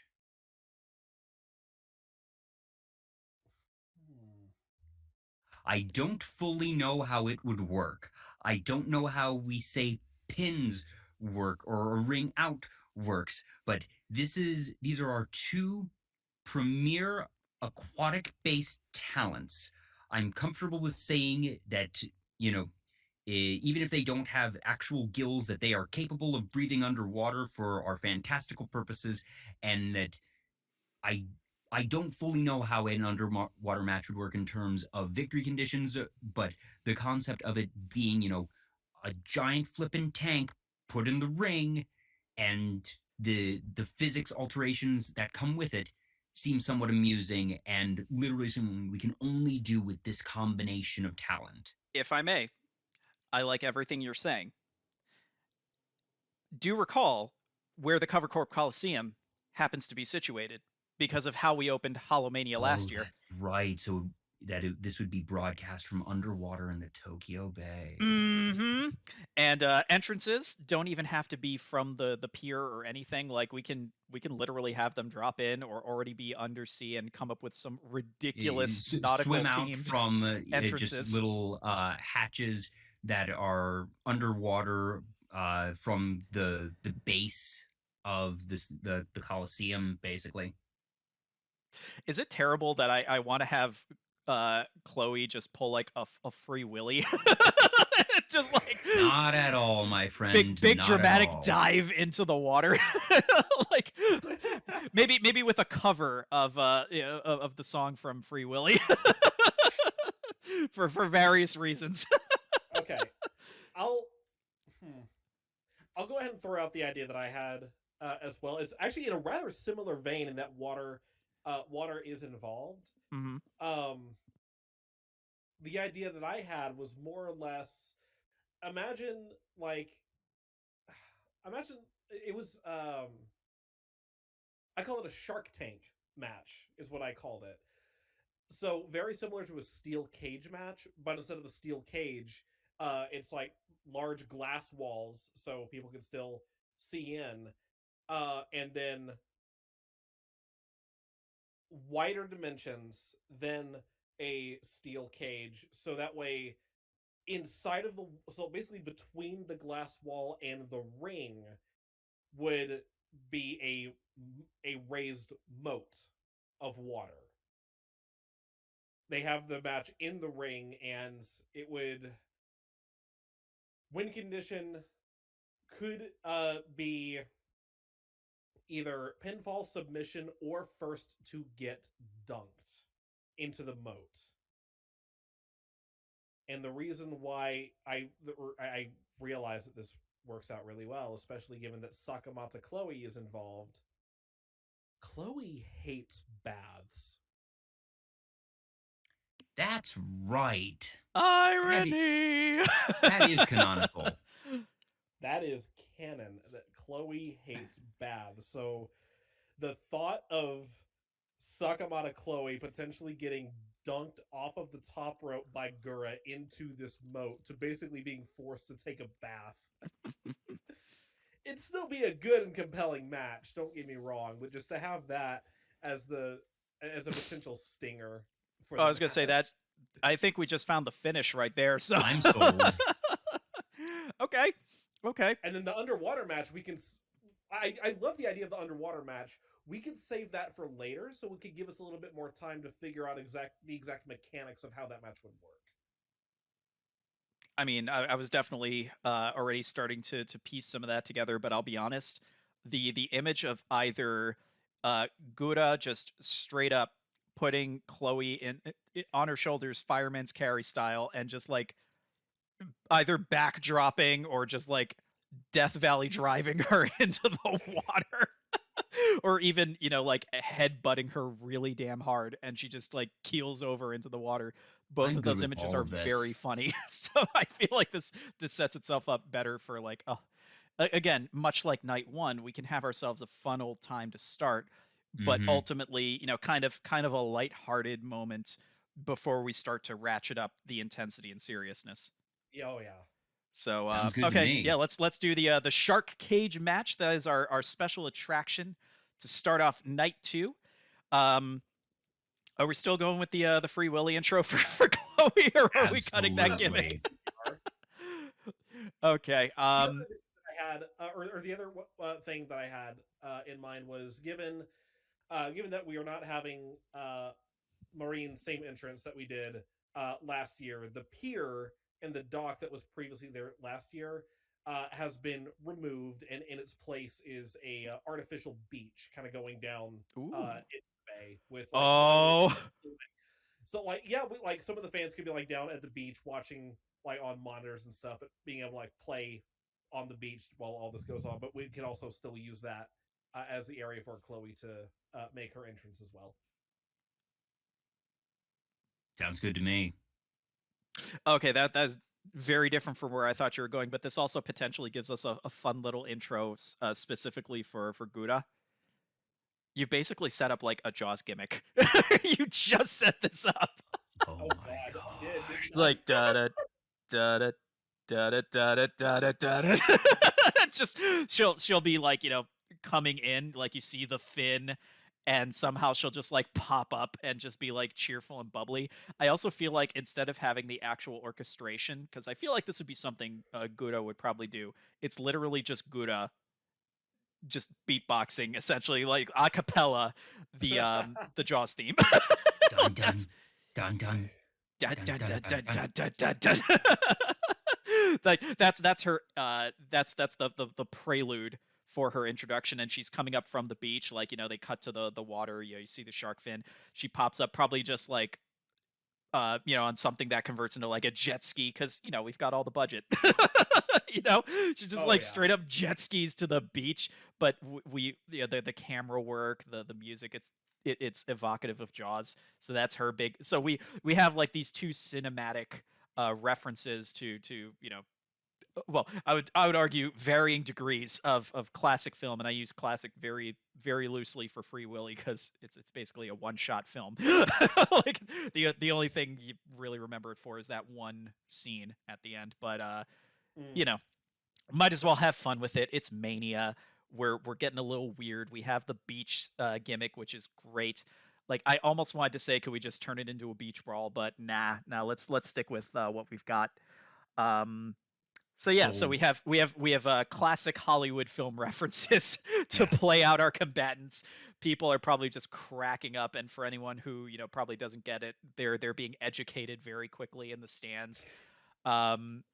So we get them out to now. Did we want, just to clarify? Did we want the Shark Tank to be beachside, or did we want it to be in the arena proper? I just want to make sure I'm understanding the placement correctly. It would be around the ring. So basically, ring is the centerpiece. A raised moat or pool around the ring, and then outside of that would be the glass walls that would be our quote-unquote steel cage, but it's just clear glass walls. So like they're boxed into the ring for the match, but then like they have the moat between the glass wall and the ring that they can be dunked into.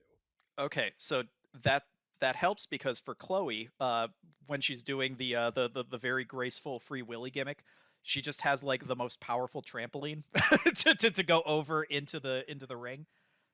Yeah, to mimic you know, the Willy jumping over the seawall bit. Oh, Sin Cara, is that you? Yeah, except you know, she actually lands it. Sorry, it was a cheap shot. I know, it was low hanging fruit. I'm so sorry. It was hard to resist. But yeah, so she basically Sin Cara's into the ring, but gracefully. I feel like I need context. You want this one, Reach? Sin Cara was a wrestler for WWE. Part of his entrance was he would run down the ramp and then leap from the ground up over the top rope and like roll into the ring, but with the aid of a trampoline, because he himself could not actually physically leap from the floor over the top rope. Very few people can leap that height. Yeah. The problem is it's an entrance that was quite frequently botched, in that is like his I foot would gets on imagine the so. rope. It's just, and the whole thing with Sin Cara too is he just, There was a whole thing. Basically, he was their attempt to recapture the lucha magic of Rey Mysterio in the early 2010s. Unfortunately, it didn't go so well, which is unfortunate because he was already a well-renowned lucha libre superstar. But you know, poor guy was cursed. That's all I'm saying. It was a really rough run, and unfortunately, the intro was one of the things that, it was cool in principle, but the wind got taken out of those sails very quickly because of shoddy camera work and very frequent botches, not just for the intros but also in matches. So it is it's a sad tale, but Chloe, she is good whale girl. So Yep. So she's as fine. initially described, I don't think we need to go through a blow by blow for this match. That, like we said, it's going to be not. a fun romp. That it eventually ends with Gura dunking Chloe. That Chloe gets her bath. Gura does still reign supreme.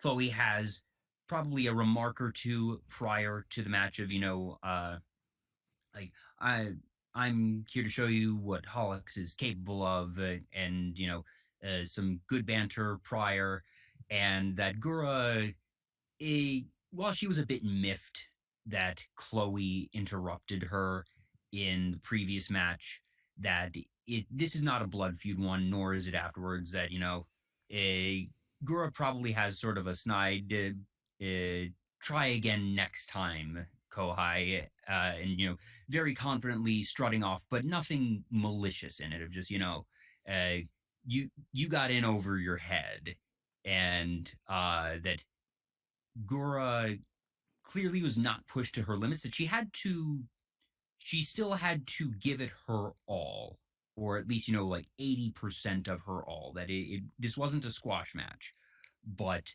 that it was still a more comfortable win than most of the other ones have been thus far.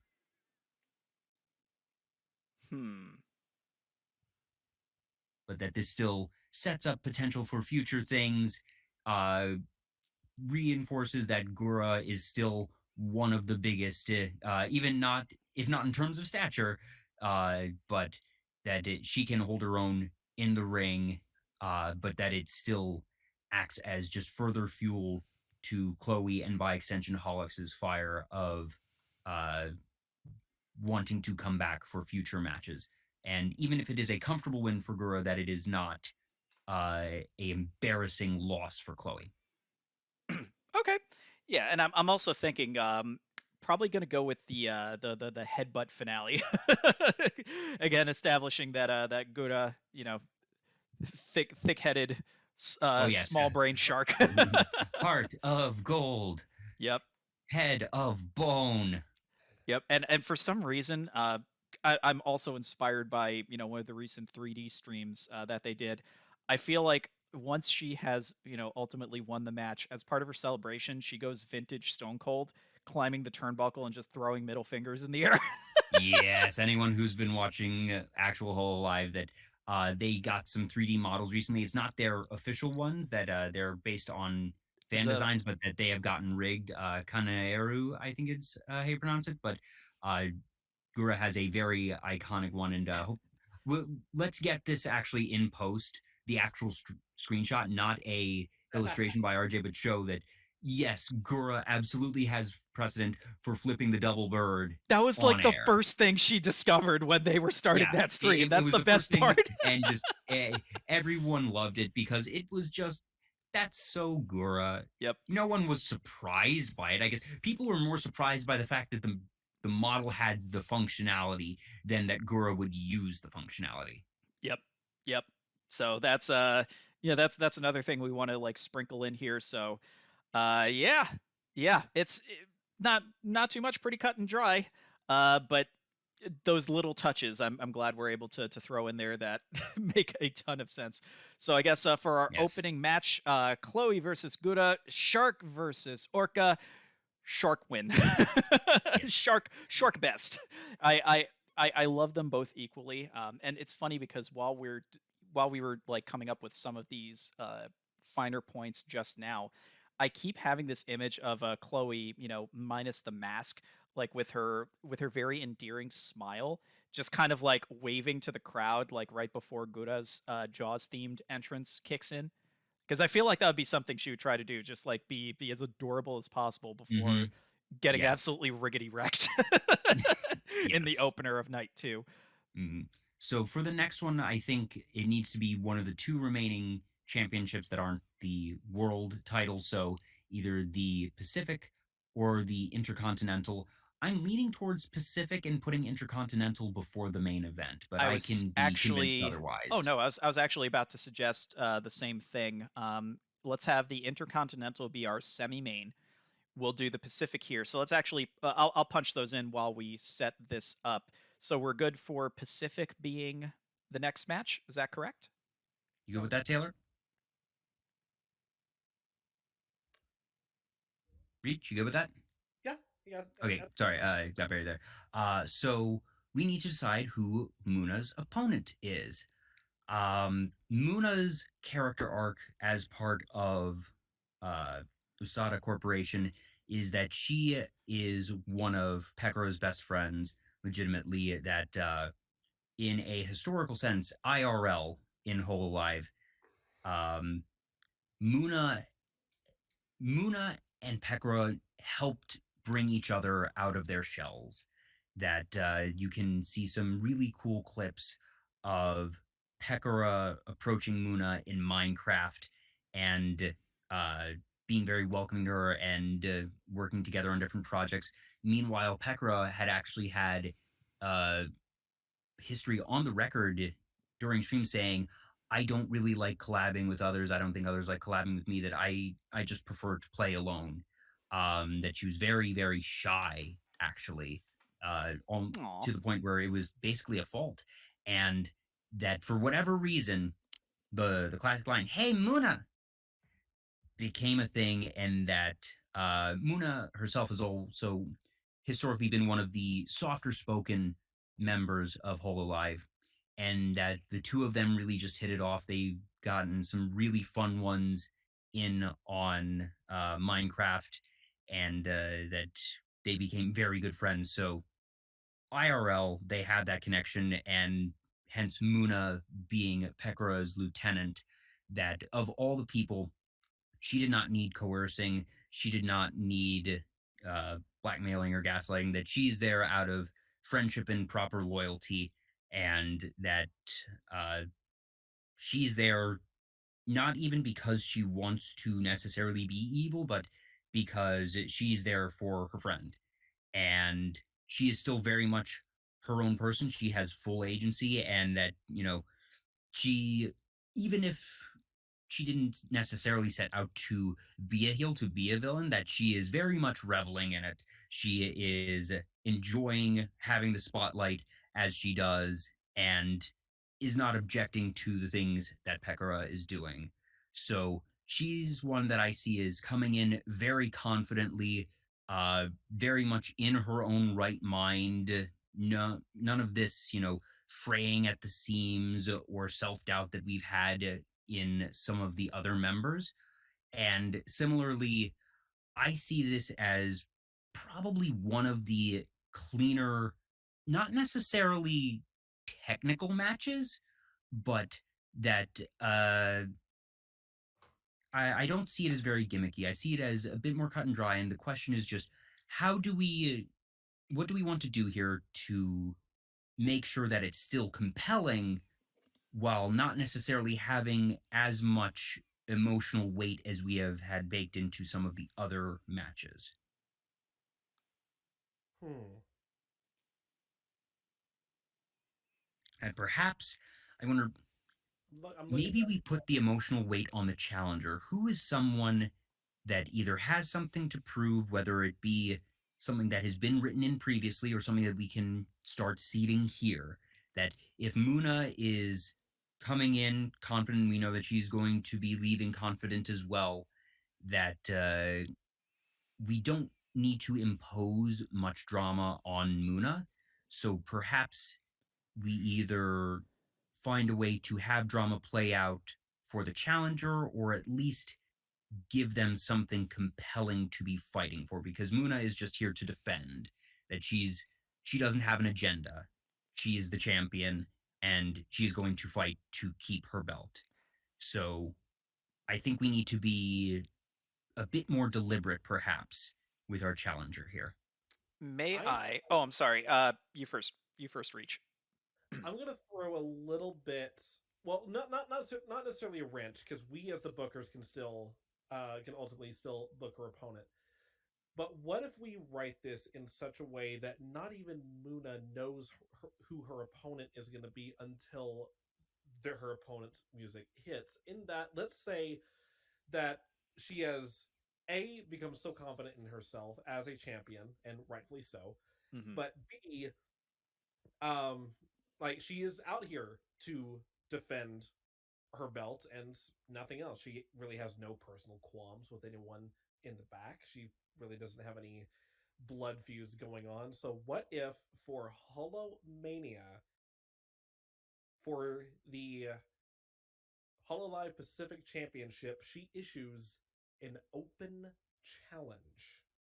Anyone in the back who thinks they could step up to Moona Hoshinova and compete for the Hololive Pacific title, this is your chance to do so. Okay. Now, who would have the motivation to accept this challenge? Who is someone that we want to set up for, even if they lose tonight, that we can still give them, as we have been doing, a good match? That I like that all, even if, Gura and Chloe might not have been the closest match we have, that it was still a respectable one, that it wasn't a squash match, but that it wasn't as intense and, oh gosh, who's going to win, that we've had for the championship ones, but continuing that for the rest of the championship matches. Lights go dark. The anticipation builds. Over the PA system, we hear VTubing has more than one royal family. Adrenaline in my soul. By God. No, I'm kidding. I'm sorry. I was holding that in this entire time. Because you set it up so well. A reference to a royal We're family. not doing the Cody Rhodes spot. I'm sorry. You set it up so perfectly. I had to. Unless we debut another V Shoujo talent tonight, then we could get away with that. No. No. We're so much no, with Zen. no, it wouldn't compare. No, because I do not want to taint that. That was a friggin' masterpiece. Like we are keeping that as like our only cameo. There is one storyline, one particular person's storyline who, this is someone that has been at the absolute top of their game, delivering everything they could, but over the last few events they've been in, have just barely been coming up short. Barely haven't been able to get the job done despite an absolute dominant performance. And that's going back to Gen 0 with Suisei. Oh. Also, to bring this up from the live chat, RJ saying, bring in Nichi Sanji, to which I replied, send Hook. Mario, I don't know if you saw this, but literally last night, I was informed. I didn't see it, but I was informed in our pre-show. By all means, please explain this for our live audience and those watching this as a time capsule on the YouTube machine later, because, oh God, this is amazing. It's another case of serendipity for us. Niji Sanji, English Talents, Selen and Pomu did a WWE 2K22 tournament of, one of those things where they make the models and it looked like a bunch of Niji Sanji talents, and that they let it be on auto battle and they commentate over it. They did it on Twitch as opposed to YouTube, which is a bit of a divergence for them as well, but it was super fun. They did it both for the male and female English talents, and it was so much fun. And just to see that crop up the night before our show was the type of thing that you can't even write that. Nope. Also, to anyone who's still waiting for us to finally do DCW in Fire Pro Wrestling World, yeah, no, until people actually make the character models and just send it to me, I'm not doing that.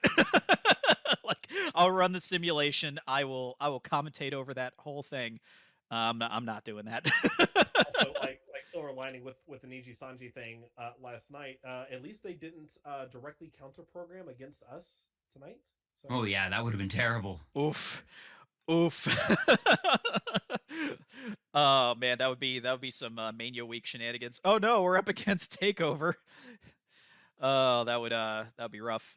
I'm But trying anyway, to that look was up and see hilarious. when was the last time we used Suisei. The last time we used her, she made an appearance in the last Rumble match at Queendom. Yeah, Yeah. well, everyone made an appearance there. She's been popping up Uh, fairly regularly. She had, a we spotlight had match her. at Mania last year. her last She win was at Mania last year, if I Yeah. recall. Mm-hmm. she was in the Hologeddon as part of the 6-on-6 Mm-hmm. or the 7-on-7. Sorry, um, Suisei was eliminated. Oh, by Moona. Oh, grudge match! Wait, grudge! wait, Yeah. we literally set this up and we didn't even. Sorry, I'm Well, enjoying Maggie, some popcorn shrimp, which you can get as part of one of your $10 deals over at Long John Silver. We speak fish. Anyway, are you serious? Like we friggin' wow! Okay, no, it has Go to be us! Go! Yeah, I'm well, sorry. I have to here's the only backpack thing that because I'm a bit it's conflicted amazing. on. That I worry that we're dunking on Suisei a bit. That Mm, I really like Suisei, and you mentioned that the last time she won was a while back. it's okay. Um, It's okay because with the way that we generally book her, she's one of those that can take the losses and still keep going. We definitely should give her a win, but this feels like the perfect okay, because opportunity to I'm blow looking off at that feud.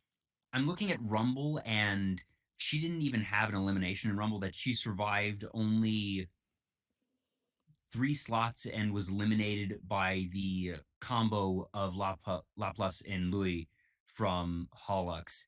So it, I have ideas for Suisei in the future. She will absolutely. yeah, I want to make sure that Yeah. we give Suisei her due because she is one of the old guard. She does amazing work, and Actually, I'd almost rather have someone on the sidelines for longer than losing repetitively. And I guess the Rumble doesn't really count as a full loss, but I No, not look at at it and all. say, all right, she didn't even get an elimination in that, and then to have it be back to back losses to Moona, that I see the potential for the grudge match there, but I We worry could if it's still just a bit too we much. could still make it work. Before I go into anything, Reach, it sounded like you had some suggestions as well. I do actually have an idea for later on, even if it's not tonight, because we can. Because if anything, if we can book Suisei in such a way that we still make her look powerful and dominant, but to be able to keep taking those losses just so that way when she does get that eventual W, Mm-hmm. it's all more worth it. And I think Yeah. I know exactly how we can do Okay, that. fine. It sounds like you have a plan, Reach. So I will agree to this and just have the stipulation that we need to earmark Suisei for a win next time. I don't know if next time will necessarily be in the next pay per view, but Well, after tonight, the next time she steps in the ring, I want to make sure that she gets a win. I'll go ahead and say this. Her next match after tonight will be a win, and it will be the biggest win of her career to date. I will promise that much. Ooh. Fine, I will Okay. take this bargain. So here's how it plays out. We have All Moona right. coming out. She comes out to her music. We're still doing the open challenge, correct? Like we're gonna keep that Yes, surprise because yes, I do like the Cody Rhodes debut reference aside. Like I do genuinely like the idea that she has that much confidence in her abilities, which is kind of a cool story arc in itself. The quiet one has become this confident in her abilities over time despite yeah. the current allegiance, so that she can just go to the biggest show of the year with one of the top prizes in the company and just confidently say, come at me, bro. So there's something very very endearing almost, and that does play to her character arc, so I do like that element of surprise. So she comes out to her music, uh, flaunting flaunting the Pacific Championship, um, strutting down to the ring. That diva walk, belt held high over her head. Gets into the ring, grabs the microphone, explains that she has been. Oh, there's your match card for you, Maria. in the group chat. Oh my gosh, is RJ back in business? RJ's home. Yeah. Oh, by God, we're getting live graphics here, y'all. we're going back to some vintage Hololive Championship Wrestling graphics. I love this. Thank you, RJ. Thank you, RJ. Thank you, RJ. Anyway, please continue. Grabs a mic. It explains that the management at large has given her permission to issue this open challenge for the Pacific title here tonight. So any talent, any young talent, any old talent that think they can step up to the Hoshinova Princess for the Pacific title, come and claim your moment of glory. Drops the microphone, walks around the ring for a little bit, anticipating, thinking who it's going to be. All of us thinking, oh, it's obviously going to be one of the newly debuted Indonesian talents from Generation 3. Of course, they're going to take this opportunity to make a name for themselves, especially against their Gen 1 senpai. Who wouldn't take that opportunity? Moona freezes in her tracks, and her face goes pale when Suisei's music starts to play over the PA, and Suisei's graphics come up onto the Titantron. The crowd goes nuts. The sociopath is here at HoloMania, and she is challenging Moona Hoshinova for the Hololive Pacific title. And Blood feud. Like,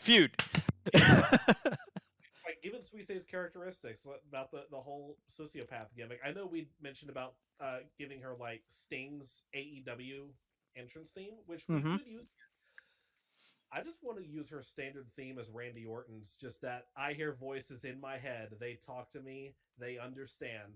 Just hearing that over the PA system, and you just know.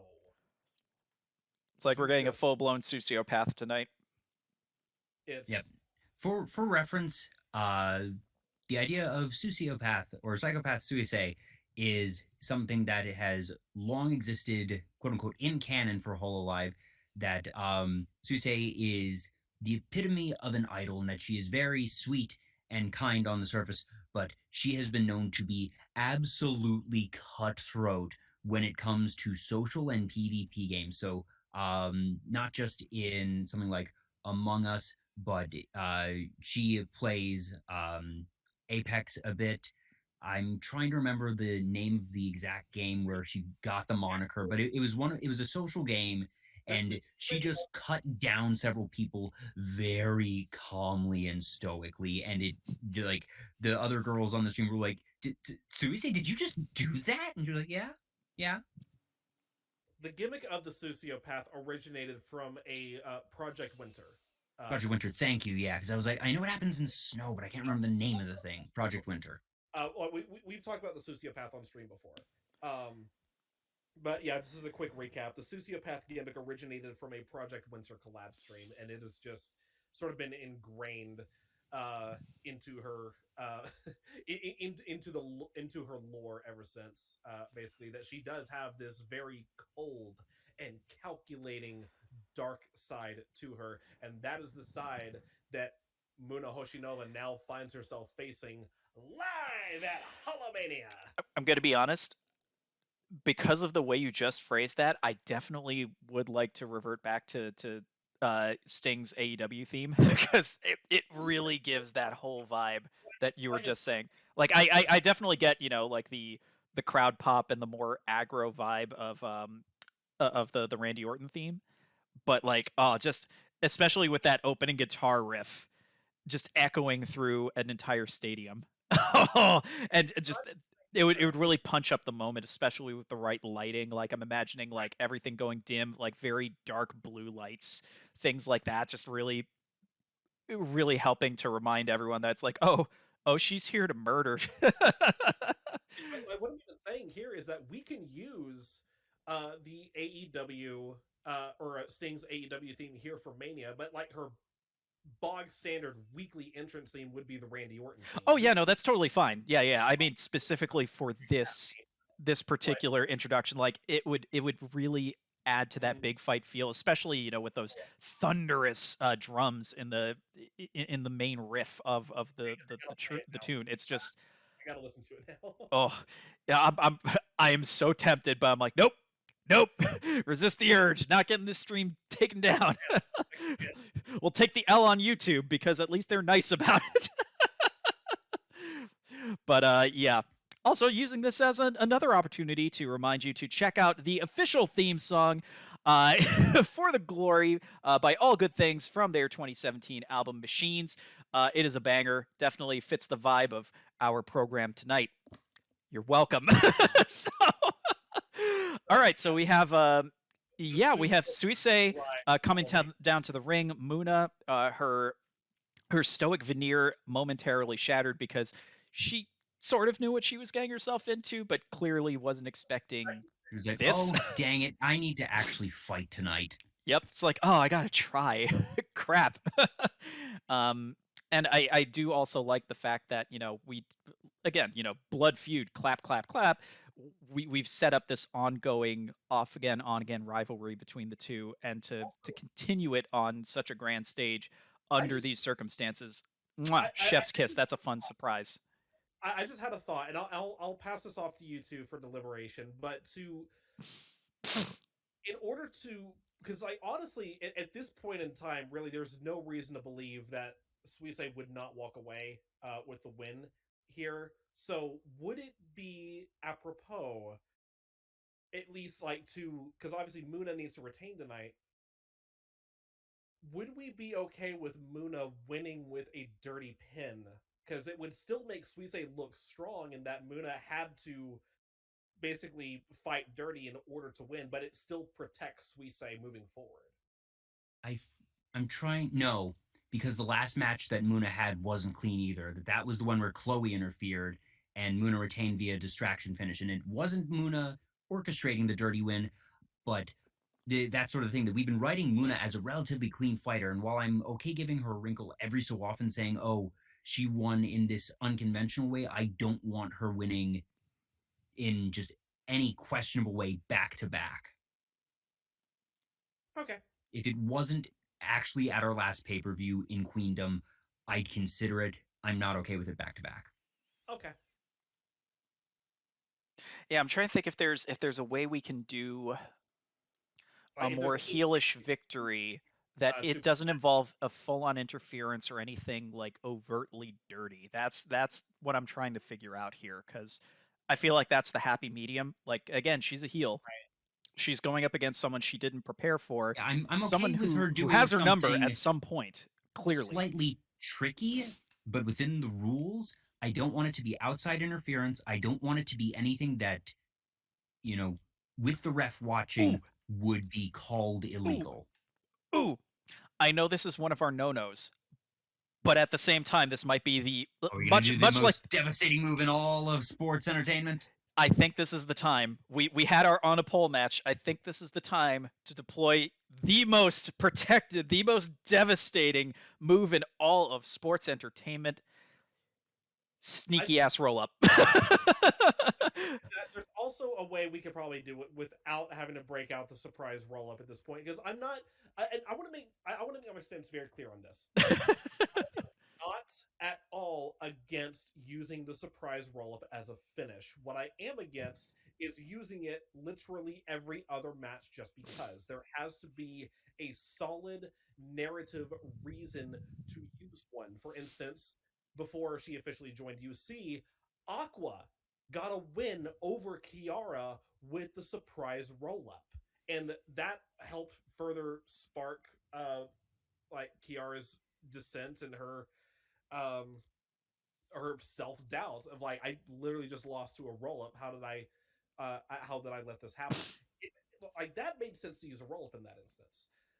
We could still use it here, but I'm also wondering if there's a way that Moona could possibly realize, okay,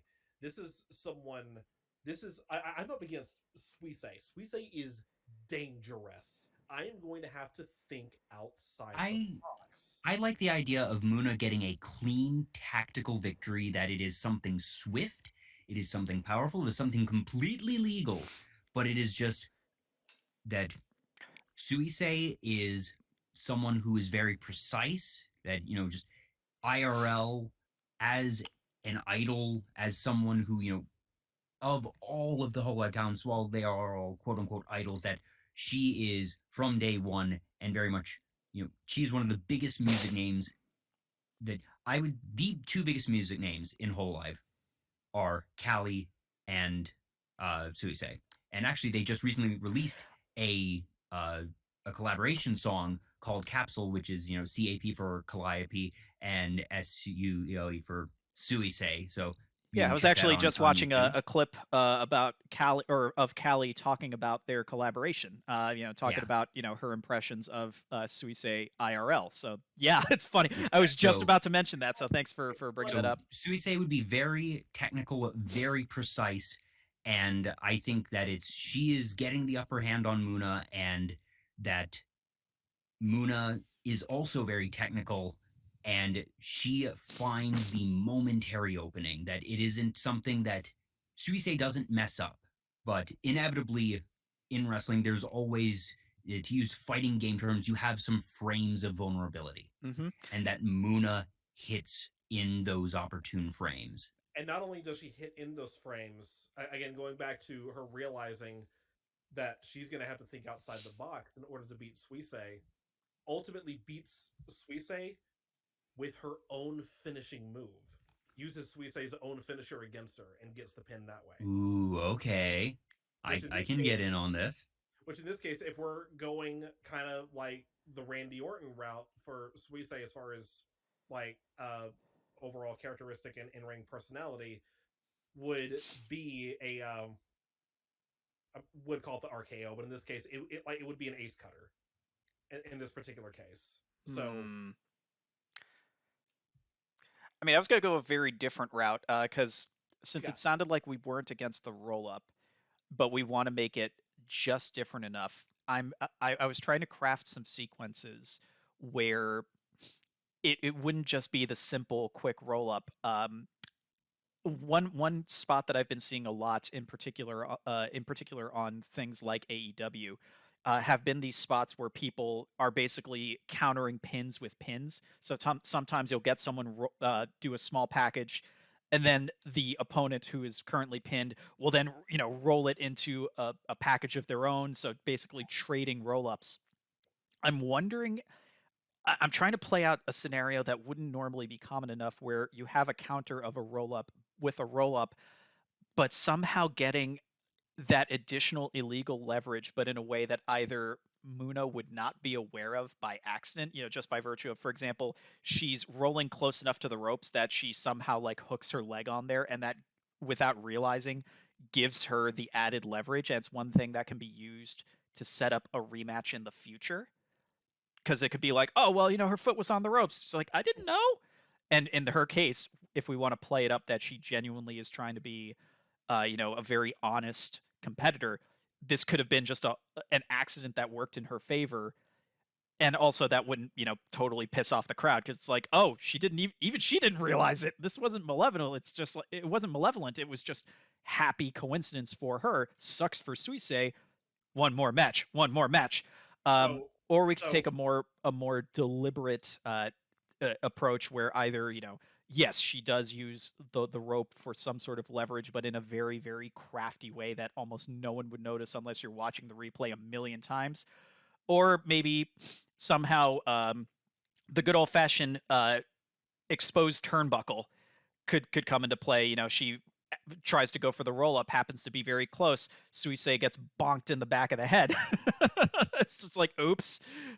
And that's enough to keep her down just long enough for the 3 count. So these are some of the options I'm playing with. If any of them sound good or worth building on, by all means, feel free to jump in. I think the incidental rope push out of those sounds like the best bet because it protects Suisei. Mm-hmm. It still makes her look strong, but it also, because it's completely incidental and like Moona doesn't even realize it's happening, it protects her integrity as a fighter. It was just Exactly. complete circumstance that it happened to end that way. And obviously, after the fact, realizing what happened, obviously Moona's not going to lose any sleep over it by any means, but it wouldn't be something that she intentionally went out of her way to do, and would still, like I said, still protect everyone and justify Moona getting a 1-2-3 win over Suisei that she otherwise might not have been able to get. Yeah, I and still more feel importantly, a like little this bit is conflicted that it's not proper outside interference, but it's still, that sort of environmental assistance, I suppose, that I'd rather it be a just genuinely impressive interruption. Like I said, finding those frames of vulnerability in Suisei's attacks and just getting a solid land there, as opposed to with the caveat of, oh, there was environmental aid. And while it's not Moona's intention or fault, that I feel like that still puts an unnecessary asterisk on the win. okay, because In the that other case, reason I put that very specific scenario out there, like that is something that even with the most perfect timing of the best wrestlers in the world, this is one of those cases of we're Yeah, embellishing I based off definitely of like agree what we that have. I agree that in terms of asterisks, that is one of the smallest ones that you can do. But I feel like if I'd just rather write without one for this particular match. in that case, I would say let's go with Moona hitting those frames of vulnerability and ultimately ending by hitting Suisei's own finisher move against her. Yeah, I like the idea of her perhaps getting a little bit cheeky and using Suisei's finisher against it. I'm very much on board with this idea. Now, if you wanted to involve the environment and still have something like that, one thing that I'd actually be open to doing is saying that that Suisei almost has that happen to Moona, and that it's clearly not Suisei trying to be dirty, and that Moona manages to just sort of twist out of the way to avoid being uh to avoid hitting the ropes, and uses that momentum to maneuver into that finishing move. So if you want to have, a little bit of an environmental play, use our set piece that I will bargain to have it used that way. I like the idea of her utilizing the finisher as part of the opening the path for pulling off the win, because I do like the idea that even Suisei would not have expected Moona. So in a weird way, that shows that even though Suisei thinks that she knows Moona that well as an opponent, Moona can still surprise her. So she still has to do a little bit more work. Going back to first HoloMania, her admonishment of Amelia, learn your steps, practice your steps. In this case, she practiced the steps. She had the advantage by going in as the surprise challenger, but Moona just happened to pull out that surprise step that she did not even anticipate. So I think it should be a combination of surprise use of finisher, but she doesn't go for the cover right away. She finishes it herself with her own finisher. So double finisher, Okay, but sure. she catches Suisei off guard. That's all she needs. That's her frame of vulnerability, because That I'm okay with. Suisei Okay. practiced everything except that. So Moona uses Suisei's own finisher Mhm. against her. So in this case, we'll say modified RKO, Yeah. because that is very, very swift and decisive. out of finishing nowhere. move. It's out of nowhere. Perfect for the level of surprise we're going for here. Immediately goes up to first, second rope, doesn't matter. Moonsault, cover, 1, 2, 3. Still your Hololive champion, Moona Hoshinova. There you go. There you go. Cool. That's that. It's satisfying. It adds that level of surprise. It doesn't compromise how we've portrayed Suisei despite her past losses. Again, it's a nice callback to the first HoloMania, where she won that one because she was one step ahead, literally. But this time, she got blindsided. This was something she could have never prepared for, because she got too comfortable with her opponent in this one case, thinking she could just beat her with her already ample experience. Yeah. And Sounds good. like I said, Suisei's next match, whenever it is, will be a win, and it will be the biggest win of her HCW career to date. I will make sure of that. I look forward to hearing your plan. And now we come to our last non-championship unplanned match of the night. This one is just a blank slate. We don't have anything really prepared. As I scroll through the list of remaining available talents and think about what we don't have yet, I do want to use this match if possible to set up someone, to put someone over a little bit, even if we don't necessarily know to what end at this moment. That Okay. I feel like we've used a lot of our other slots for some fun, some levity, which honestly is good to have amidst all of these championship matches, several of them being very intense, both physically and emotionally. But we have two super silly ones. There's the Amelia Watson Gimmick Battle Royale and the hashtag not sponsored, hashtag please sponsor us, Long John Silver's Shark Tank Shark match. Tank Woo! We sort of took the coward's way out by not having a proper fourth match in night one with the Azuki Law Plus segment. I want to have a proper match here, and I want it to be something meaningful, even if, like I said, we don't necessarily know the meaning at this time. So, looking through the roster, who are some talents that we haven't used recently that aren't attached to ongoing feuds, or at the very least don't have anything major happening? That it can be things that maybe we've seeded for the first time in the past and just haven't made our follow-up moves on yet, or we can start something new. Looking at the list of names, some of the ones that really stand out to me as prime for the picking are Matsuri, Flair, Fauna, Bay, Risu, Iofi, Aqua, Ayame,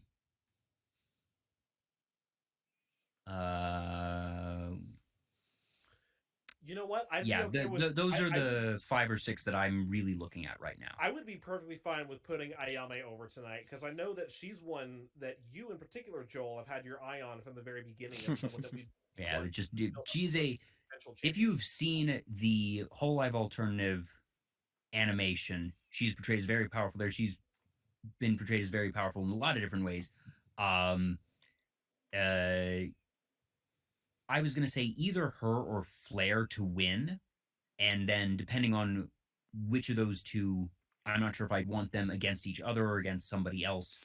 But I'm looking to have somebody of stature and power get a good moment in the sun, and even if looking back, that it's not the first thing you think of when you think of HoloMania 2, because there's so many other big things happening, so many titles that you can. One of the things that we talked about was when we gave Reine her first win, and saying that in the moment people don't realize the significance, but that when you trace back later on, that you can point to this and say that was the beginning of her run.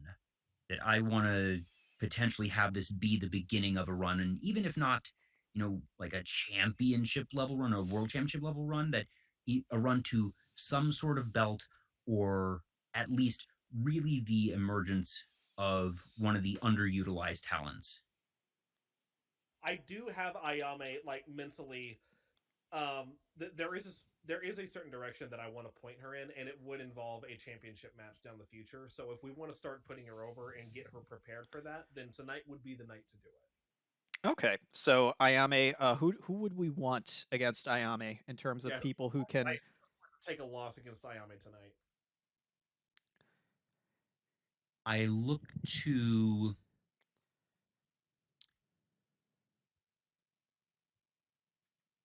Fubuki, who's not Sana. We had Risu in the last one. Interesting choice. Shion. Shion hasn't done much in a while, has she? Trying to remember the last time we used Shion. What was she involved with in Holo? She was actually at Hologeddon it was her and Azuki versus Kronii and Aki, with Chion being pinned by Kronii. So actually, I don't know if I want Chion again here, only to have her lose. Yeah, and she was one of Chion was also one of Zentreya's victims at Holo Queendom. Yeah, yep. Well, I don't count that against anyone, because many people were Zentreya's victims. Yep. But I. So here's my question. Risu's track record so far. She's gotten more wins than anything, correct? I don't think so, because we had her literally take a dive in the Blizzard match. Yeah.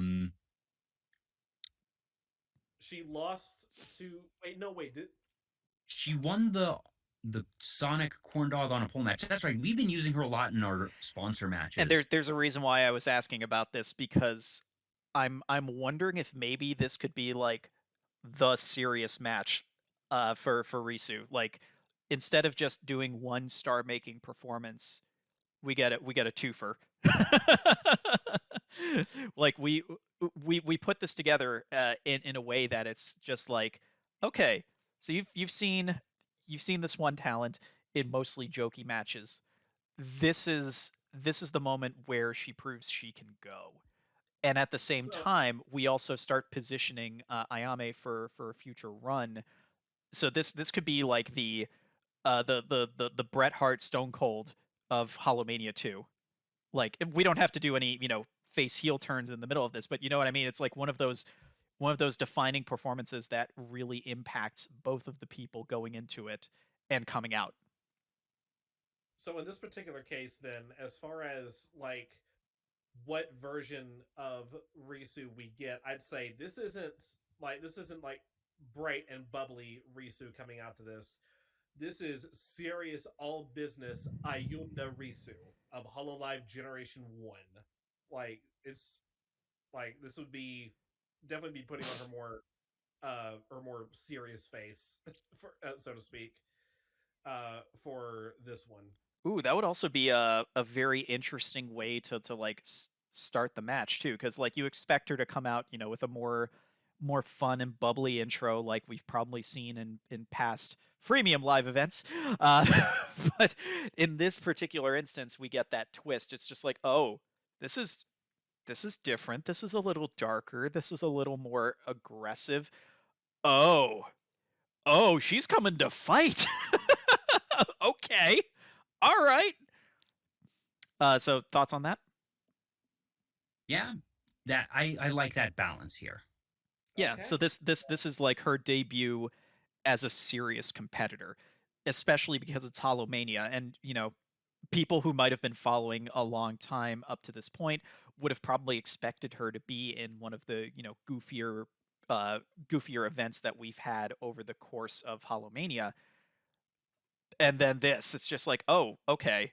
So it's not a big championship match, but they've noticed that Ayame is starting to get positioned a certain way.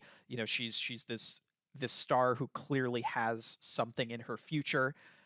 Risu has been, a lovable part of the Hololive Championship Wrestling experience, but we've never gotten to see her go. This is, in terms of like the joke comedy match stuff, this is her Orange Cassidy moment, where she gets serious. And boy howdy, when she gets serious. So win, lose, or draw, she's gonna come out just looking like a killer. So that way it makes it clear that, okay, she has the versatility, and if we want to, put her in that upper stratosphere for more serious reasons, no one's gonna think twice. Yeah. Okay. I like it. I'm cool with that. Okay, so Ayame versus Risu is going to be our next match. So obviously, I feel like for this one, because we still have 2 more matches, in particular our main event, I want to give a lot more time to. I don't think we should go full blow for blow on this one. But no. let's get some quick framework, because we obviously know the resolution. Like, clearly we want Ayame to go over in the end, correct? Correct. Okay, so no matter what, we know Ayame is going over. We know that Risu is coming into this one showing a very different attitude. So just the entire match itself, I feel like it would play out again, Orange Cassidy but getting serious. That kind of vibe. As like I said a minute ago, we're not getting Risu, we're getting Ayunda. So like not necessarily to the same level of split personality as like say Hachima. Yeah. Like there is that canonically there is that other side to Risu, like her full name being Ayunda Risu, but on stream, as far as on-stream personalities, Ayunda and Risu are two distinctly different people. So getting Ayunda in this match. Okay then. Well, I don't quite consider this to be the level of difference that we have with Akihato and Hachima. That this is not a absolutely full-on alter ego. That I could see that, in the sense of the crowd perspective, that someone could say, "Oh wow, Ayunda showed up today." Yeah, and exactly. That in that sense of that it's still the same person. That this is not an alter ego. This is not a split personality.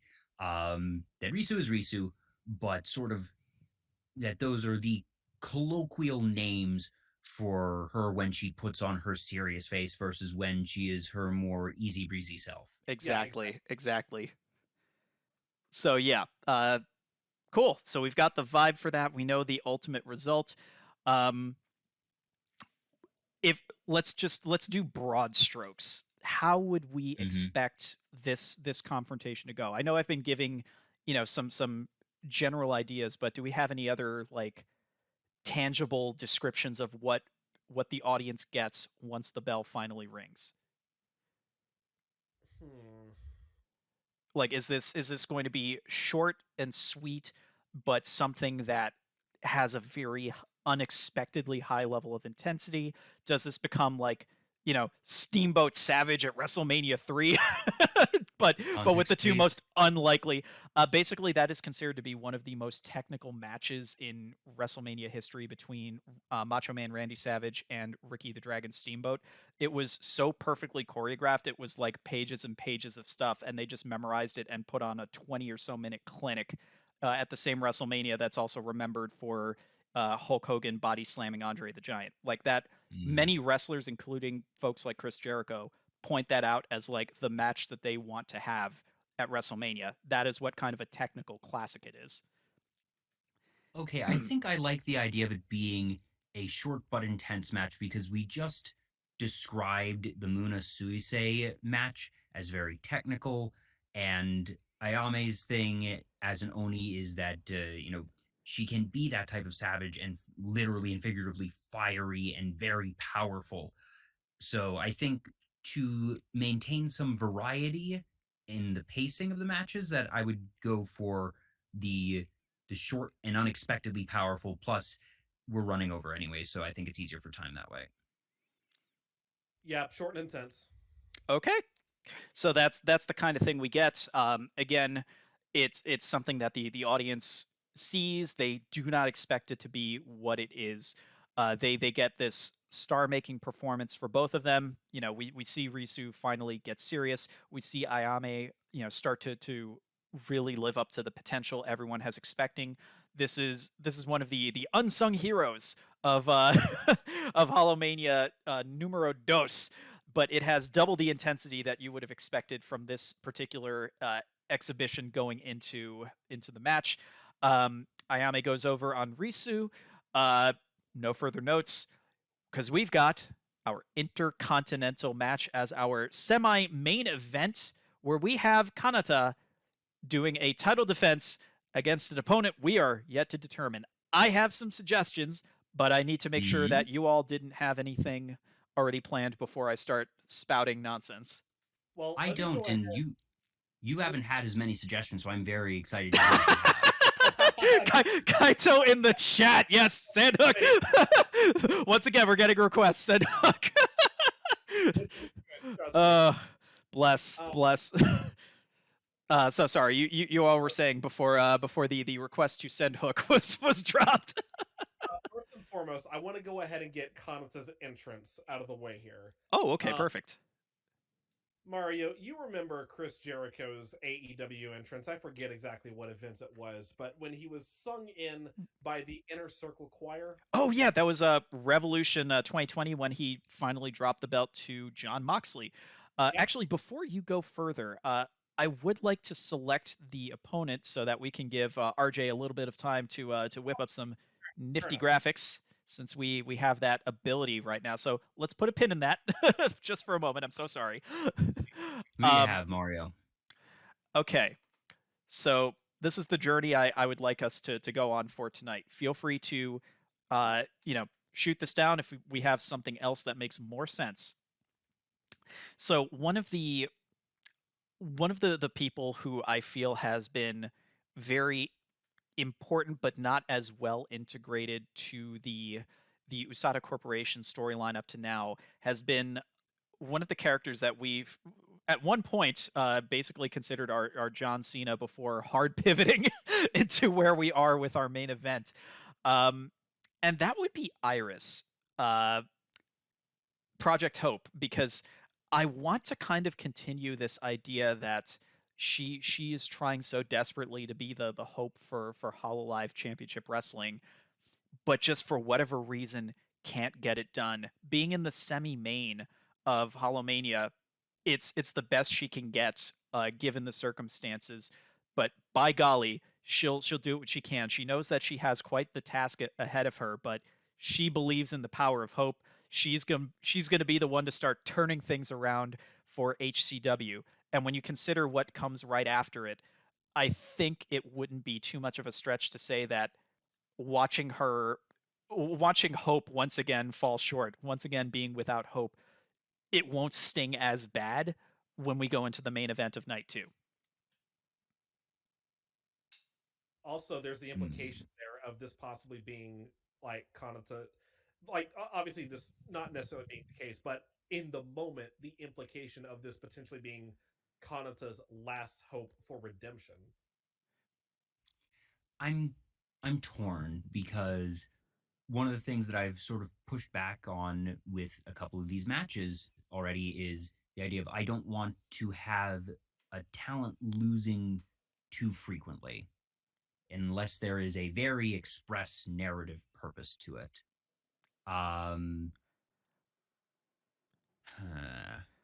Which in Because this case, wouldn't the Usada Corporation stamping out hope yet again be a good narrative excuse?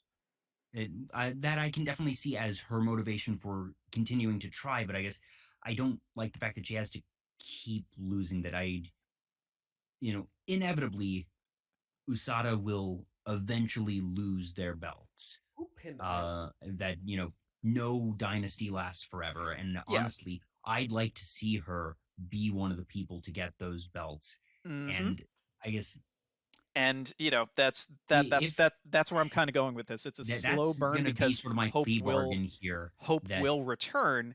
This is just not that moment, just because of how our trajectory is at present. because So she it's had like, the big final elimination in the original 7 versus 7, Mhm. where she was Pain Pecco drivered by Pekora herself. That it was, the fall of hope.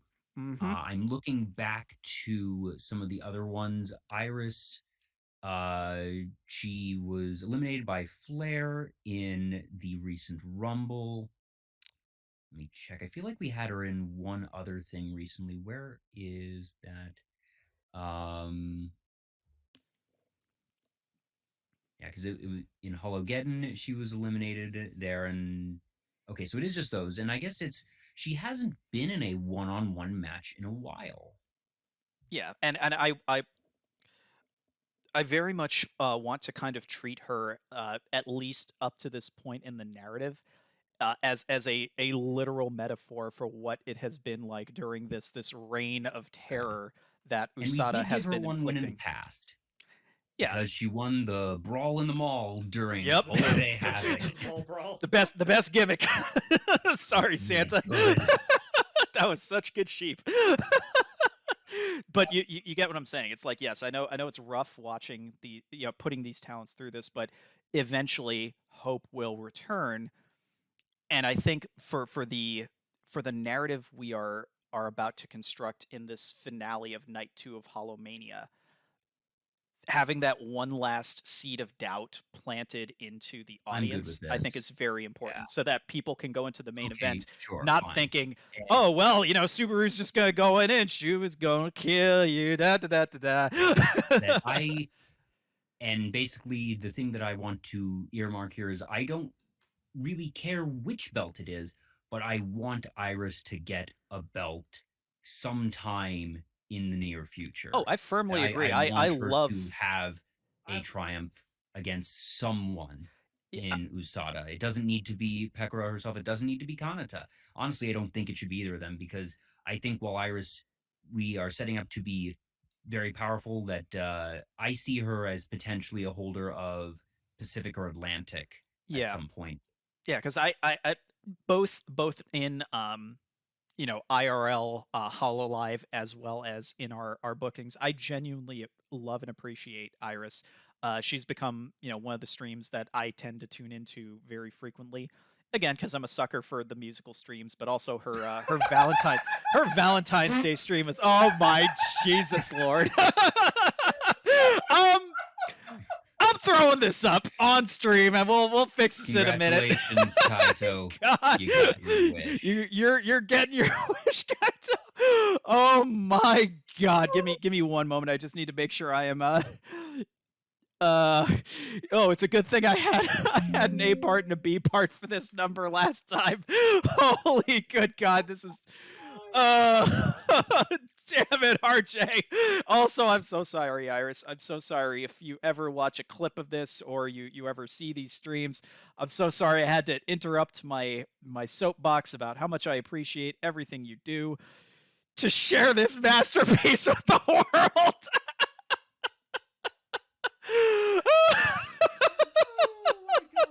Send hook. We've been clamoring for it since night one. Actually, give me context, because I don't know what. I got this. What is the deal with hook? What is the deal with send hook? Okay, I'll get this real quick. So Hook is the son of legendary wrestler Taz, who you definitely hear often on AEW as commentary, who also has his own, you know, stable of guys, including Powerhouse Hobbs and Ricky Starks. Hook is his actual son. He's been training for a couple of years.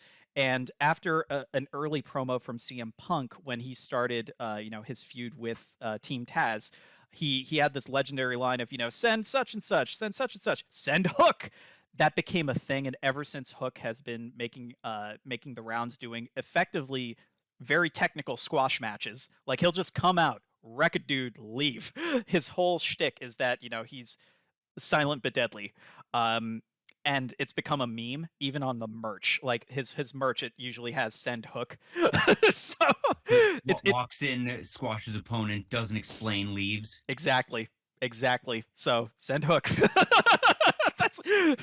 We were clamoring for it. We're gonna do it, just not this night.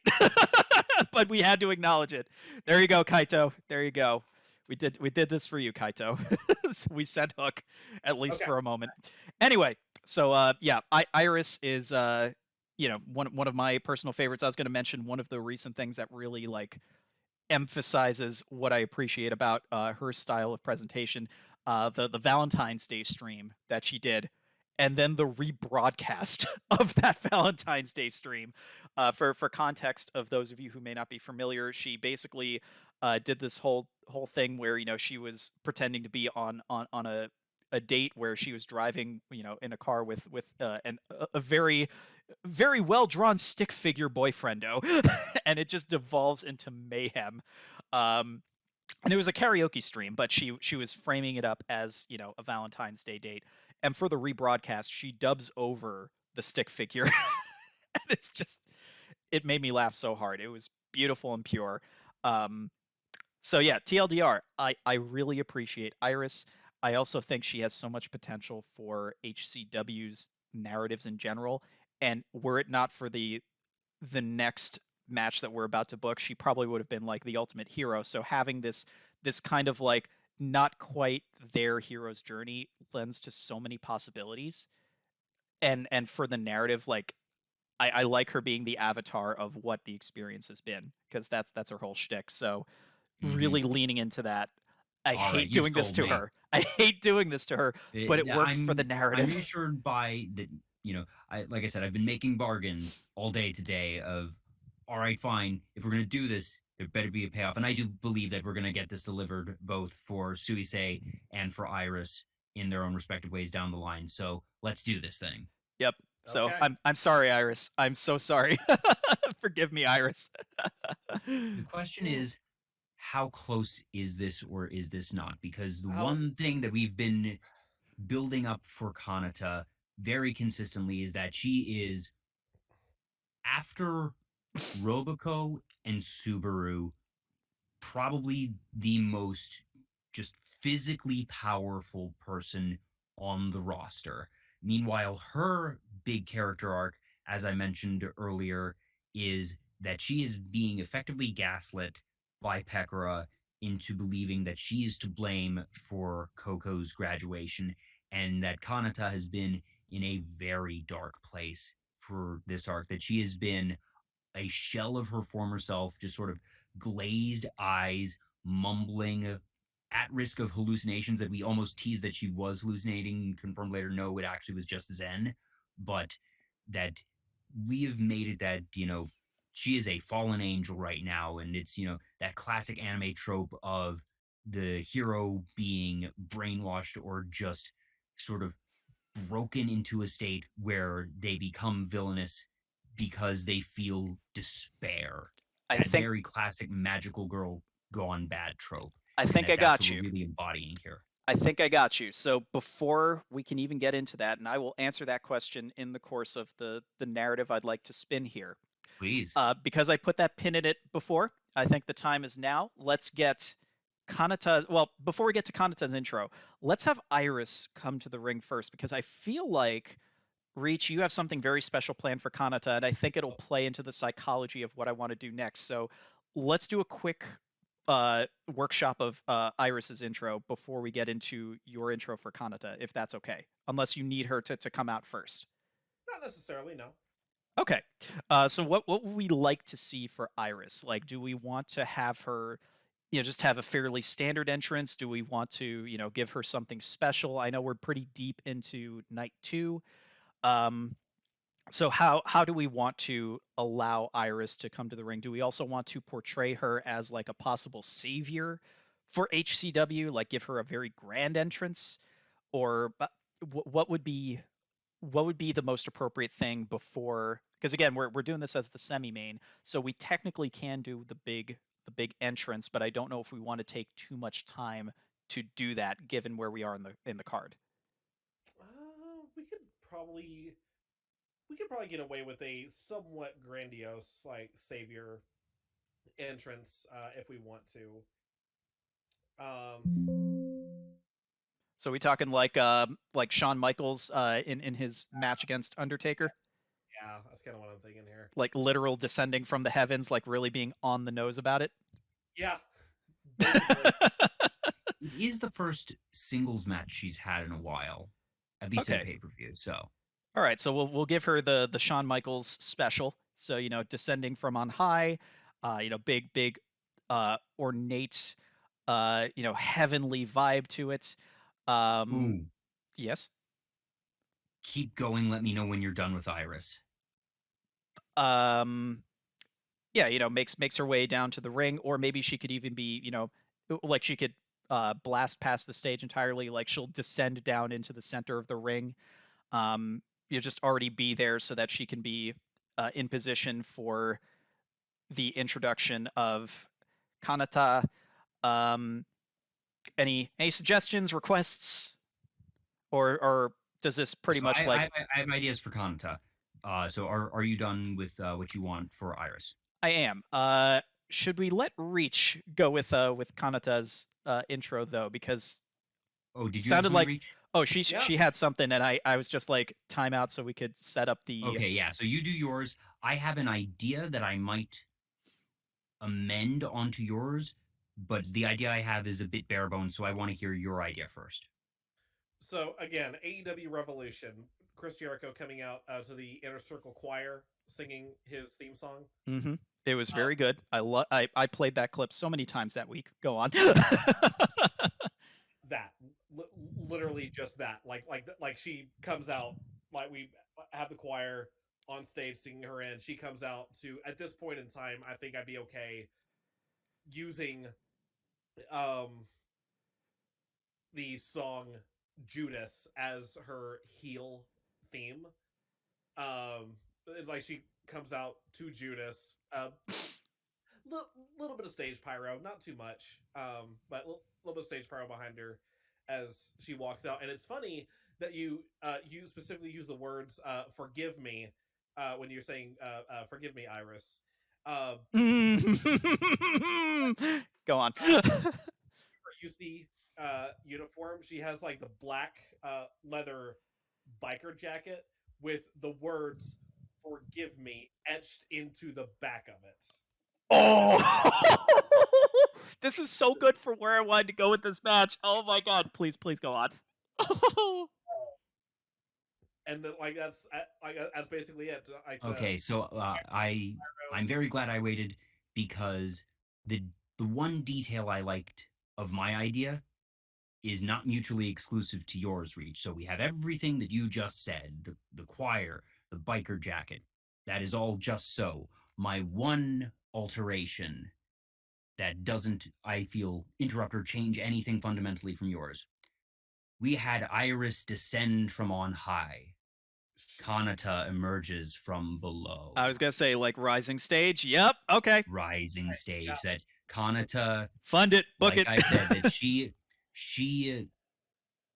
has convinced herself, and she has allowed Pekora to convince her that she is a villain, that she sees herself as more of a demon than Towa at this point. That, she thinks that she has genuinely done something terrible. And obviously we know she hasn't. We know that this is, I've been drawing the parallels of despair arcs in magical girl shows to Kanata for months now. And that, I think that very much works with the jacket that you're describing, Reach, of having "forgive me" literally emblazoned on her, that she is begging, hoping, wishing that this thing that she thinks she has done, that she will be absolved, that she will be forgiven, that even if she can't, even if others can't forgive her and she can't forgive herself, that maybe she doesn't even know how she might atone, but she is just that kind of despair and broken right now, and that she's like, well, I'm obviously not an angel, so I guess I must be a devil or something, that I'll come up from below. And that as this angelic choir is singing, that she almost appears disinterested in it all.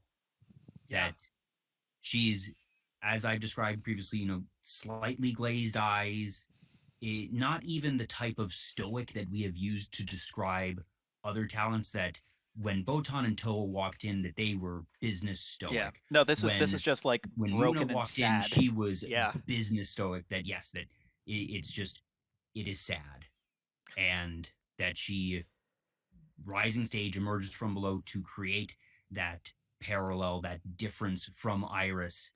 And funny enough, IRyS being in flavor a Nephilim, which is half demon, half angel, who very much leans into her angelic side, that the proper full angel is the one emerging from below, just adds to this imagery of it all.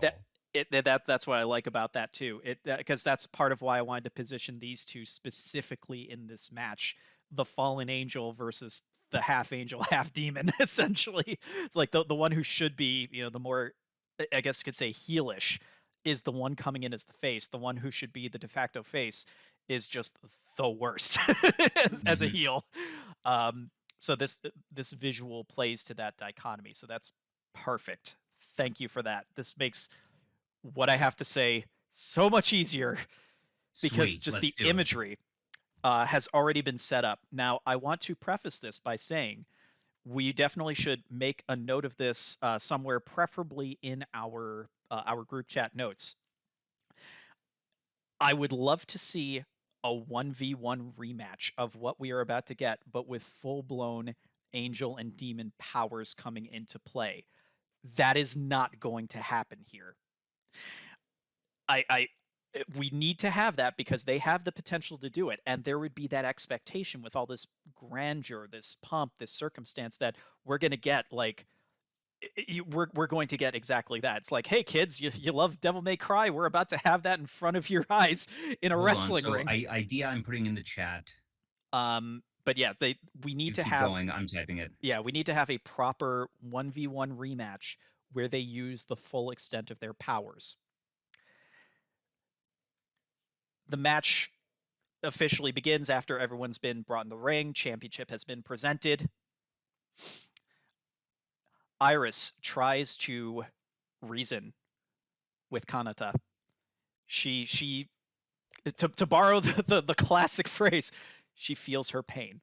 She doesn't want to actually have this fight. She knows that there is some good in Kanata.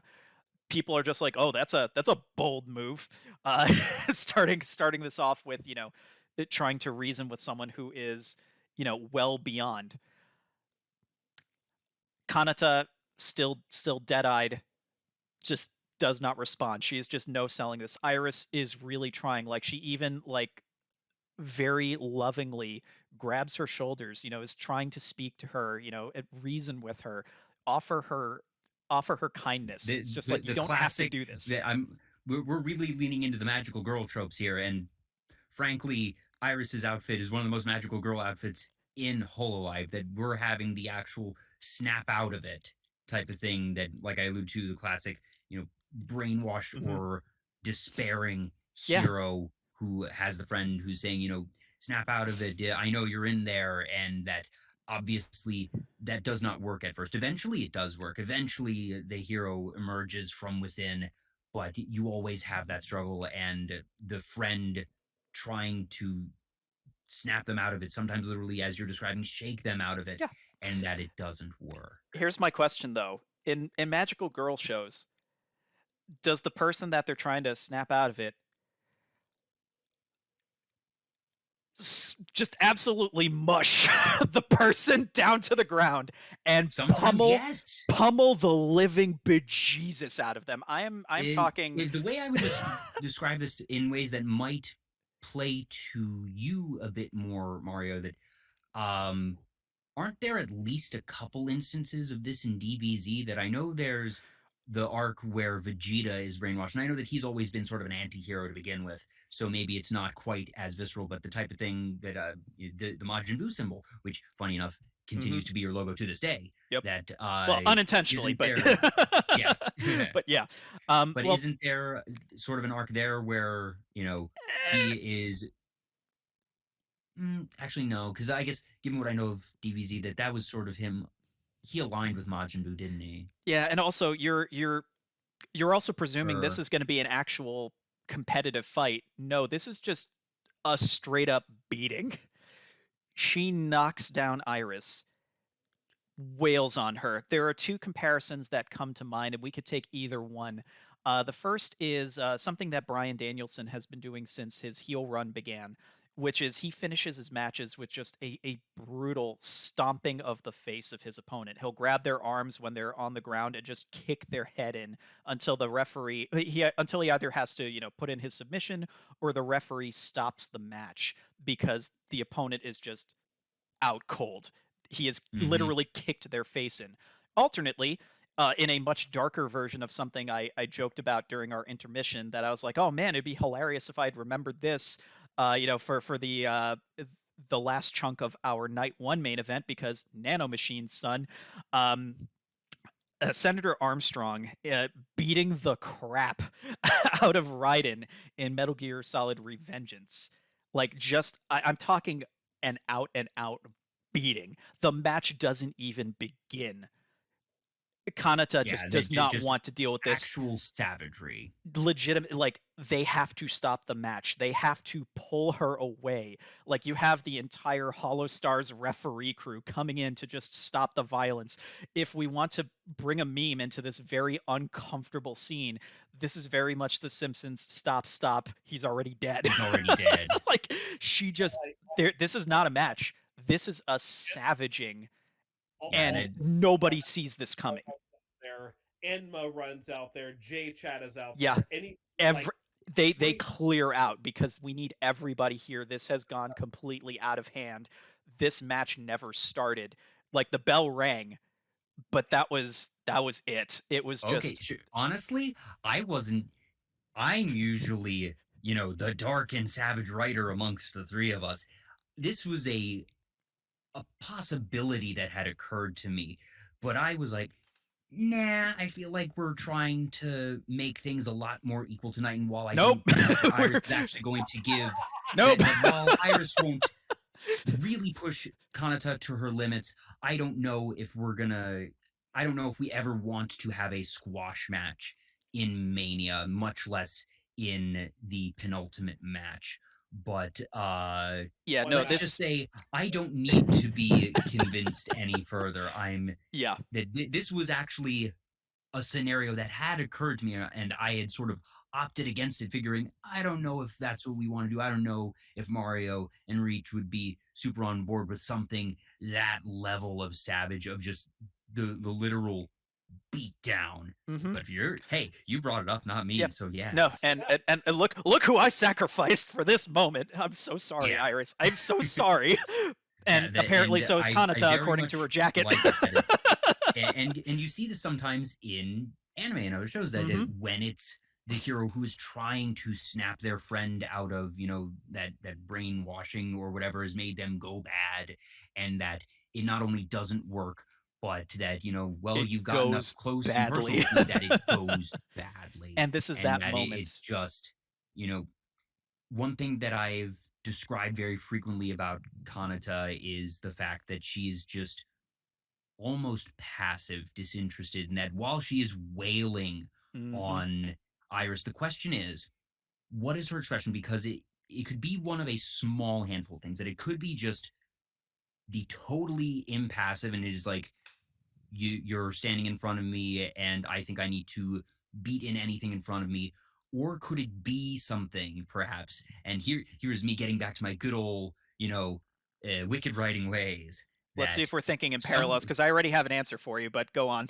Because what I'm sort of thinking is that IRyS is pleading and trying to do things, and at some point, the name Coco leaves IRys's mouth. Oh no! We are not going to Martha this one. We are not going to save Martha. No. It's not. Oh, I know what you mean. Like the exact opposite, but no. Like that's the only reason I'm hard stopping here. This needs to be just so sudden and shocking. Like it needs to just be so brutal and quick that there's not even time for totally that. This random. is just fine. So this is just pure violence. All right. So for the expression, just to answer, I'm so sorry, but just to answer your question, because I don't want to lose the thought.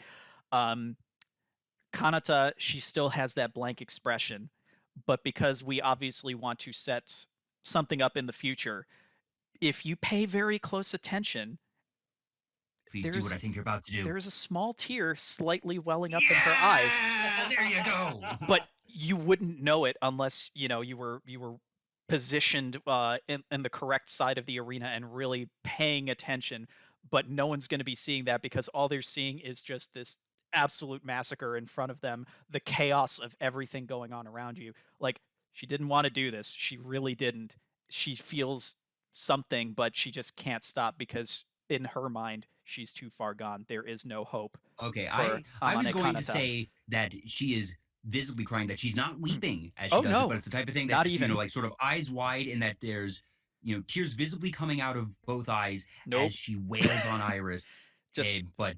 Otherwise, what you described, but you going with the more subtle one as opposed to the overtness that I had in mind, I'm fine with that. Yeah, because again, we really want the audience to feel, like, even the live audience and the audience watching on on TV, we really want them to feel that, like, this shock and think that she's got no remorse. We, as the writers, and to anyone eagle-eyed enough to notice that subtle detail. If anything, that's kind of why I would want to have the more visible tears, is to portray not necessarily remorse, but that I think part of the emotional sting of this is understanding truly the level of despair that Kanata is feeling, and not just that she has been reduced to a husk that is only capable of violence, but to understand that everything, including the violence, is driven by this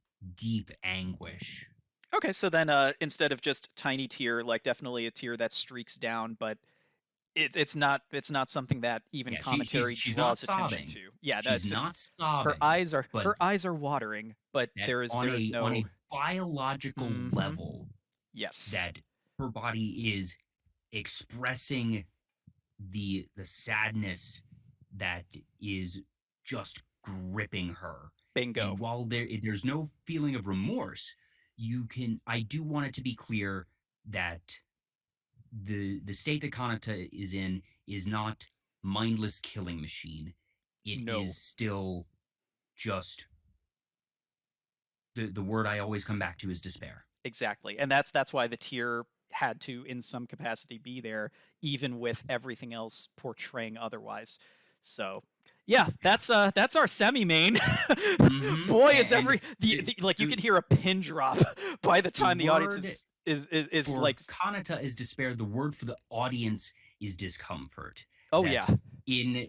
In Kiara's match, Kiara felt uncomfortable. The audience didn't Mhm. feel uncomfortable. That they were like, "Oh wow, Kiara's a bit unsettled there," but you felt more uncomfortable on Kiara's behalf than uncomfortable yourself. Yeah. But that when you see Kanata wailing on IRyS, that you as the audience feel uncomfortable. Yep. Yeah, it's not a thing you want to see.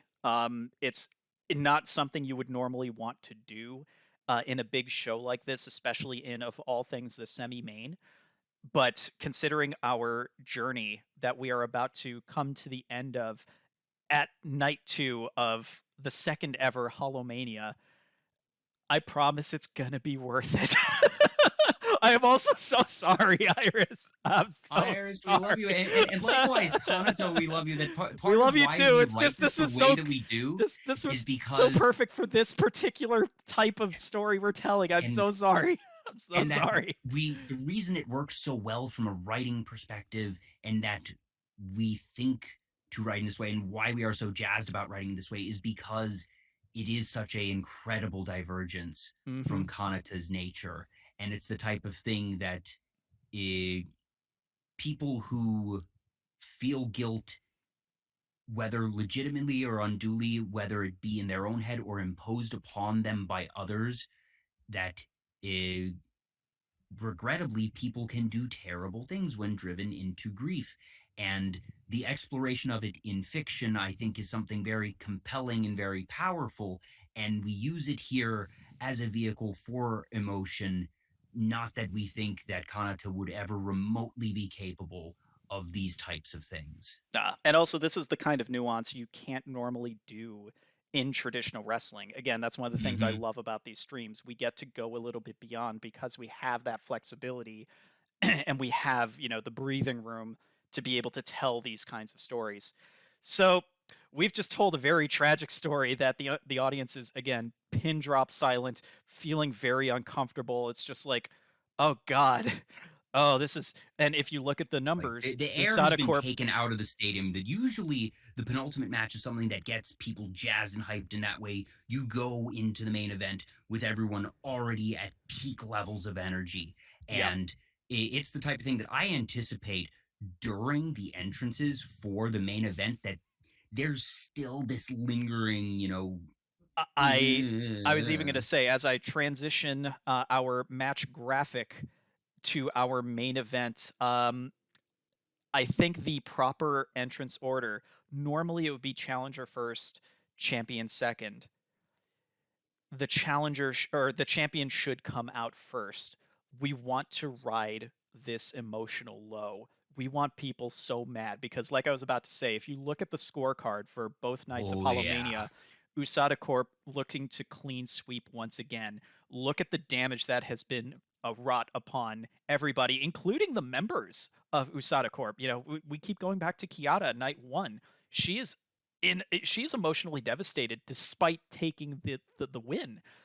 And Pekora has just been Pekora this entire time, and now that Botan and Towa are sort of status quo for them, but it's the type of thing that they are here for business, but they were still pushed, that they were challenged, that it doesn't look like they are necessarily an unbeatable pair.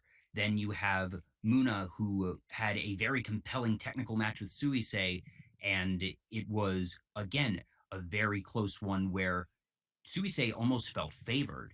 Now, Moona gets to return backstage with her head held high that she retained her belt, but it's still, it has been a set of trials for Usada Corporation, and that while they have come out on top every single time, there was questioning of, okay, maybe there are chinks in this armor, and then Kanata comes out and just takes the wind out of everything. Yeah.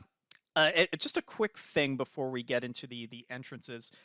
One of the things I found fascinating, because I do watch a lot more, in particular clips, but also streams from Hololive talent these days, partly for my own entertainment, but also partly to kind of absorb more of what the characters are like outside of these particular streams that we do.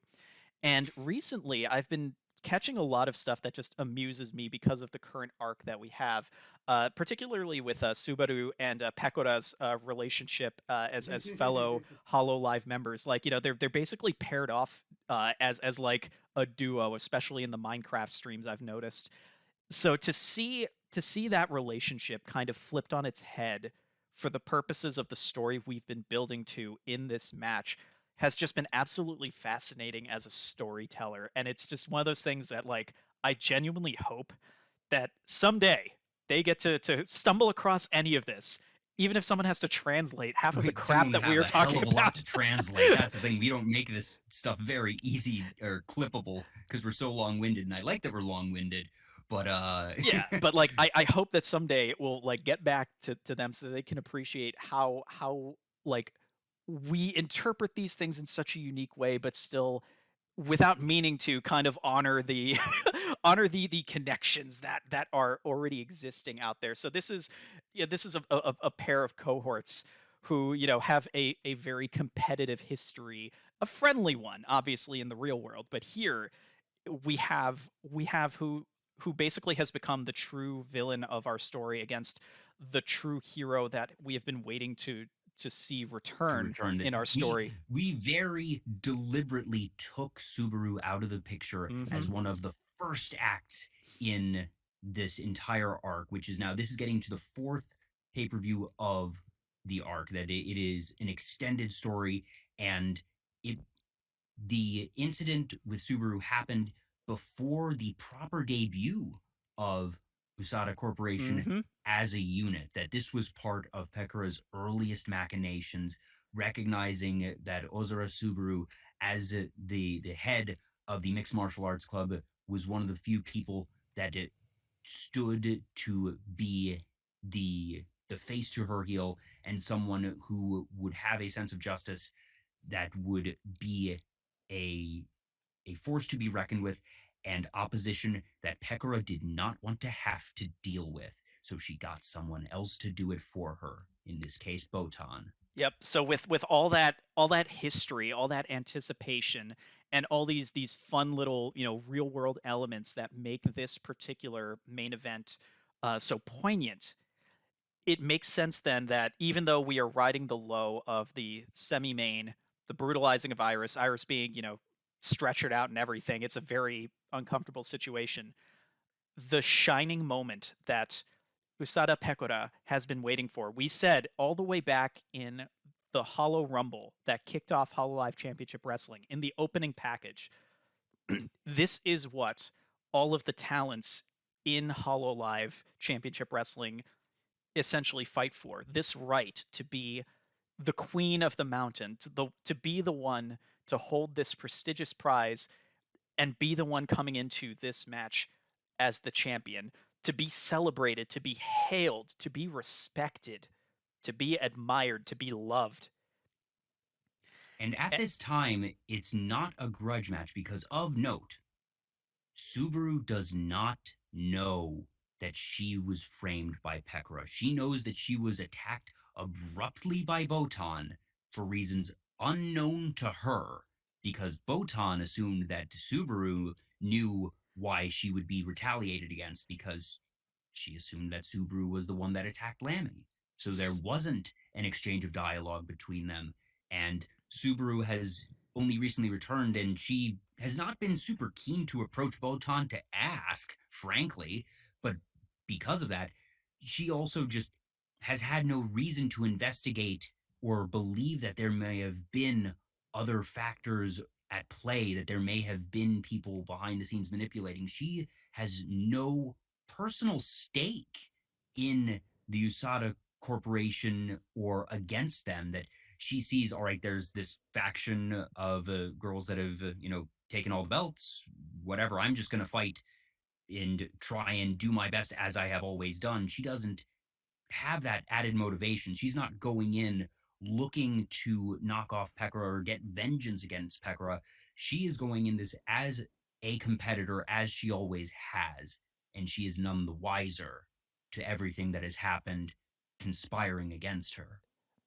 So with that, whether or not we actually show it with a quick glimpse backstage, um, and kind of working in some of the real world elements of Hololive just for this one particular moment. There's the famous story of Pekora basically coming out as a VTuber to her mother live on stream. That sense of pride, that sense of amusement that came out in that moment.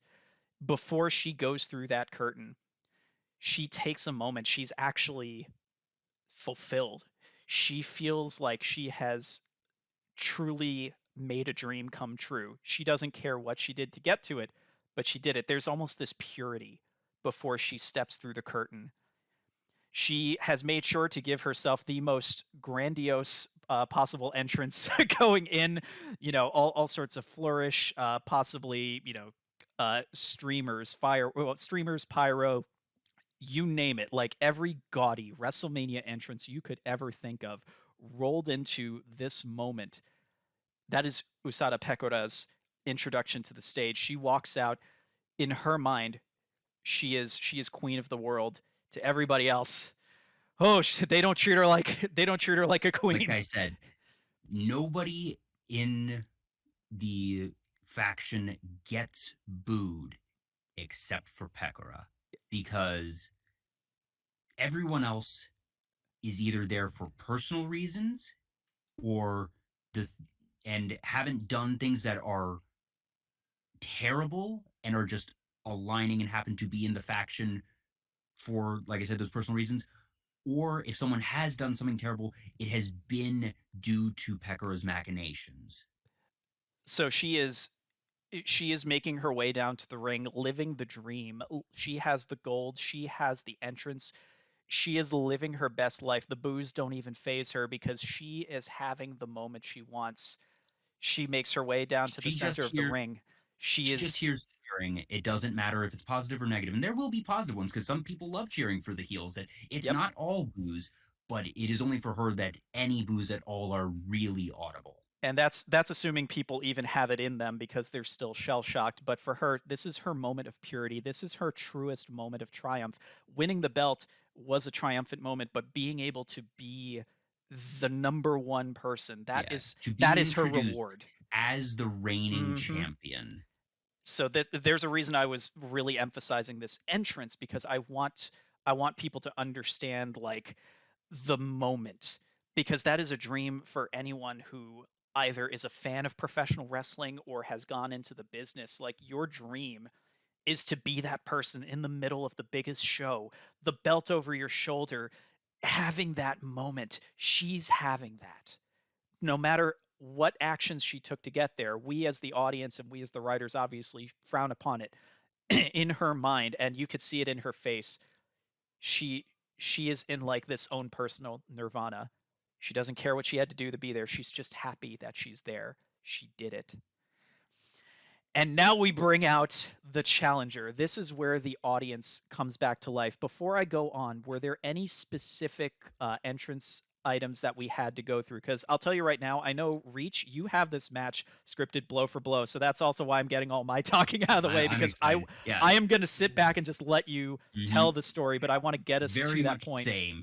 I don't have anything. Oh, sorry, Reach. Before Reach. So it's like probably the ending I have scripted blow for blow, but yeah, I'm very excited to share with that. As far as entrances go, I don't have anything in mind for Pekora. I do for Subaru. And that's why I wanted to make sure before we go on. So Mario took Pekora's entrance, and I think you put it beautifully, Mario. Reach, Subaru's entrance is yours. How does the hero finally make her triumphant entrance into this suddenly uncomfortable and almost bleak atmosphere and bring the life back to the Cover Corp Coliseum? Mario, I'm about to make you very happy right now. You asked for it last year, and I didn't give it to you because I had something else in mind. Oh no. Work entrance this year. The music starts, and I will drop a link to it in the chat for those who would like to listen along. The music starts. We don't see her come out right away. The Titantron cuts to a camera shot somewhere backstage. It's a dressing room door that has the name Ozura Subaru written on it. Door gets kicked open by Subaru. She starts walking out, camera in front of her, walking backwards, like forward facing. Just this very excited and intense look on Subaru. You can hear her hyping, talking, hyping herself up, basically like the Steve Austin hype talk that he would do down to the ring, just a lot less. Yeah. Cut back to a shot of the stage, out in front of the curtain. It's literally just the Goldberg entrance. The sparks start coming up out of the floor. Subaru comes out, stands right there in the middle of the sparks. They die down, does like the series of kicks, punches, pyro goes off in sequence with the kicks and punches, and the whole arena in time to the music is chanting Shuba! Shuba!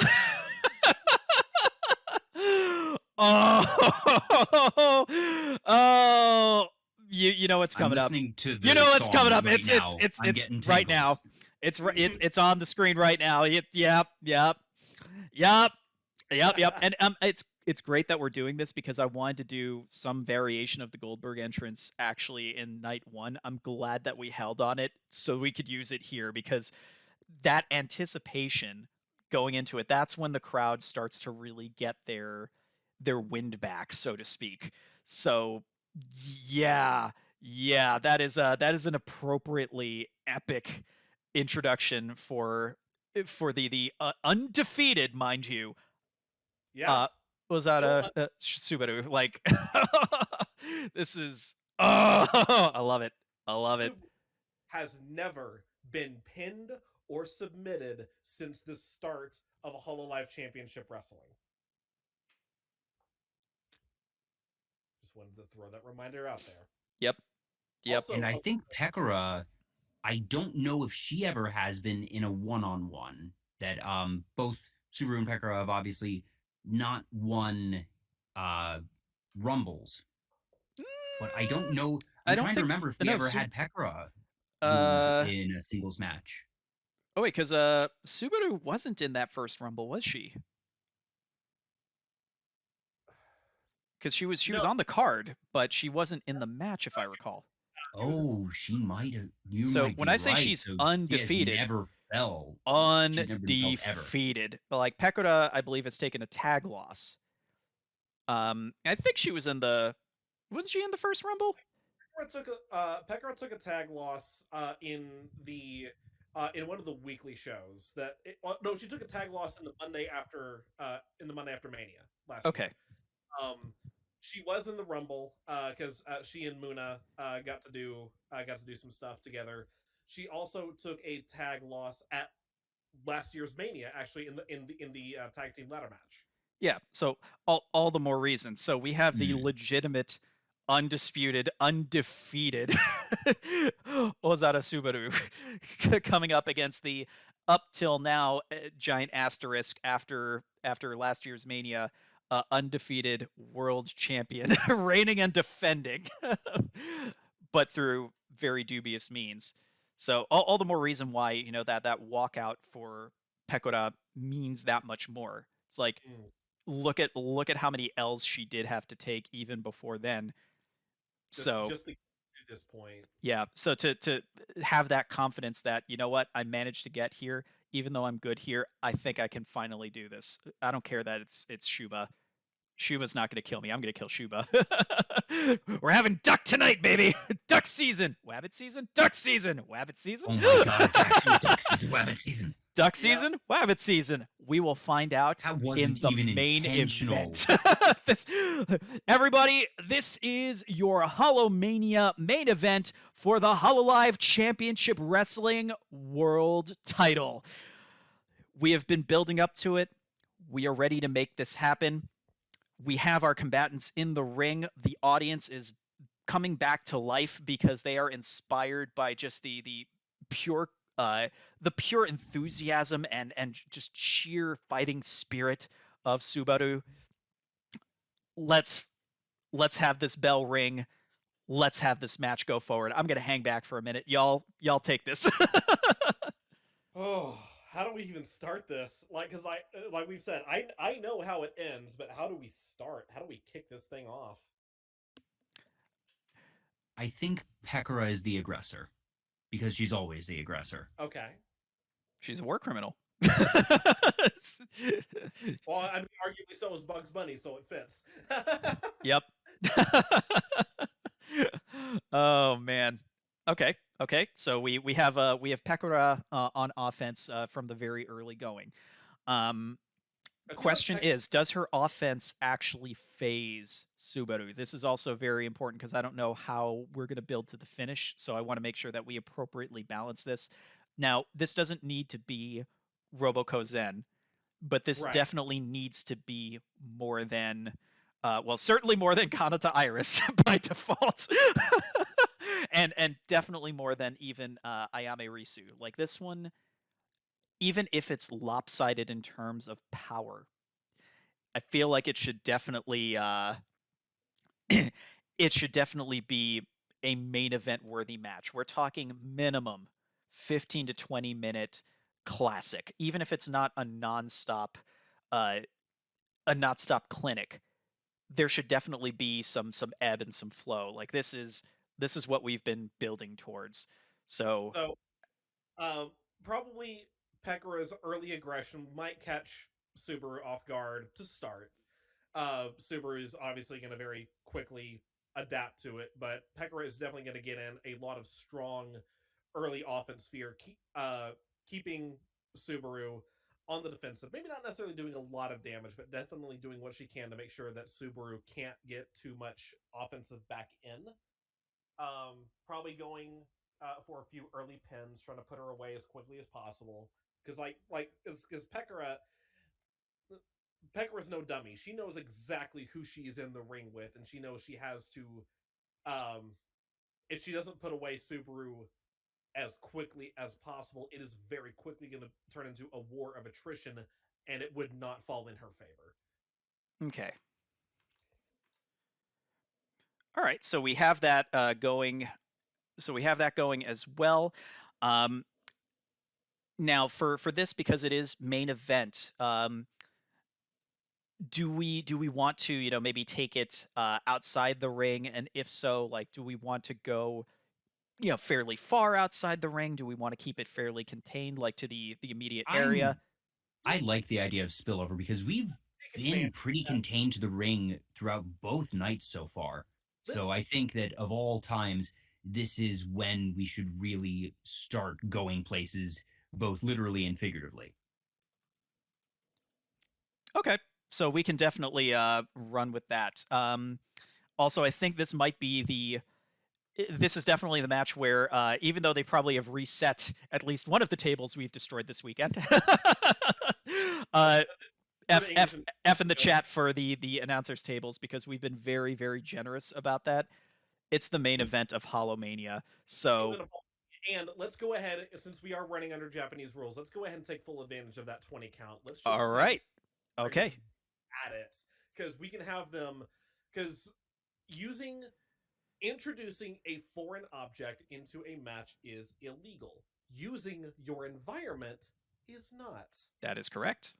So they can be throwing each other into the steel ring posts. They can be throwing each other into the steel steps leading up to the ring, putting each other through the announce tables. All legal as long as they make it back in the ring before that 20 count. So I have to ask then, since we have Pekora, trying to put this away as quickly as possible, I imagine she is going to be spamming her finishers as early as she can. We're definitely going to have her use the Pain Peko pile driver, or rather Pain Peko package pile driver. Do we want her to deploy that on the ring apron, or do we want to go for added gusto and have her, maybe try and put Subaru through a table? Or do we want to get stupid? Because again, the laws of physics and human anatomy don't matter here.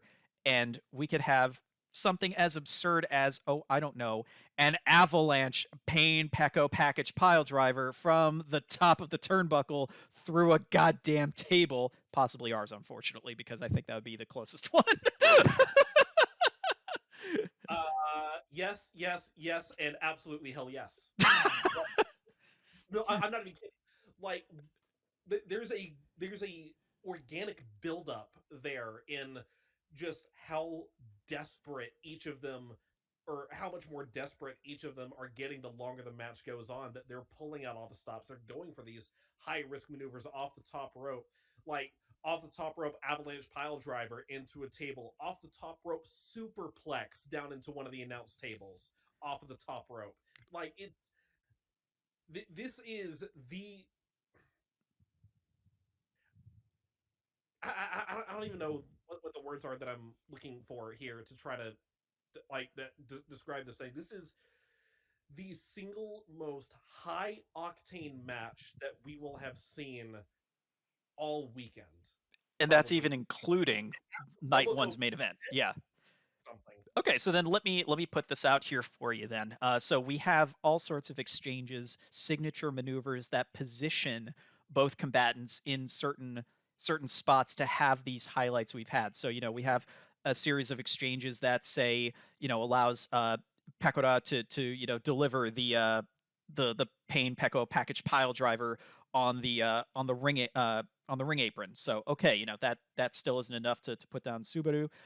We get back in the ring. Subaru comes back with some sort of equally devastating strikes or suplexes, what have you. At one point, we get up to the top rope. We have dangerous exchanges. Recall that we also have in Pekora's arsenal the PKO. So the her variation of the RKO, I think that should be the thing she does through the table. So she's the first one to ruin a table. PKO from the top rope through the English commentators table. F in the chat. Battle continues. They keep going back in the ring to keep the count going. At very least, I would imagine Subaru would be the one trying to do that. I imagine Pekora would constantly try to get back in the ring, try to win by countout, because again, champion's advantage.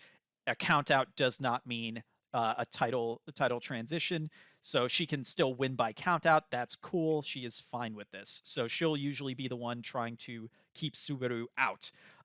If we want to use video game terminology, or rather a video game reference, this is what you would do in like No Mercy or WrestleMania 2000 or WCW NWO Revenge, when you just don't want to try and deal with the computer because it's being super cheap. You just spam knocking them to the outside, hitting them with devastating moves, and hoping that they'll stay down for the 10 or 20 count. In this case, 20 count.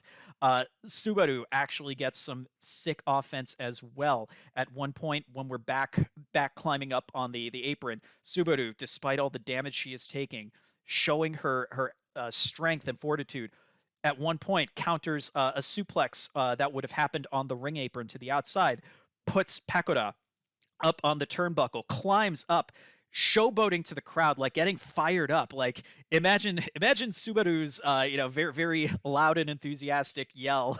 Like she's just belting that out, like almost trying to go Super Saiyan. Hoists up Subaru on her shoulders. Remember how I was unsure about how to end our opening match in night 2, whether it should be a headbutt or, a Death Valley driver or something? Say goodbye to the Spanish announcers table from the top rope, because holy good God. Death Valley driver from the top of the rope. So we have that table out. Both competitors are down. It takes them forever. This is a nail biter.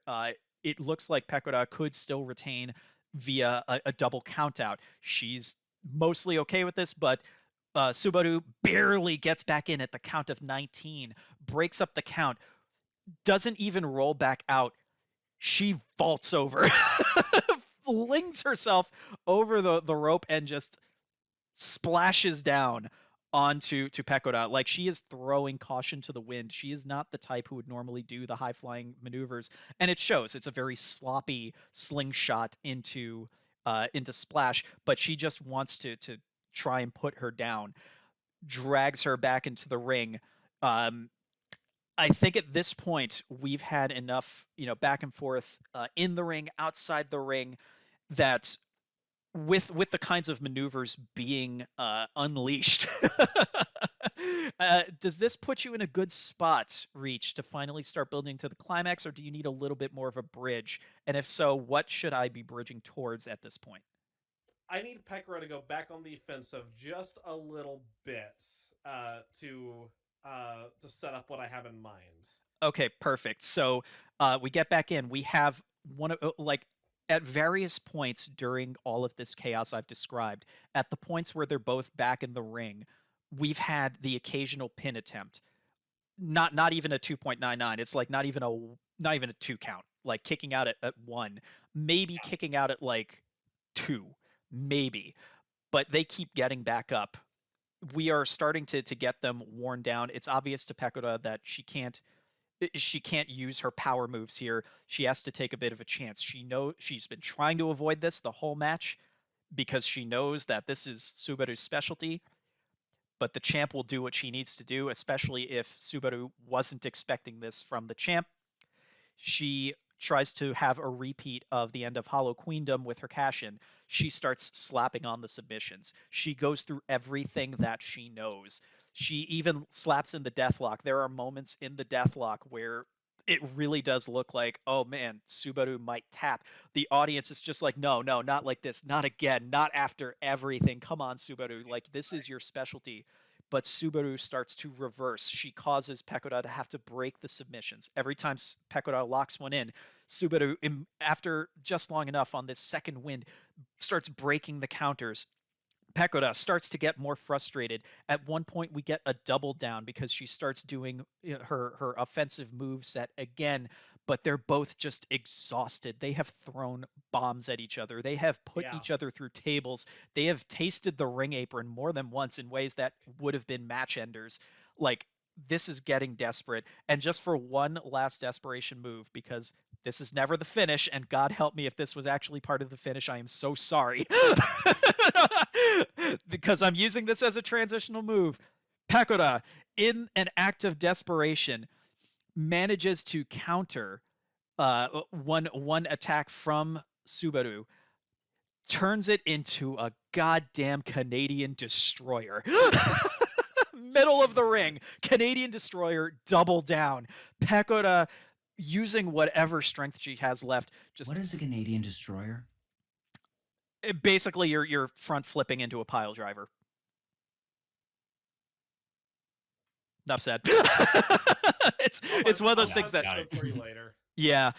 So Pekora crawls over. Like, she's just like, come on, let this be it. Conveniently forgetting the first rule of professional wrestling, that the Canadian destroyer is never going to be the actual finish, except when it is. Like lupus. So she makes the cover. 1, 2, Subaru shoulder up.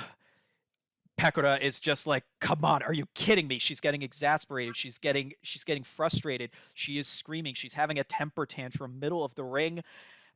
And I'm going to popcorn it over to Reach because her offensive flurry Continue or ends or could continue from here.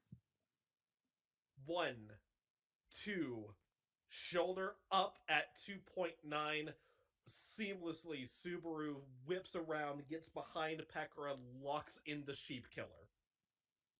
Ho! Ho! Ho! Ho! Nowhere near the ropes. Nowhere to go. Sheep Killer is locked in. The cries of agony coming from Pekora as she's desperately trying to escape, can't do it, doing everything she can to avoid tapping out at this point, but she obviously realizes she's trapped. She's got nowhere to go. The crowd is obviously, they're losing their minds. They can feel the end is close. This is it. Sheep Killer has never failed before. Pekora's going to tap for sure. This is where the simultaneously the unthinkable yet perhaps the most expected thing happens. Moona Hoshinova's music rings through the stadium. She and Botan charge down the ramp to the ring to the aid of their champion and their leader. The crowd's cheers turn to boos. Yep. Yep. Sensing the impending danger, knowing that this is about to get this is about to get real bad, is forced to break the hold on Pekora and takes a defensive stance in preparation for the new threat. As they approach the ring, Moona and Botan split up. Botan jumps up onto the apron to engage and distract the referee, distracting him just long enough for Moona to reach into the ring and pull Pekora out from under the bottom rope out of harm's way. Takes a moment to check on Pekora, make sure that she's okay. Moona quickly turns to the timekeeper's area where the world title belt is being held. The plan is, at this point, no, F this. We're taking the title and we're running. Champion's advantage, you're going to get counted out. You lose the match, but you keep the title. We're leaving. As she turns, she is met with a resounding crack to the jaw from a well-placed super kick from Shiranui Flair. Oh! Out of nowhere from the crowd, just in time to intercept Moona. Botan sees this happen down by the timekeeper's area, jumps down from the apron, runs around the far side of the ring in hopes of jumping Flair and flanking her from behind, only to be met with the pirate's booty from Hosho Marine, sending her backwards and down to the floor,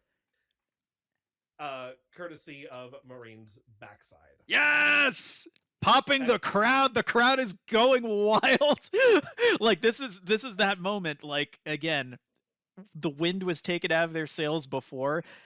We're doubling down. It's double the crowd reaction because oh man, this is such good sheep. Vinceometer is gonna be going wild on this one. Please continue. Pekora watches helplessly as her loyal soldiers fall one by one, realizing with horror that Subaru has beaten her at her own game. Subaru had anticipated the treachery and thus conspired with the rest of third generation to lay a counter trap that had just been sprung flawlessly. Pekora now finds herself outside the ring, surrounded by Flair, Marine, flanking her on either side. Subaru still back in the ring, nowhere to run. Panics, Pekora dives back into the ring, only to be helplessly grabbed around the neck under Subaru's shoulder and driven headfirst into the canvas by the Duck Rider. The crowd cheers louder than they ever have before, watching in jubilation as Subaru hooks the leg of the dazed rabbit, only sitting back upright after the referee completes the 1, 2, 3 and signals the timekeeper to ring the bell. Subaru raises the title high above her head, overcome with emotion as Flair and Marine climb into the ring to celebrate with her. Usada Pekora's reign of terror has ended. Okay, so first off, I am internally marking out really hard, and I'm not just saying that as like flavor for this moment. I'm just like, that was freaking awesome. That as a crowd member, I would be losing my mind. So yeah, wow. Oh, that's so good. Such good shape. I wonder, given the circumstances, do you think this would be an appropriate moment to go full, what was it, WrestleMania 10, 11, whichever one where Bret Hart won and like all the faces of WWE came out to just like hoist him up and celebrate his title win? Not yet. Not yet. Oh, there's more. Perhaps, No, that well, I'm just saying, Pekora has been felled, but Usada continues to reign with every other belt. That Pekora's loss is shocking, emotional, and exhilarating, to say the least. But Usada Corporation still stands strong, and Pekora naturally is not going to take this lying down. You can be assured that she will be back in some way. I don't think that this is where you're going to have the talent spilling out, hoisting up their savior. That the boss has been brought down, but there is still the looming sense that the war is not over yet. I think we can still actually make that work.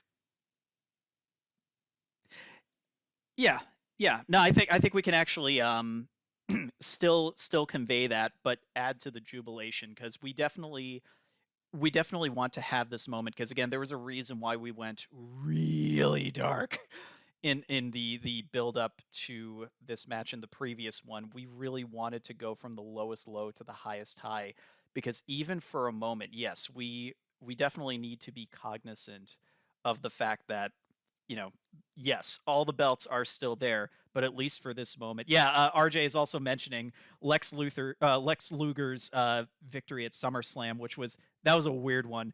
They celebrated like he won the title. He didn't win the title. He just won by countout. That was another thing I wanted to evoke, but with the actual proper payoff, which is, we have this moment of jubilation after what has been an emotional roller coaster. Yeah, the one of the true moments of the weekend will be our closing shot from night one, but for the journey we went on in night two, it definitely feels like, at least for a moment, uh, I feel like the faces really should just kind of rally and think, oh, you know what? We might be able to pull this off. And also, everyone's so proud of Subaru for making this journey, for being so consistent. So I don't just see it as like a victory celebration of triumphing over evil. It's like this long story of Subaru's journey to the top, just being like this consistent piece of not just HCW, but in many ways, Hololive itself. Yeah, she takes credit for giving Yago his nickname. So this is also a celebration of one of the, I would argue, one of the foundational members of the entire organization. So while yes, it can definitely play as, oh, yay, the good guys won. I see it as a whole celebration, and with the Usada Corp essentially having to go lick their wounds, we still see that looming threat. Partly, in the form of the the devastated and partially conscious Usada Pekora, still in the ring, probably even being unceremoniously rolled out, barely even getting help from her cohorts. Maybe Botan and Towa help her out.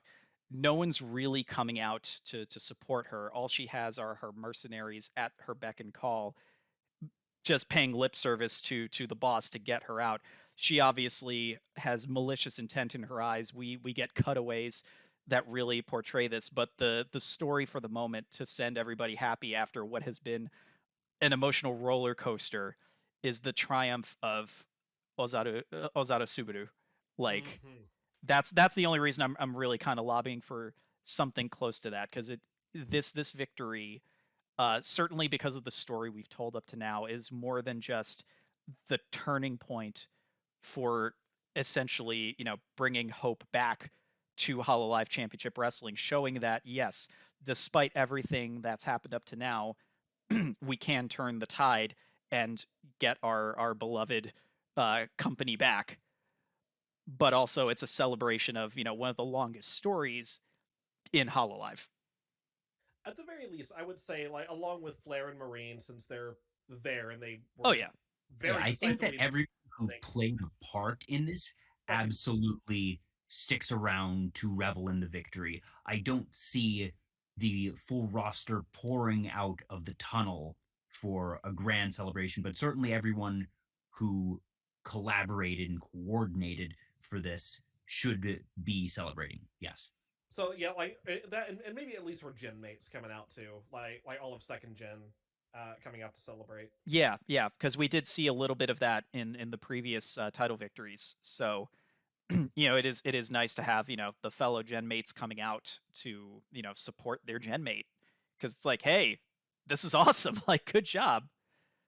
Especially considering we didn't really get a proper because reasons we didn't really Mhm. get proper championship celebration at last year's Mania. So this would be our time to do that, for her to Mhm. celebrate with her gym mates, with Flair and Marine, with her co counter conspirator.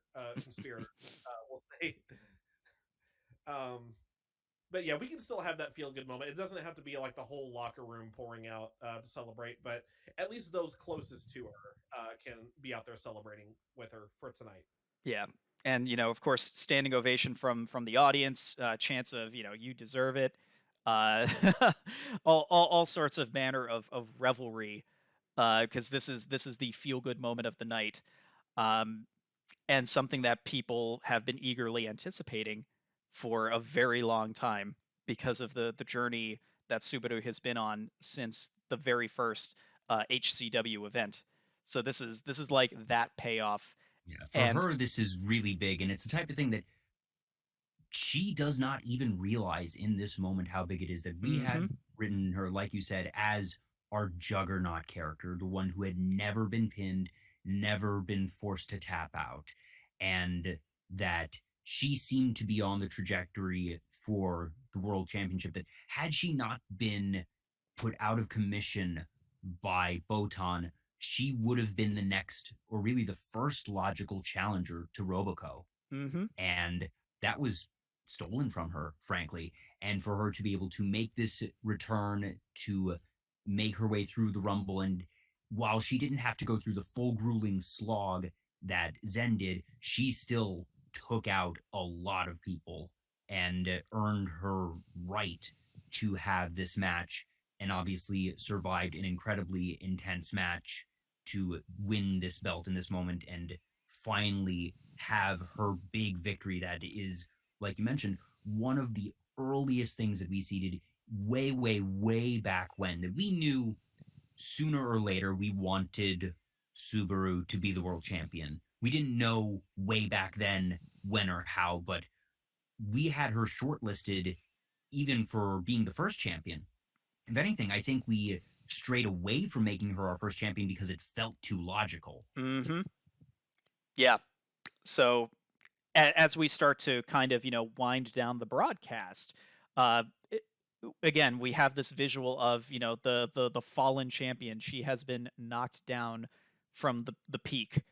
She she clearly will not go quietly into the night. She will be back with a vengeance, if you will. Mm. uh, and she slinks off. She had her moment. That moment is gone.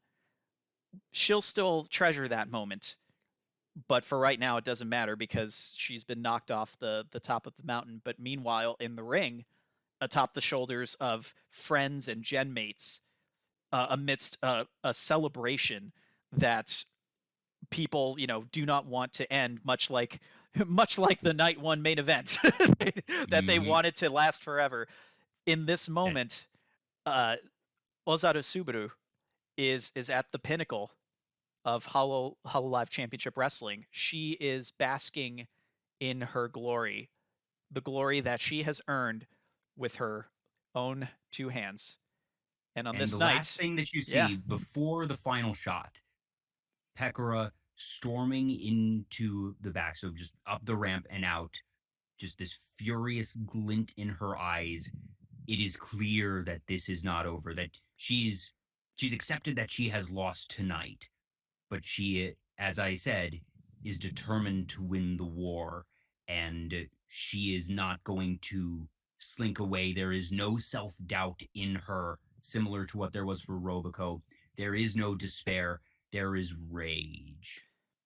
Yeah, so this juxtaposition of, the pure untainted happiness of the new champion, the pure vengeance that lies in the eyes of the fallen champion.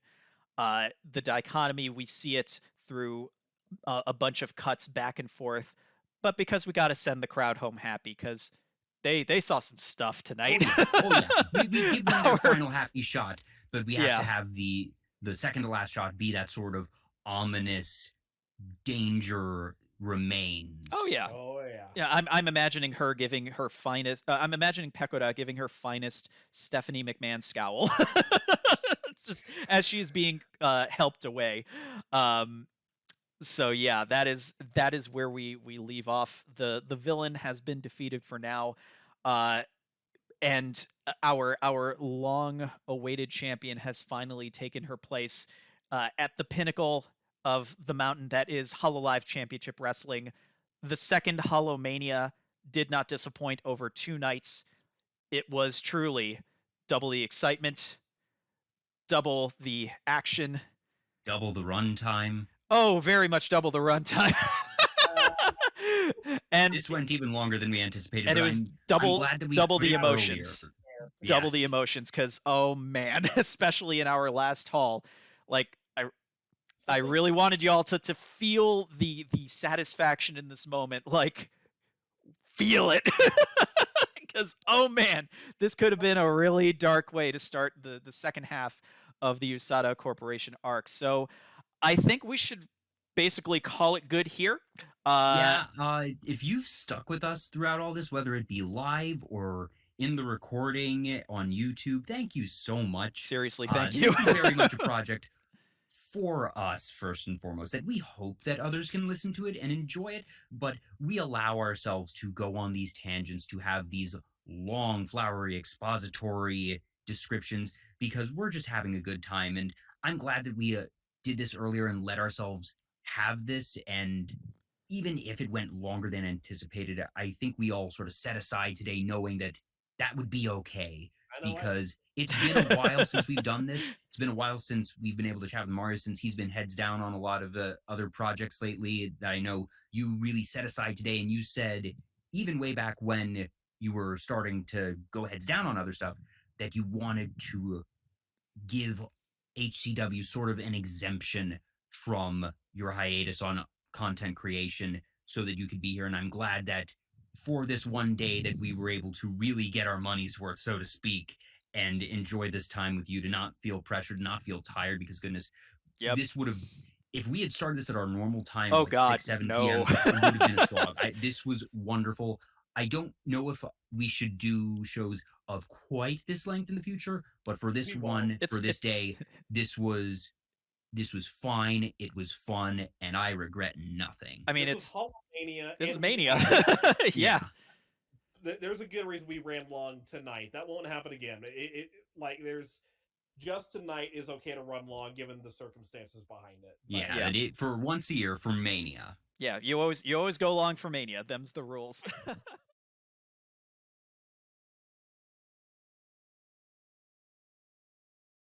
Please remember to like, share, and subscribe, and follow us across social media for updates.